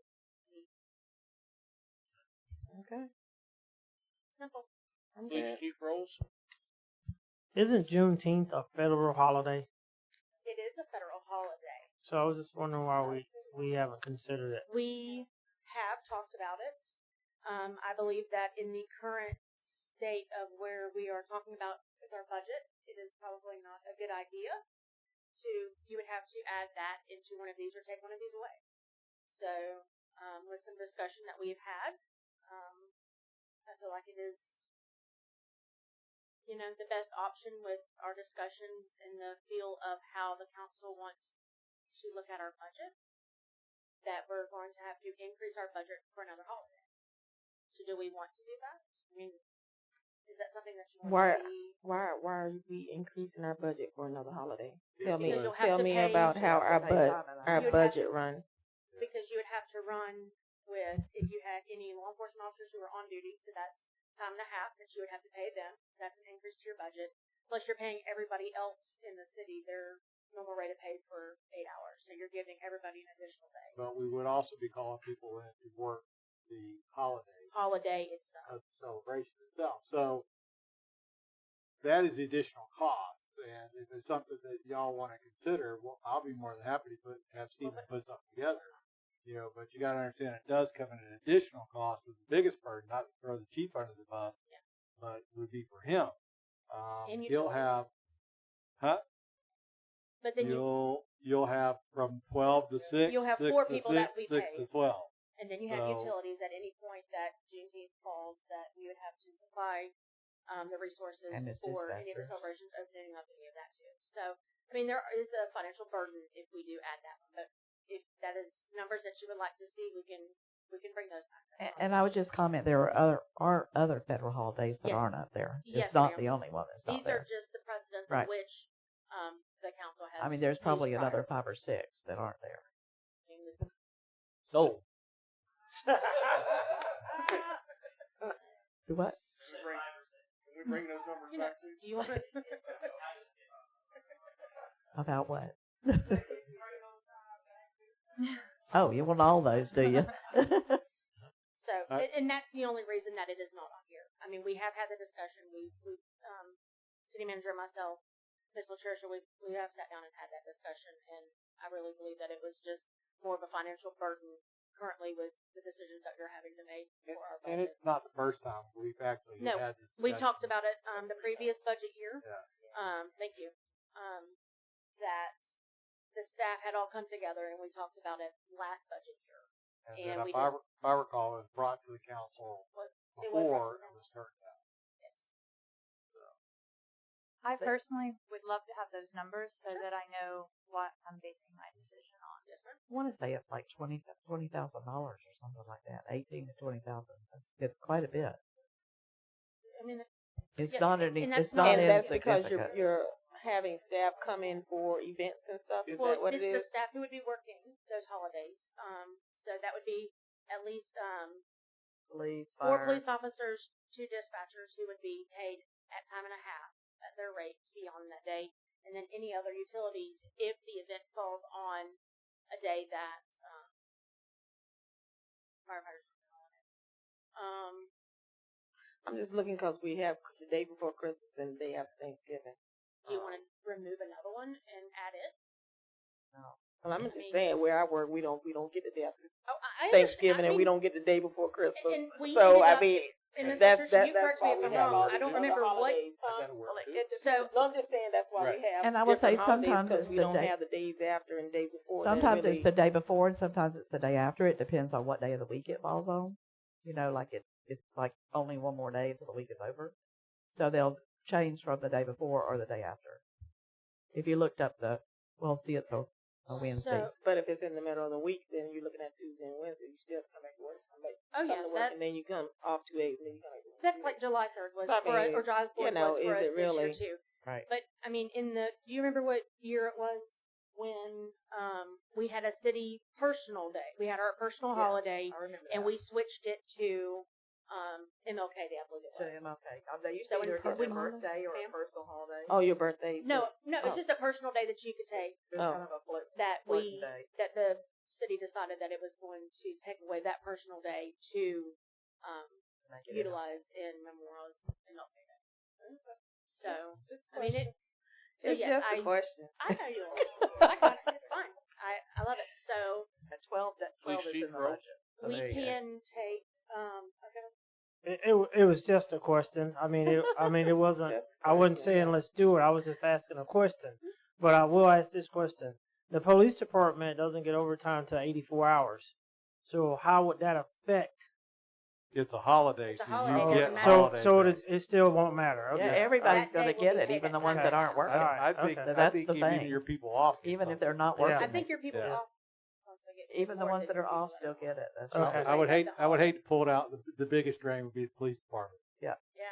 That's okay. I don't care. You okay with that? Yeah, I'm all right with that. But yes, Ms. Meredith, You can sleep at council, night, I will right? Most definitely Safely, put all the 'cause numbers you're there, together. buddy. There you for go, what it would buddy. cost Love it. Additionally to what it, adding an additional holiday. Thank you. For That what would just Juneteenth would help me fall if- for us for this coming year. if a citizen asks why, Sure, then absolutely. I have a really good answer. Absolutely. no Yeah. problem. You want some numbers? Yeah, I would we'll love put some numbers. Right. Don't get them for it. Because also you What? you looking at the day before I don't Christmas think you and can the day of calculate that. Thanksgiving, That's there's quick, no Kenny. real event, so there's nobody Yeah, and trying a to lot come of in the- and do different things Correct. Well, hey, as well. A lot of these days will. He's online. A lot of these days are just a single day Maybe. that the staff He's gets still off. there? There's very Yeah, he's on. few. So we have Veterans Day that our staff would be We do off, have Mr. Blue. but our staff would still participate in the events. Thanksgiving, Christmas, New Year's. If there's an MLK parade or event, that's on a Monday. So if you have the citizens who want to put together a parade, they're coming in either on that Monday or on a Sunday. You know what I mean? So it depends on what day those events are actually scheduled on, how it affects our budget. Also, Mr. Bloom is still online, he absolutely is. so if we want to I ask think him, he could give you a good example. I'm sure he knows how much it costs. Somebody will ask him to speak up. He may not have it off. He may not have it offhand. He may have to look it up. So he could probably look it up next meeting. I'm sure he's got a pretty good round number. Probably. I don't need to know the answer this Right. minute. We don't need to know it like right now. I'm We- sure we'll he's got definitely it. run the numbers Knowing to see him, he's where- got it. I mean, he had to do the rest of these, so I'm sure he knows how much each one is. right, so we gonna I make a motion Approve that it? we approve resolution 2024-77. I second. Thank you. all right, any other discussion? Seeing none, move to vote. All in favor say aye. Aye. Aye. 5-0. Yeah. Public participation. Get it? Nope. Okay. What number? No, they're gonna bring it back. Oh. Y'all just approved it. Oh yeah, we did. We still We'll need bring the the numbers. We Yeah. did approve it, but we still want to know what it is. Yeah, we Yeah. still want the And numbers. that is We can add perfectly it. fine. It's We will okay. put the numbers We still together want so you'll numbers have it the next for next budget year. workshop. Actually, Or we can bring it to the budget workshop. Yeah, That would be that great. works. Thank you. Okay, announcements, staff. So when are we going to get a budget? You should have it tomorrow. Oh, I'm so excited. I'm sorry. Took that away from me like it was nothing. Go ahead. I take it back. No. All right, staff, you got any announcements? Yes. Participation. Yep. I already did. There was nobody here. Can you put me? Oh, it's Stephen. I hear Stephen. Yeah. Yes, The- Mr. the Bloom, budget was you have the submitted. mic. Thank you. I did submit the budget, so once it gets the stamp from the city manager, it's good to go. All right. I have one Are you announcement. happy?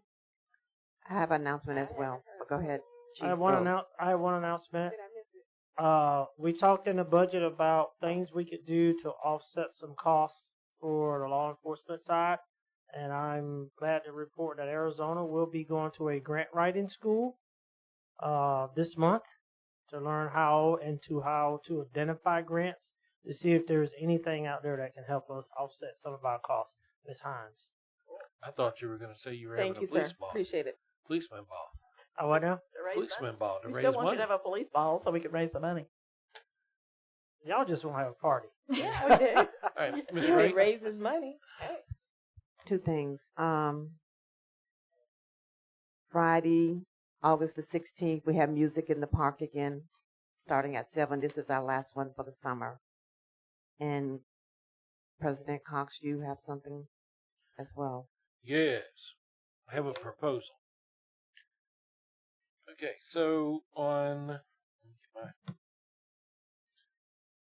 some of us are going down to a conference down in Fort Lauderdale, and yep, Hollywood, same area, it's all a blur. You go to the hotel at Fort Lauderdale. And we're gone from the 14th, 15th, 16th 17th coming back the 18th. On the 20th, we have a council meeting. What that does is it jams it up to where it could be hard to get an agenda put together since they spend 3 days doing it. So the proposal is if we move it down to the 27th, it gives you that whole following week, the 19th, 20th, 21st, 22nd, 23rd, for them to get the agenda and everything else done. On the 22nd, there's a FDOT meeting in Live Oak. So that's the proposal. Thanks for the proposal. But I believe Miss Stacy. Sorry, Stacy. I'm gonna get it. I believe Miss Stacy is the one that does our agenda now, right? But if she's not here, then you would be the one to. Yeah, the actual process is about 3 days. So their work staff is required to send their stuff in to Latricia on Tuesday. They get it. It takes myself, Stacy, and Latricia 3 days to get it out on Thursday. So I have to go through it, make sure it's correct, make sure it's accurate what they're asking for, proof it. The same thing's done by Stacy and by Latricia. And there's a lot of changes that I ask them to make because they're formatting or they leave a date off or do whatever. And that's actually the process. It takes about 3 days to do it. Okay. But if we did it on the 27th and we're having a meeting on the 27th, now you have those same 3 days to get another agenda out. I would suspect that if we change to the 27th, your meeting on the 3rd is going to be very light. Right. Couldn't we just make the one on the 20th light?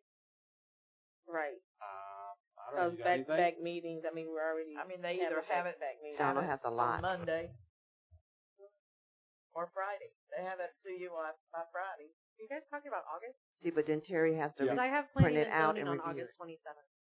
I mean, if Every they have it month to it's you the by the last Tuesday. 16th, Oh, it is, isn't it? if they have it to you by the 16th, you ought to be able to get it out by the 20th. But Terry's going to be No, down in Hollywood. I'll be with y'all. So, Just to reiterate. Well, planning and zoning is on the 27th anyway. That's So you can't do it. So we have to. would be challenging for Laura and I to be in two places at the same time. Correct. We'll just put you in the middle between the two. Right? Yeah. I will just listen to both at the same time. So we'll just sit in the hallway. So have them get it to you by the 9th, which is this Friday, There's no way. and you can get it done by the 13th. It'll just be light. It's better They than got a change. lot of. He has a lot of items that needs to go on the agenda. And we have a workshop on the 13th as well. We do. I mean, we have a lot of stuff going on to be trying to change. Well, I was just trying to make it easy for you I guys. know. For them, because they're the. Let's stick to the plan. Let's just see what happens. Unless we want to not have. I mean, still, if they give it to you by Friday, that's still 3 days from now. We could not have a meeting. And you get it out on the 13th. We could not have a meeting Yeah. on the 20th. For the 20th. I mean, because you don't want to be rushing. I mean, honestly. Yeah, I would not like to rush. Um. I know I have 4 items myself that needs to go on the I have side. one. Yes, We may Mr. have Barber. things that have been I have one advertised too. I took this one. Yeah. for ordinances and things. For the meeting. Mr. Barber. No, I was gonna say, no offense, but I mean, I'm going on since last week, like 100+ hours. So to say that I have to have a bunch of stuff in by Friday, I wouldn't even plan on being here on Friday. I mean, it's okay. I just let you guys know that there won't be a lot of stuff that. I mean, we had presentations from FGU on some stuff. We had some other things. People arranged to come. Walt's got some stuff. On the It's up to 20th? y'all. But they arranged to come on the 20th. Yeah, we also agreed to have our internet thing on the 20th. So Oh yeah, we that did. just dawned on me. We'll just stick it out. Don't worry about it. We'll be good. Yeah. You sure? Don't say it didn't try. I know, I appreciate it. So, Hey. Okay. So anybody else got any other announcements? You're going once? So is that Going good for you twice? guys? Adjournment? It's favorite time again? Can I get a motion to adjourn? A motion, we're adjourned. Second. Any discussion? All in favor, say aye. Aye. Aye. 5-0. And the time is 10:30.